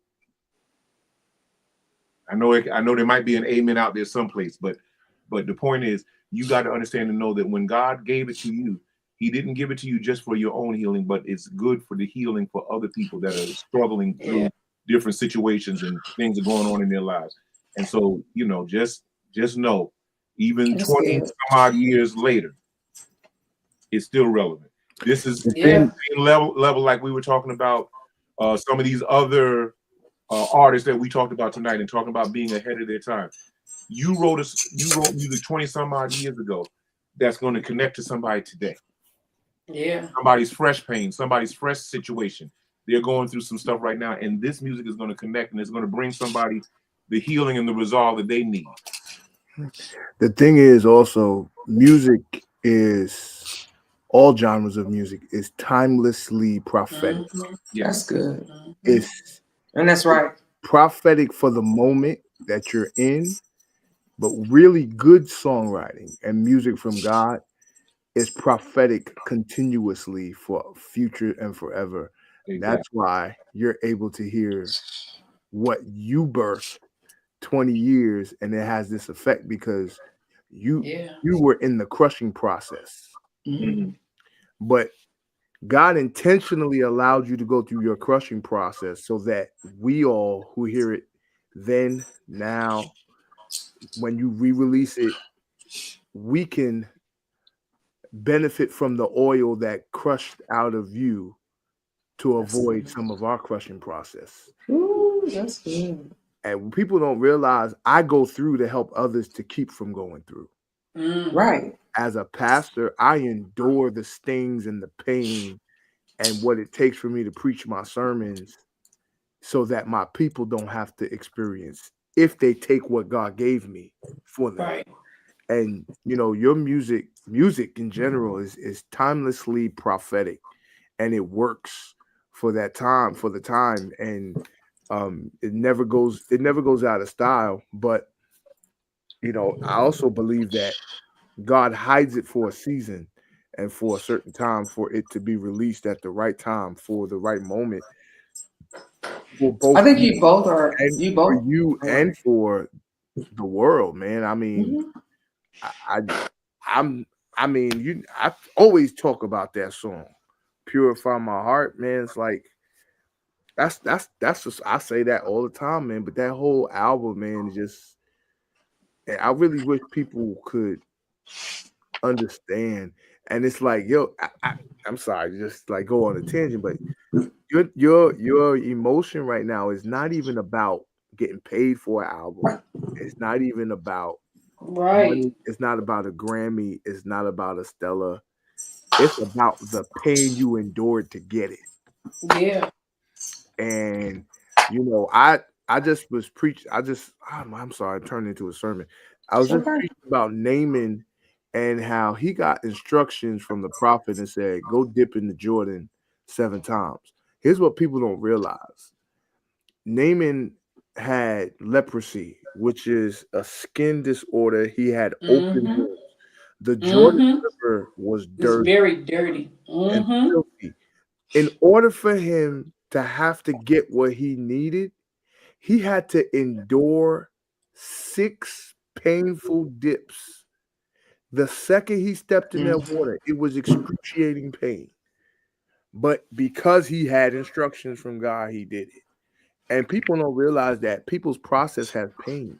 Man. But when you are following the instructions of God, at the end of the process, you cannot forget the final product. There's a final product at the end of the process. And so, bro, you're just at the you're All at right, the now end of your y'all process, bothering bro. me. And Now now you y'all can see the bothering final me. product. Now y'all bothering me. And so here is the word of the Lord for you concerning you, Kevin. All right. I hate to go here, but y'all keep pulling on me. The Bible says in John 4:23, which reads, "But the hour is coming, and now is when true worshipers will worship the Father in spirit and truth." And so the word of the Lord for you tonight, Kevin, is that you have been asking the Lord even up until this week, what is my next? What is my next? And God is confirming to you tonight that He has already put your next in your mouth. Yes. It has been a process. Yes, it has been a struggle. But the Bible says that if my people who are called by my name will humble themselves and pray, I will I'll hear their land and seek my face and I'll hear their land. This is the healing that the land is missing. This is the sound that God has been looking for in this earth realm. So think it not strange that it has been 20 plus years that you have been seeking something that you already have. Okay. And so what the Lord is saying to you tonight is Fear not, for I am with you. I'm still with you. I'm still using you. Even in a desolate season of where it may be strange, it may be gray, it may be uncertain. The Bible says, I will anoint every place that your feet will trod. I will anoint and ordain everything your hand touch. And even if you speak it out of your mouth, because I am in you, I have to perform. So, what you have to do, speak what it is you want. Do not be afraid of the naysayers. Do not be afraid of the if, ands, buts, or with. The Lord said, if you try it this time, I'll give you what you asked for me that you were not ready for during that time. Amen. Start the process. That's it. Start the process. Just start. This music has to be able to be available to the masses. Right. There's someone whose life is dependent on hearing something that's within this. You have to make it available. Again, it's on YouTube. Okay, we lost him for a minute. Yeah, we did. Oh man. But how we lose the host? Well, it's still running, thank God. I think because Justin is still considered a host as well, so I think that's why we're still on. But okay. But the point being is that the music has to be able to be, and I'm thankful to God that I'm just one of those people. When it comes down to music, I get rid of nothing. I know that's right. Music, for me to get rid of me, I still have albums, LPs. And they laugh at me and say, "You got these albums? What you gonna play them?" I said, "With this record player that I got right over here."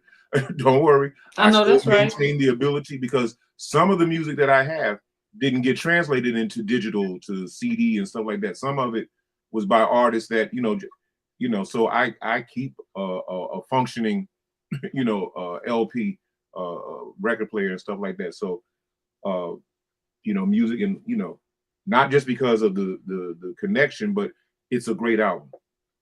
It's a great album. If you check your emails, I think you should have it, check it shortly. It should be there.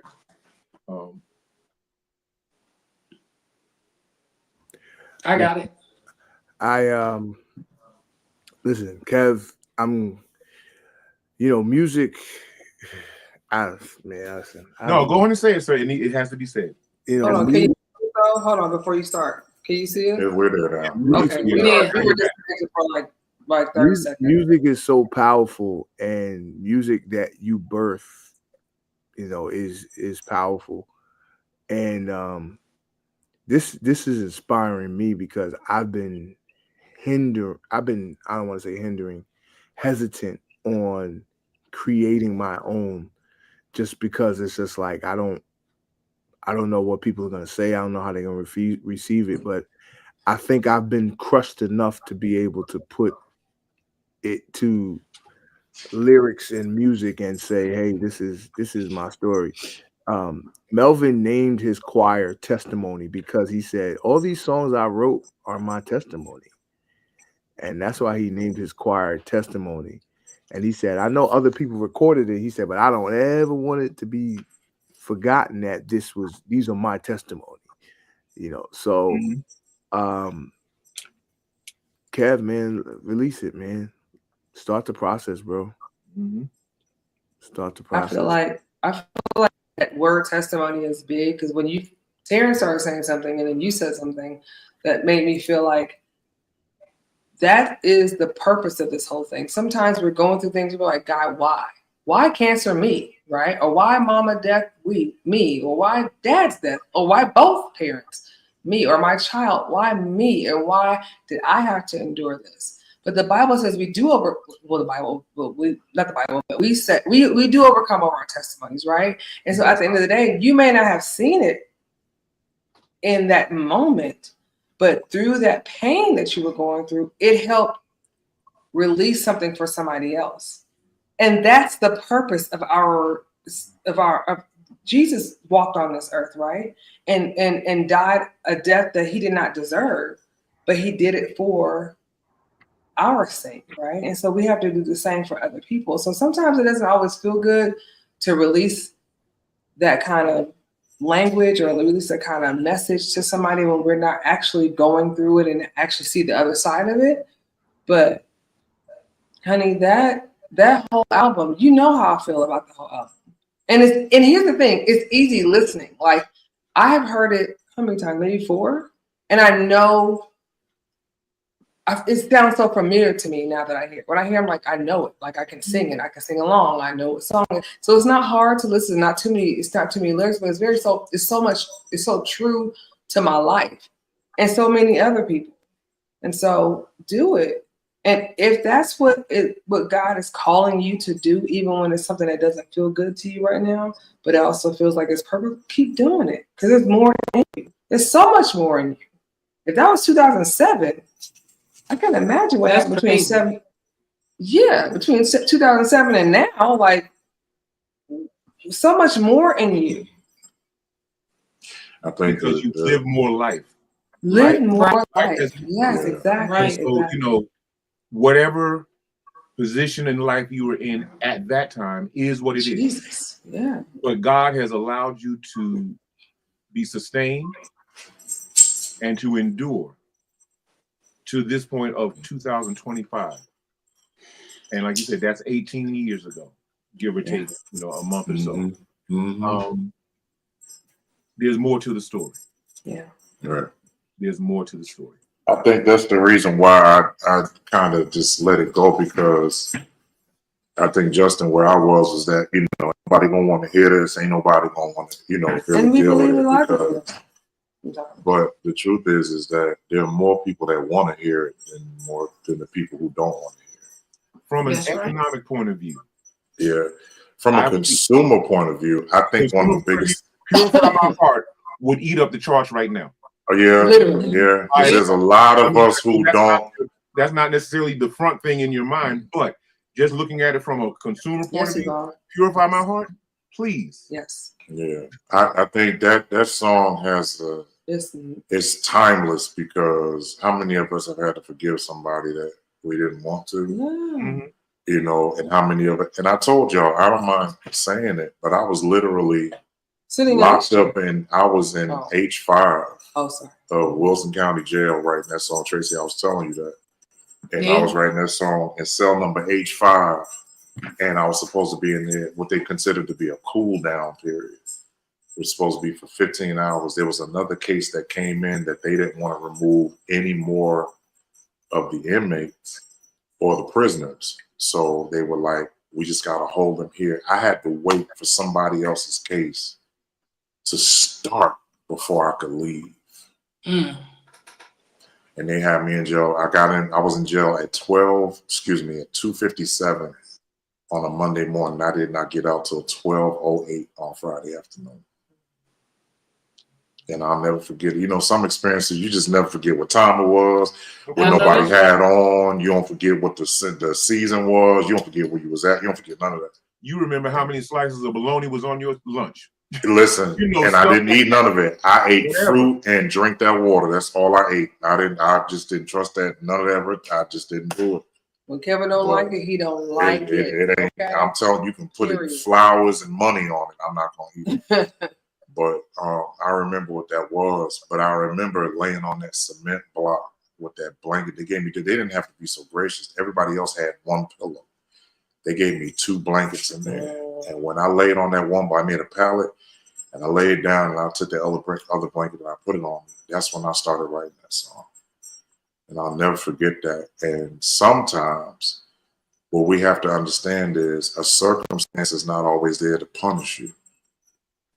You know, it's not always there to remind you of what you did yesterday, but sometimes your circumstance can actually set it up for you to be one of the greatest testimonies in somebody else's life that's not going through half of what you're going through.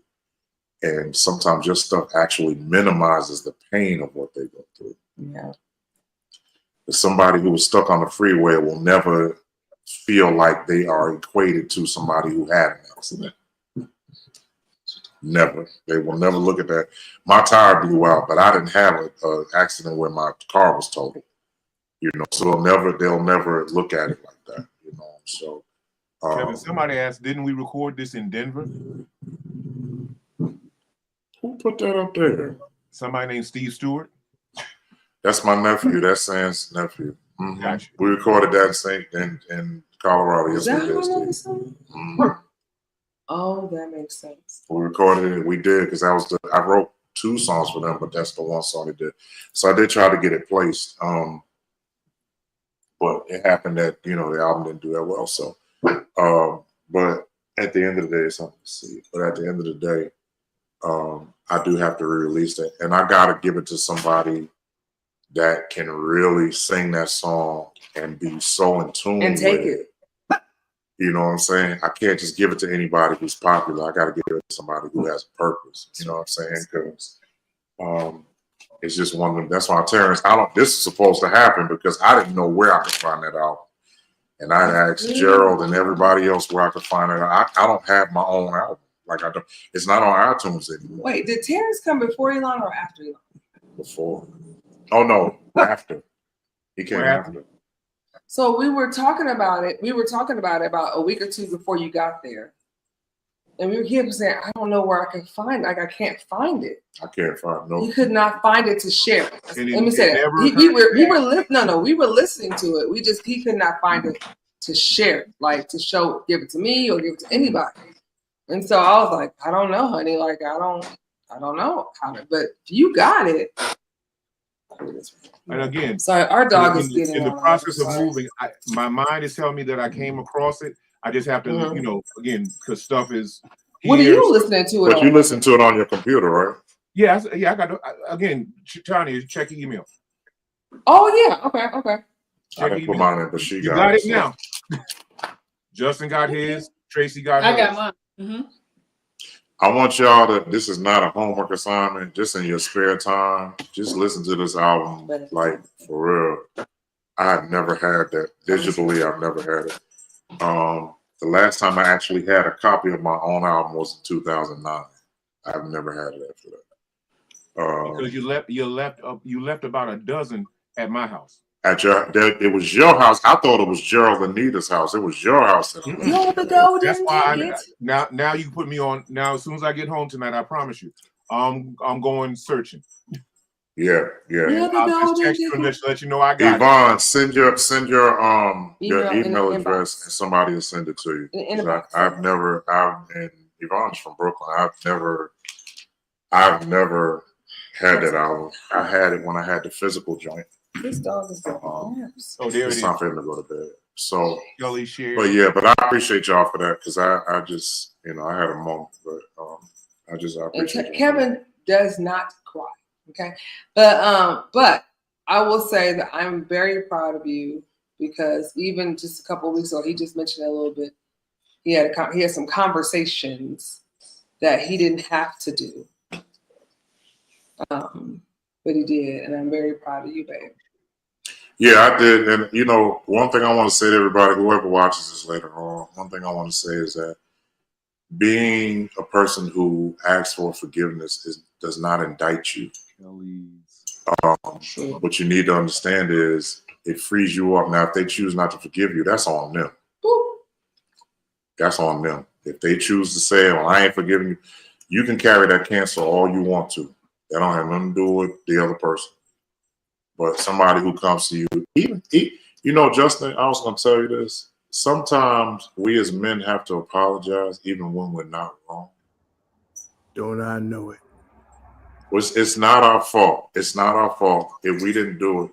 But sometimes we have to apologize because it just frees us up all the time. And you don't say an apology to actually just be free, but we try to stop the problem. We try to say, listen, I understand there's an issue. Listen, I apologize. It's not to shut people up. It's just to say, listen, I want you more than I want the issue. Sometimes you do. You know what I'm saying? Like, I want you more than I want the issue. Tracy, I don't know if you've ever been through that. Brent, I don't know if you've ever been through it, but sometimes we just have to apologize. And I'm going to tell you why. Will Smith said this, and I understand people got their different issues about him. But Will Smith said we have to fix the problem even when we didn't create it. We didn't create it, but we got to fix it. Because the other people are so emotionally broken that they don't know how to fix it. All they know is how to feel. They don't know how to heal. or we're both emotionally broken, and that other person doesn't know how to feel. Right. So somebody has to be the bigger, the not even the bigger person, but somebody has to be the one who's willing to be healed.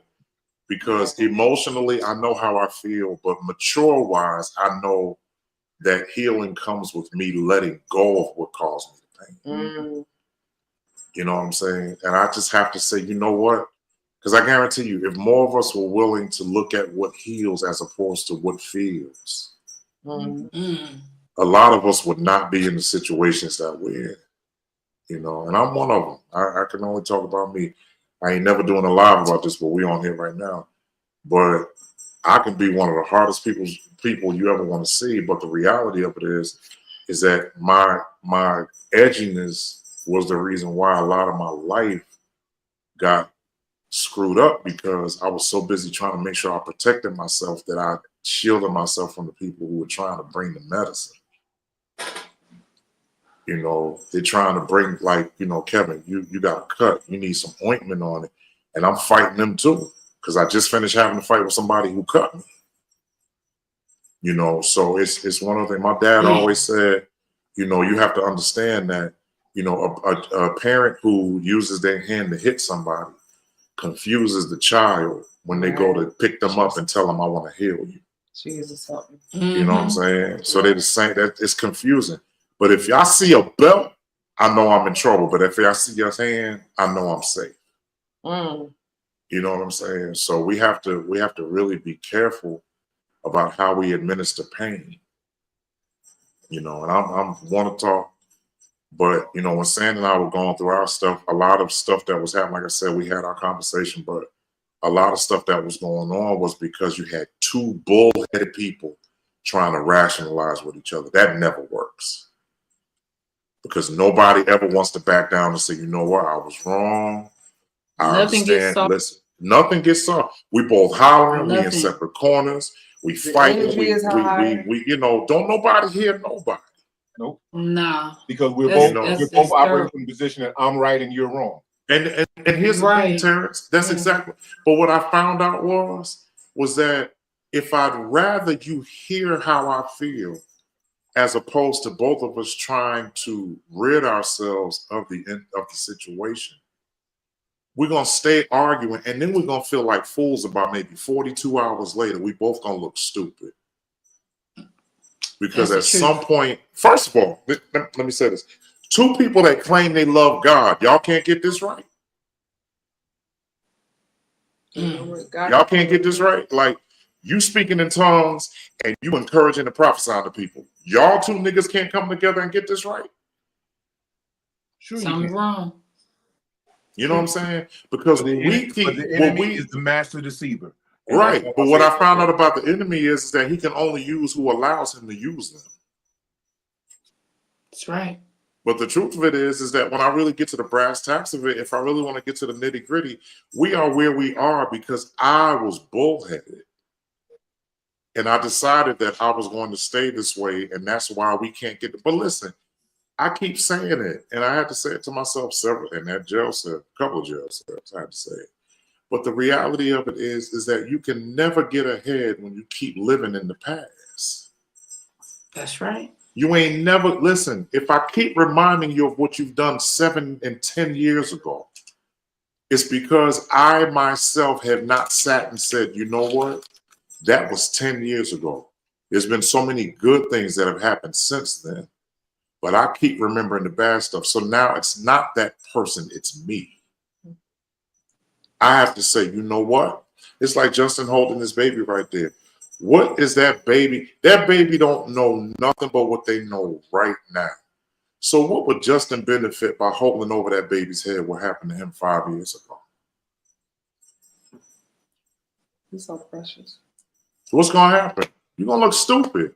There's nothing worse than a college graduate arguing with a nursery school student. That's a baby. That's not even a toddler. That's an infant. Like, why are you arguing with that? You know?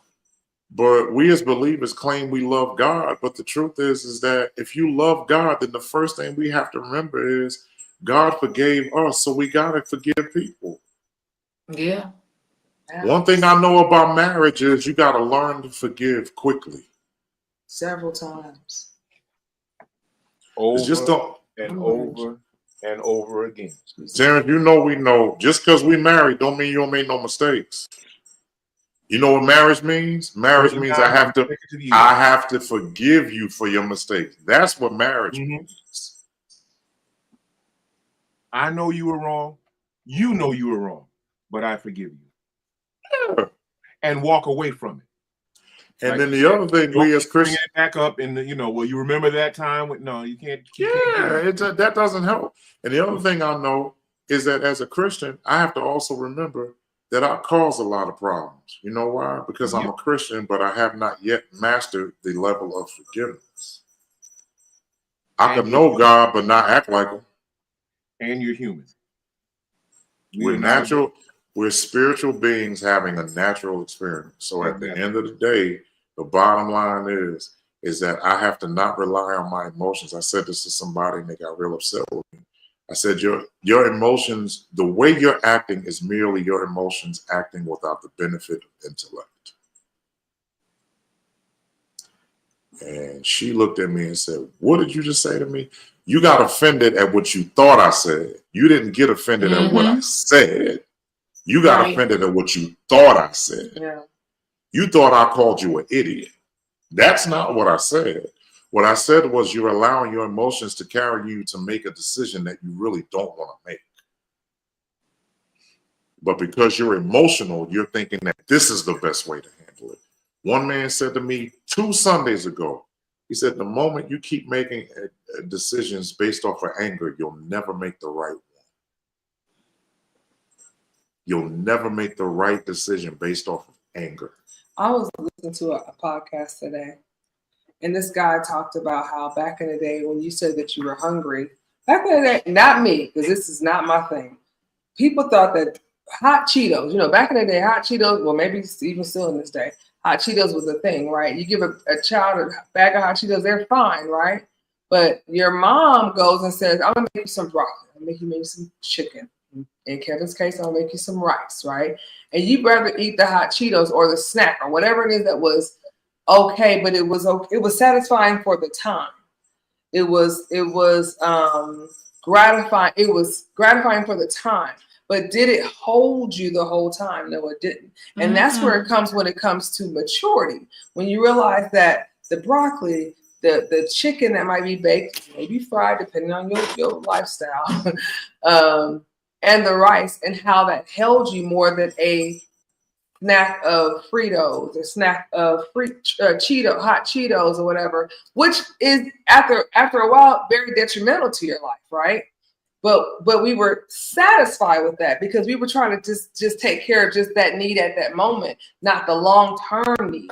And I think when it comes to maturity, we need to be able to take that long-term need and realize that we need to be able to say, listen, this is a moment in time. Even myself, even Tonya, even myself, who needs to realize that the long-term need needs to be satisfied, right? The godly needs to be satisfied, not this temporary thing. You know what I mean? And so what you just said was very true. Was very, very, very true that,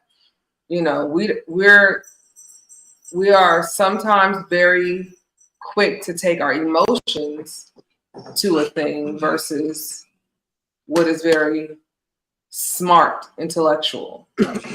And that's why a lot of people have to understand, we gotta get off of here, but a lot of people have to understand that the majority of what most of us go through is because we act off of emotion and not take a step back. Tom used to say this all the time. She was like, Kevin, let's just take a minute. Let's take a minute.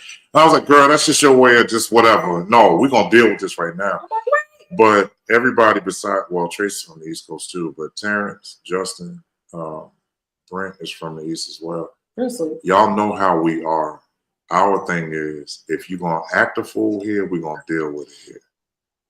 Yeah. That's just how it is. Right. And Tanya is not from there. Tanya is from the West Coast, where something will happen and everybody goes in their separate corners and they take a 30-second break and then they come back and talk. My thing was, but I understand that, But what my problem is that you get them now. You get to that point where you try to go and muster up enough of your energy to try to make me feel like I'm out of sorts or I'm wrong, you know, when we don't deal with the whole matter. And the reality of it is that the truth is that if I go on the corner, I don't worry about what you do. I'm not worried about that. Because Justin, you know how we are, to Terrence, between Jersey and you don't know from Jersey and Justin being from New York, y'all know how we are. Our thing is, I don't never want you to have one up on me. Not at all. I don't never want you to have one up on me. I don't never want you to get the last. I'm gonna get the listen, and I'm telling you that I obviously the East didn't leave me that much, because even with these niggas out here, I'll be like, y'all get away with that out here. Y'all get away with that out here. Like, yeah, people let y'all do that out here. Like, LA is one of those places where you would think loyalty is job one because of the gangs or whatever. But it's such a cutthroat. We're gonna undermine you. We're gonna cut you out. You know, it's the kind of place it is.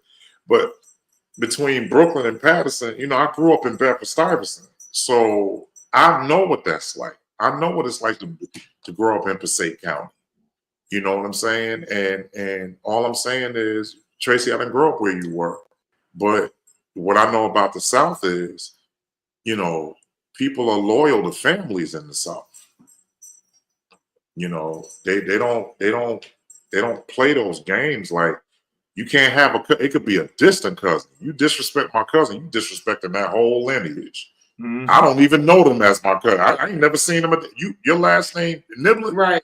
You with me? All right. Well, you know, and that's how y'all are.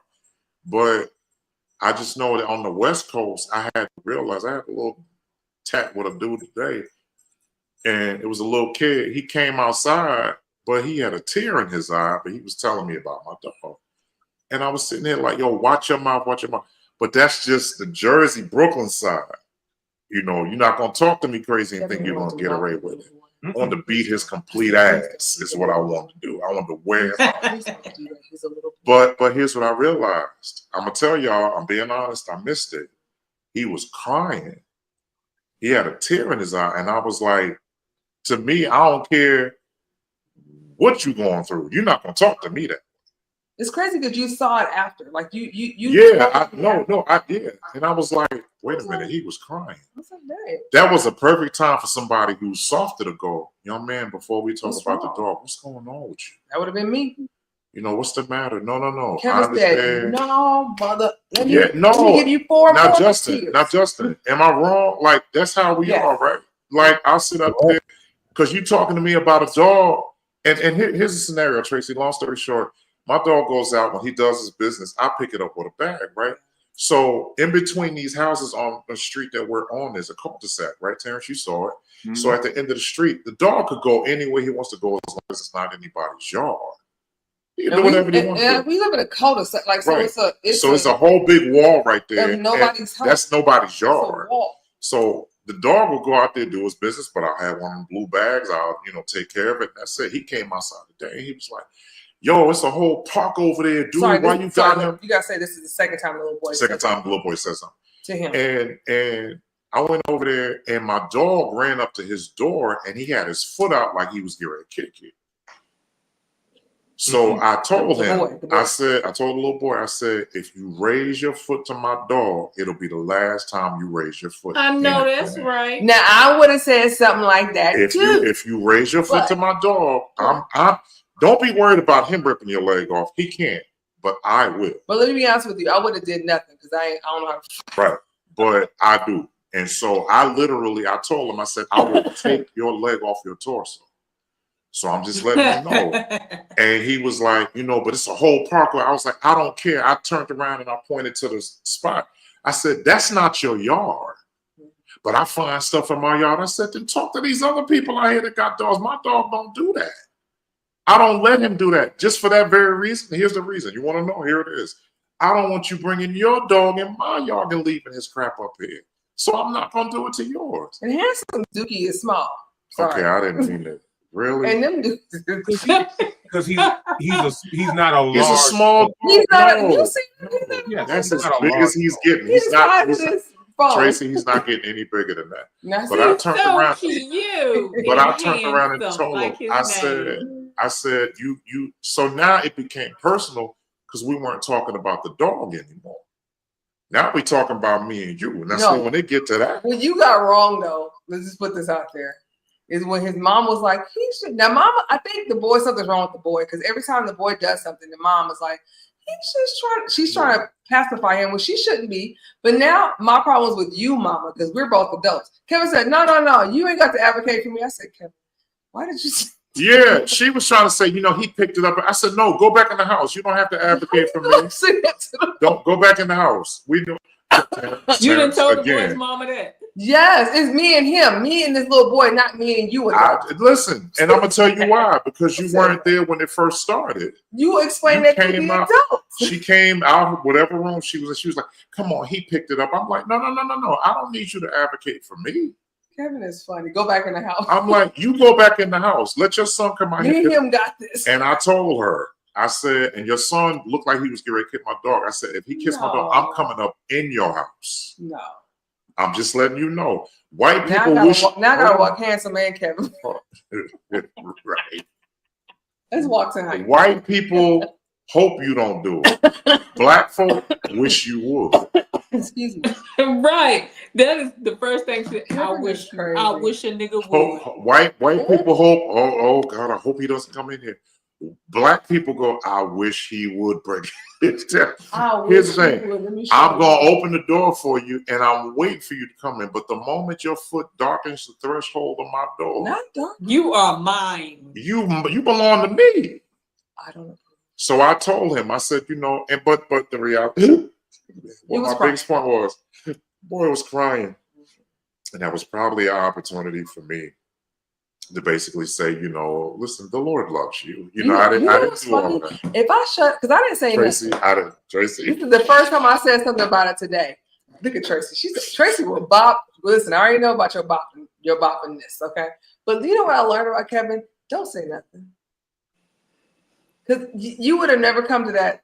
Hey, Brent, if you're here, let me make you laugh, Brent. No, so we were at Brent, we were at Fremont. Take care of the hiccups. I'm still grown. We were at Fremont one day, and Tanya and I and her cousin and her husband were sitting at Fremont watching the show. And this man, oh Lord, who seemed to be sane. No, he did not. No, yes, he did. No, he did not. Listen, Terrence. No, I need you listen to one that's sane. Listen. He came up to Tanya in front of me. Now Tanya's sitting next to me on the left. Her cousin and her husband are sitting on the right of me. Yeah, the Lord told you to stop. Mm-hmm. Give you a way out. And so he looks up here. He looks at me. He looks at Tanya. He takes his phone out. He turns it sideways and tells Tanya, "Put your number in my phone." Wow. But he was. No. I'm gonna mute you in a minute. No, you can't mute me. We were both. I guarantee you, I can pull your mic right out. I turned around and I looked at him, and at first I didn't know what he was doing, but when I caught on, I kept looking at him, and he looked at me, and this is what messed him up. He took his phone. He was like this. He was like, "Put your number in my phone." He took his hand and said, "Don't worry about him." No, he did not, Kevin. Yes, he did. That's the only reason why I got upset. I looked at him. I said, "Hey, move your phone away from her. It's going to be a bad night for you." Tracy, he turned around and kept his phone. He thought I was laughing. You by the throat. Tracy, he thought I was laughing. I turned around and said, "Yo, I'm not playing with you." I said to move. So by this time, Terrence, you already know, all I saw was Market Street and Broadway. That's all I saw. I didn't see nothing else.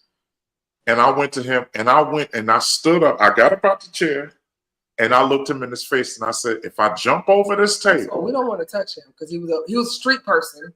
If I jump over this table, I'm not gonna stop till you're dead. Kevin, that's weird. The man looked. He said, "It was just a joke." I said, the man was a street person. Hold on. I said, hey, it's not a joke.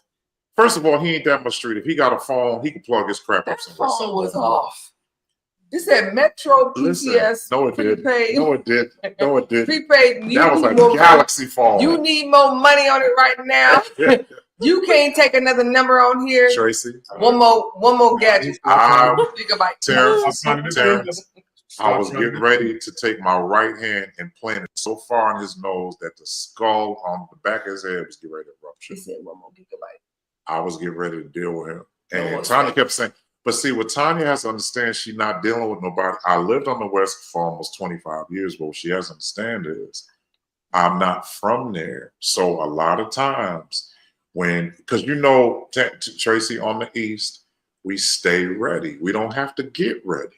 See, we have to get ready on the West Coast. I got to go get training. I'll be like, you know what? I'm going to fight you, but give me 25 days. We don't. Meet me in the bushes. No. Meet me in the bush. And listen, the other thing is, we don't sit there and wait for you to give an explanation as to why you're being an idiot. We don't do that. See, that's me. I need to understand what the heck is going on here. This much. No. You hear me? Oh, I'm just not there. Like, I wish I could be that hard. Deliberation, this much, if that much, and that's probably twice as much. Action, take that times 5. I talk my way. I'm 47.999 years old. My birthday's next month. I have never gotten in a fight before in my life. Not one fist, not one throw, not even an attempt. Tracy. Never once in my life. Tracy. But I talk my way through things. Like, I don't know how to. I don't do that. Listen, what? Public school, We were ass on the East. Public, Tracy, Brent, at public school number 4, at Kennedy High School, at Montclair State University, we were not. Y'all was ready in having a conversation. We did not. You did. Let me ask you a question. How many fights? Let me just ask you guys a question. Everyone from the East Coast. What East Coast? How many fights do you think, not that you would know, that you think that you could have just been like, I didn't have to even do that. I could have just talked. I know not one. Not me. 0. I know not one. Everybody that I beat up, they needed it. And some people like you could have been like, well, maybe I should have just gave that person. No. All my life, I was dealing with bullies. I dealt with bullies. Ronald Brown was a bully. Deshaun Martin was a bully. You know, Craig. What was that boy's name? Craig. Matt. No, Craig. Craig. What was his name? Craig. He was a Jamaican kid. Look, John, his brother and Isaiah, they were both like drummers in CCP. They went to school. But when I started playing full drum sets, like Elijah was on, he was in the band, marching band. But they got jealous of me because when I came to Kennedy, I was playing full drum sets. And so every day I would go to school or go to class. Mr. Mark Migliaccio was his name. We would go to his class and I would play full drum sets. So literally, they would come in my drum set and they would literally move the drum set stuff out the way so I couldn't play drums. That's how evil they were. So one day I had enough of John. John was the one I told you he was a bully. He was by my Terrence. We were at Kennedy, and John went in my locker once I opened the locker, and he took all my books out and threw them on. Now that's not nice. It's not nice. No, see, you say no. Listen, you say not nice. No, you said I'm gonna get you. We don't say that. We don't say that. That's not nice. You know what? You know what that basically told me? You won't meet me outside. How about that?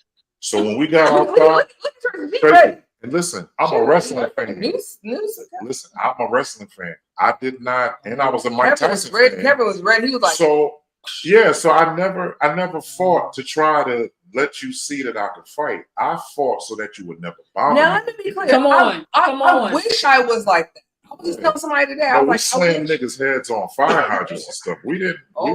You were trying to kill people. Absolutely. People are now autistic. Terrence, I'm gonna tell her 2 names. My uncle's name was Benjamin Stanson. I know Benjamin. You told me all about Benjamin. And I'm gonna tell you what Benjamin told me. Hearing about him is not knowing him. Benjamin told me, Kevin, if you fight anybody, make sure they never come back. Listen. That's exactly what he told me. Benjamin had a very particular way of thinking. He didn't think. I'm saying that in a kind way. He didn't think. But Kevin knows what I'm saying. I mean, Benjamin, your uncle Carlton, CJ's father, they were ruthless. They were cut from the same They cloth. were ruthless. Like they were telling was it your mom was talking about somebody was on the porch? You couldn't get them off the porch.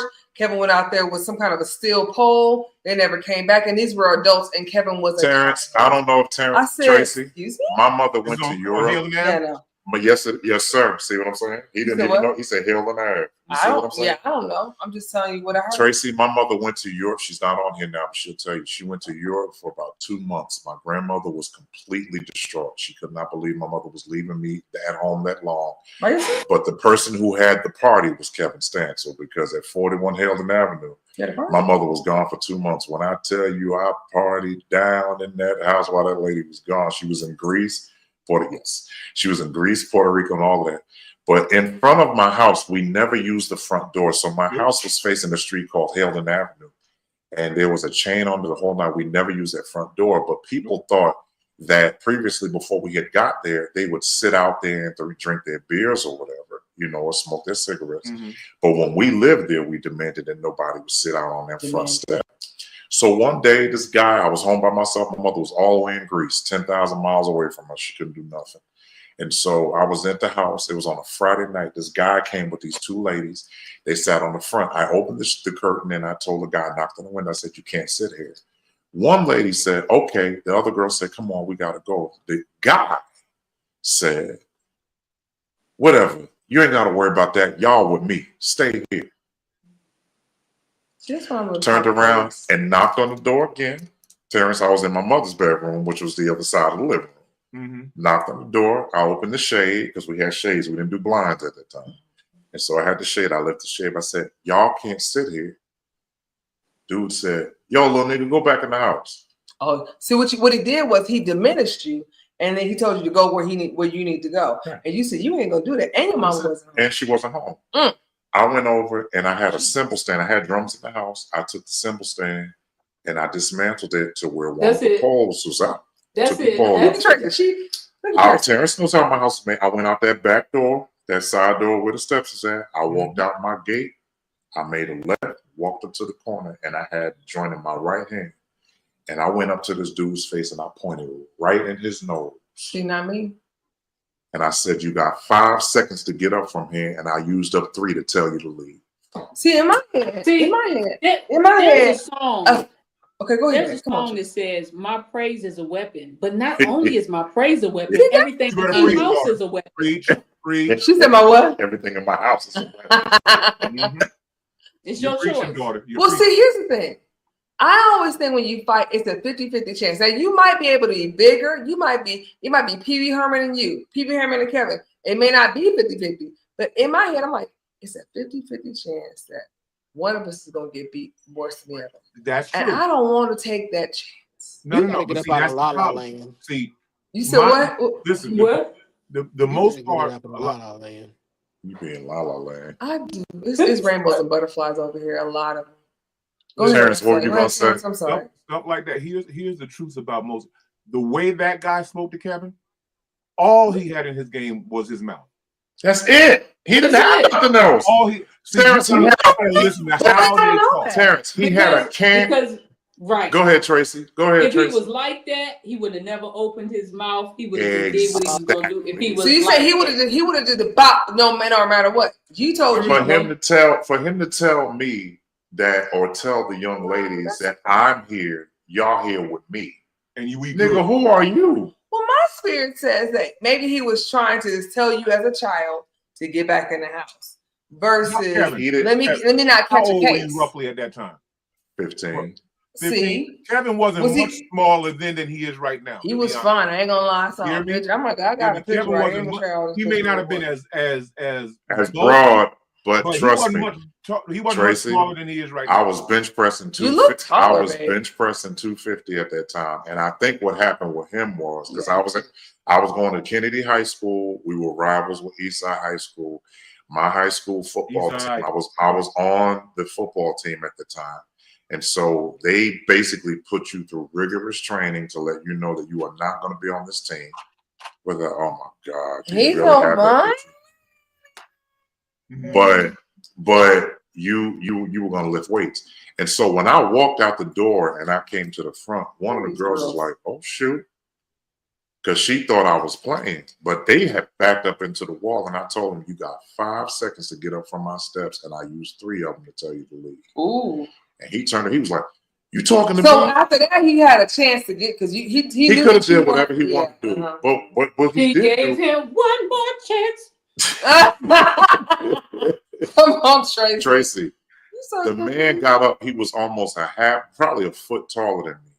And he didn't see the pole that I had. I took the pole and I started tapping on the ground. I said, if I swing this, I'm not going to stop till it kills somebody. That's it. That's the it. girl turned around and looked. She said, "Come on, this little boy crazy." That's exactly what she said. Because he was not afraid of you, and that man. No, I'm going to tell you when he was afraid, because he wouldn't have let no girl tell him to leave. That lets you know how scared he was. I'm just saying, Kevin wanted to fight a little 15-year-old today. But Terrence, I have to tell Tanya all the time, where we were raised at, listen, the only area of Patterson that you really didn't have to worry about at that time was the east side, and I'm talking about after East 33rd Street. Yeah. But anything before 33rd, you had to fight. So and then the north side, 31st, 29th, 87654, all the way. When you say I was at 25th Street, so he was at 25th. But when you went to Carroll Street, when you went to Governor Street, when you went to Hamilton Ave, that was Compton to us. You learned to fight before you learned your alphabet. Yeah, I'm trying to tell you. But you don't have to bring that here. That's what I'm saying. Kevin was getting ready to bop a little 15-year-old, and I'm like, you can't do that, honey. He was getting ready to check a little boy Kevin that got houses that. No, Tanya. Okay, I'm gonna let you finish before I tell you what you said. It was a little person that was trying to show his wild oats, and he didn't realize that he was dealing with a real person. And that's okay, but we addressed the parent. Now, if there wasn't no parent there, we addressed him. But the parent, no. Listen, Terrence. The parent came out acting like she had to soothe the boy. She did. And my thing was, I wasn't there. You don't have to soothe him. I'm gonna sort him out. What you need to do is soothe his wounds after I beat his ass. But no, we're not. That's what you need. Watch him out, Kevin. But Kevin realizes tonight that it was an opportunity missed for him to learn about Christ. That's it, and it's not funny. But he was crying, and let me tell you something about Christ. See, no, everybody talks about Christ and loves and all that stuff like that. The Bible story that I love, he flipped that table. Jesus took a whip and went down to the table. I went down to the temple rather, and started overturning the tables. They like, well, what was the whip for? Everybody was not going to be receptive to him turning them tables over. So he said, well, maybe I'm going to have to explain some of y'all a little different. Just in case you don't understand this, you going to understand that. Now, I done told y'all nicely. Listen. Now I got the whooping. Yeah. Listen. Now, if Jesus, who was the son of God, a really good time tonight. Tracy's in her studio. All I see is cameras and Tracy is set up for Channel 5. She Fox News over there. You got a green screen. Glad she ain't split coming back talking about Kevin didn't cry tonight. You know, you got to mark this day. It's nothing wrong with it. It's mark this day down. And then he also came to his senses with the little boy down the street. His eyes were sweating. That's what his allergies were crying. That's what allergies was acting up. That's what it was. Exactly. Brent got to see Lorraine tonight. Brent got to see Lorraine. It's been a good night. Okay. Brent got to see Lorraine tonight. Did we ever find out where Brent was going? Did he ever say? He never said. Brent, you got a 6 o'clock flight. Where you going? Oh, I'm going to mind my business. We'll talk about that's a good area. and then Brent, don't ever come that close to Las Vegas, because you was in LA. Okay. Brent, you came to Los Angeles, and I could have got you a $45 flight down here. Yes, I was in Los Angeles. Okay, and you didn't say nothing? I did not. Okay. Yes, he said something, not to us though. But when I came to Vegas, who was the first person I called? You called us. You did. And guess who we saw? We came and saw you. How many days we saw you? 2. 2 days. That's right. We came in. And how late did we hang out with you? All day. Wait a minute. Exactly. What, 2 Not bad. What, 2 days? The first day, and he's supposed to leave, and he didn't leave. He didn't go back the next day. That's right. Because I was supposed to have left Sunday. But you left Monday. Ended up leaving Monday, and then even with Monday, I was there early, and then that flight got screwed up, and I had to go. Tracy, I need you to do me a favor. Tracy, we gotta have one night where we just talk about Tracy. Tracy, you need to tell us all your business. Tracy's sleepy. Tracy done yawned 14 times. Tracy is an engineer. She is. No, she is. Tracy she don't does like engineering. all the people that work. Anyway, who amongst us does? She tries to beat up her husband. But Tracy, I told you, I saw your husband. I don't think you beat that man up. You didn't show me him. I'll show him to you. I don't think you beat him. Tracy said, "Look at." She said, "Try me." She said, "If you beat him up, it's because he let you beat him up." Absolutely. He's on her Facebook page. He's on her Facebook. That's right. Brent ain't been right ever since. He ain't been right ever since you outed him out that day. He ain't been right. I ain't been right since then either. You right. You done told him about one of his past experiences, and Brent ain't been right since then. I'm always on your side. It was a good time. Brent, what did you say? You said it was a good time. Tracy, what you say? And you, It's time to go. It's time to go. No, it ain't. We just get started. But yeah, we appreciate y'all. It is after hours. Yvonne said he'd have been calling on Christ after that whooping. That's what he would do. Listen, I'm trying to listen. All I know is that right. All I know is that when it comes to, and it wasn't always this way, but Tracy, I'm gonna tell you this really quick. My mother probably was right. You didn't beat him up, Tracy. Oh, you really went and looked. I did. Here. Let me see. Get them before they get you. No. Tracy, you didn't beat that man up. That man sat there. He beat you up. You look good that night. You were handsome. He was the Lion King. You didn't do that. No, you were was a Simba and he was Mufasa. Okay. Moving on. We didn't do that. But my mom in that paw in that big paw print. Like, I'm gonna tell y'all really quick. Real quick. If you don't know, go back because we did see Lorraine was on here for a minute, actually about an hour. So if you're just joining us now, don't forget to go back. My mom was coming home from doing the show Mama I Want to Sing. She was actually in that show. I remember that. And so she was one of the star members of that show. And my mom came home on a Saturday morning. It was like 2:00 in the morning. And I was knocked out asleep in the living room, same house. And my sister was 4 years old. And I heard my sister knocking at the door. And she was like crying. And so I ran to the door, opened the door. I said, "Stephanie, what's wrong with you?" She was like, "The men hurting mommy." And I said, "Who?" And I looked out in the front. My mother was on the ground. And one man was trying to take her purse. The other man was kicking her in her back. That's when it all goes down. So I went in the kitchen. I took 2 butcher knives. I put them in my back pocket. I ran to my room. And I got this 2x4 that my friend Tommy had made. It was a 2x4 with these nails sticking out of it. Yep. And so I grabbed the 2x4 and I ran out. The guys had ran off. So my mom went. She got up. She said, "Kevin, I'm okay." So, Benjamin came down there. He flashed his lights at any given moment. My Aunt Linda was still a police sergeant. He was a police. He was a sergeant. My aunt at the time was a lieutenant. They came down and they had left. So my friends, Lamont, who's probably gonna see this later on, this guy named Nathan, OB, Chauncey, Monte, all of them, they had came out and it was like, "Yo, we saw somebody over here, but we didn't know it was." I said, "Yo, it was my mother." And they turned around, they looked, and it was like, "That was Miss Lorraine." They said, "Yes." "Yo, we get ready to fight." They jumped in this old car. They went down Terrace. They went down North Main. They knew exactly who it was. They found the guys. They found the dudes, and they brought them back up to me. It would have been on.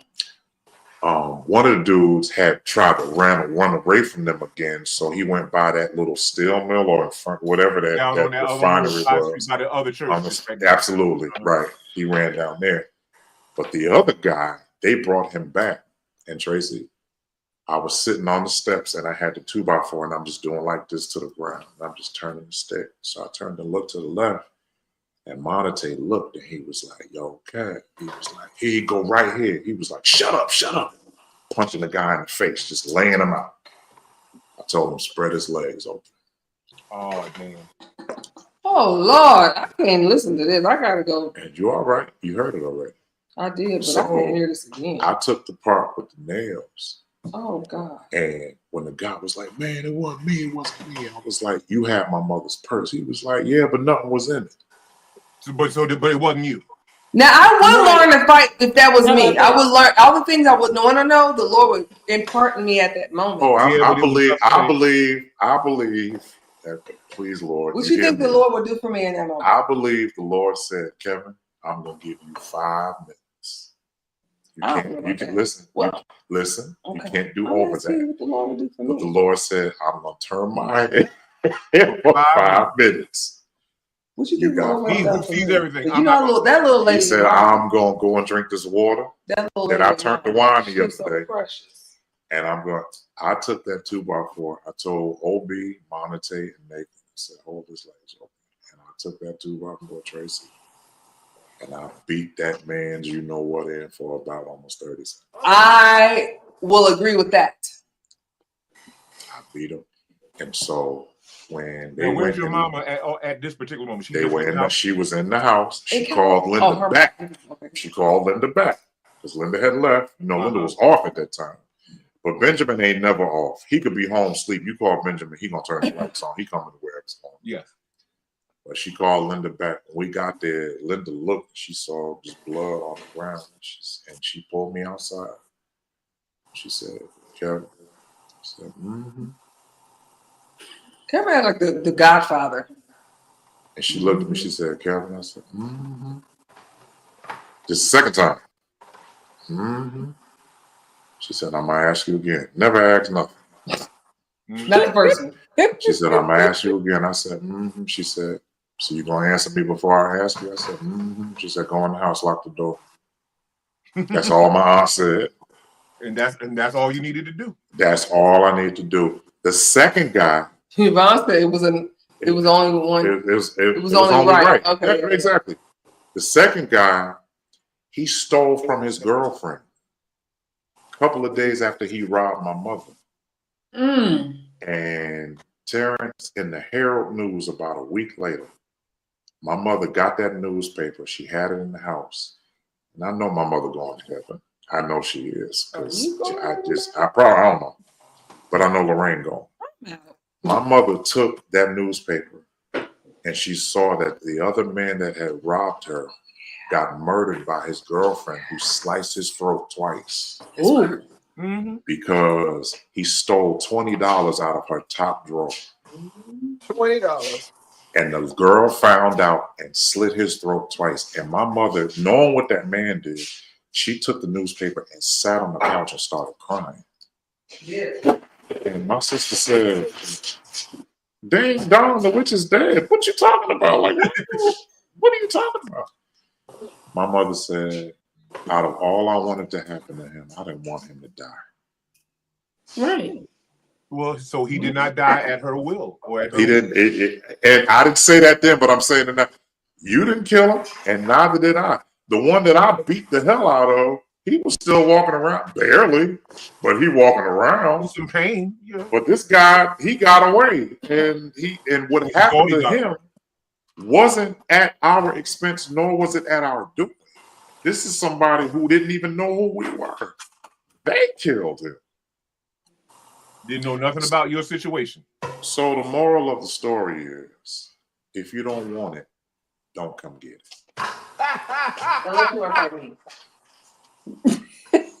Brent, what do you say? Brent said, listen, between Essex County, Bergen County, and Passaic County, we don't have no sense at all. No. We are not here. We got sense, but we got sense enough to know what to do in certain situations. To know what to do in certain situations. And all I'm saying is, Terrence, you remember the 8-ball jackets, Tracy? You remember the 8-ball jackets? In Brooklyn, New York, people were dying over 8-ball jackets. Sure they were. The jackets? Not the jackets with the 8 on the back of it. There were people literally between Patterson, the big 8. Yeah. Okay. Tracy, people were losing their lives. Tracy got to get up in 3 hours. And all they had to do was go down to Houston Street. I'm off The guy was selling them like crazy. She off tomorrow. Hang in there, girl. Hang in there, girl. We got a post show. Hang in there.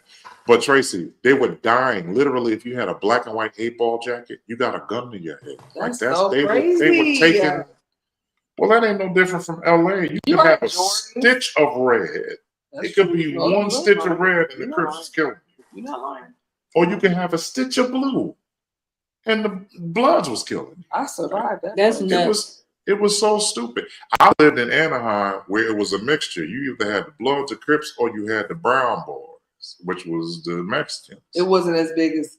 And it was the what's the name of them boys? The MS-13s and all that. They just crazy, you know. But anyway, everybody, we good. Thank y'all for coming. All the rest of y'all don't get off yet. We're gonna do a post show for about 30 seconds. But everybody, we thank y'all for coming. Thank my mom for coming on here. Brent, Justin, Terrence, Tracy, John, and me, Avery. To Chris Joe, Scott comes back. Thank you. Invited me. To Chris Joe and Stephen Hackley. If y'all don't come on here in the next show, we dishonor both of y'all. All right. So you said that before. It didn't really work. So we do. All right. One love, y'all. We'll see y'all next week. All right. Peace. Bye. So.